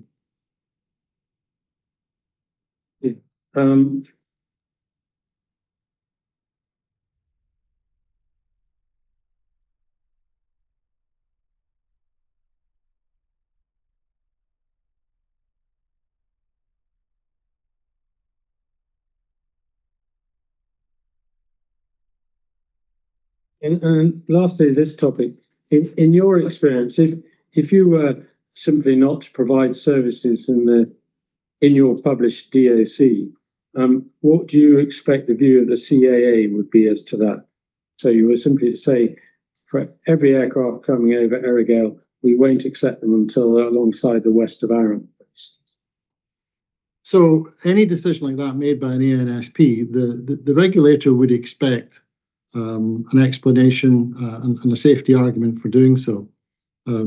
So whilst these things happen all the time in terms of ANSPs making changes to their operational requirements, reducing an existing operational capability would require a significant level of justification. If, for example, there were no decent alternatives, then that may be acceptable. But otherwise, I think the CA would take a fairly dim view of that. I think those are all my questions for this afternoon. Thank you, Mr. Kirkland. I think unless Mr. McLeod is going to finish by 5, I would suggest we draw stumps there. I doubt we're going to run before much over tomorrow morning, but I'm more in Mr. McLeod's hands than otherwise. What do you plan? I'm not sure I will finish before 5. And I suppose looking at where we are timescale wise, and particularly if Mr. Finley's not proposing to take Mr. Thompson's or is proposing to take Mr. Thompson's evidence in his precognition as read, I think we could definitely get through both witnesses tomorrow morning, which would leave the afternoon for conditions if required. And I can have a think overnight about questions for Mr. Kirkland that might need to be asked or could be asked in a different way to try and speed things up as well. Okay, then I'm happy to stop today. 9:30. Yes, are people happy to come in at 9:30 instead of 10 tomorrow? Do you have your perilous journey, Mr. McLeod, to make again? I do. I'll leave about 5 a.m. tomorrow morning just to be sure. You go on the train, Mr. McLeod. I could, yes, that's exactly what I should be doing. Let the train take the strain. Okay, so we'll finish now, 9:30 tomorrow, and we'll just resume where we're leaving off today. Okay, thank you all very much for the discussions today. Thank you, bye-bye. Thanks, bye.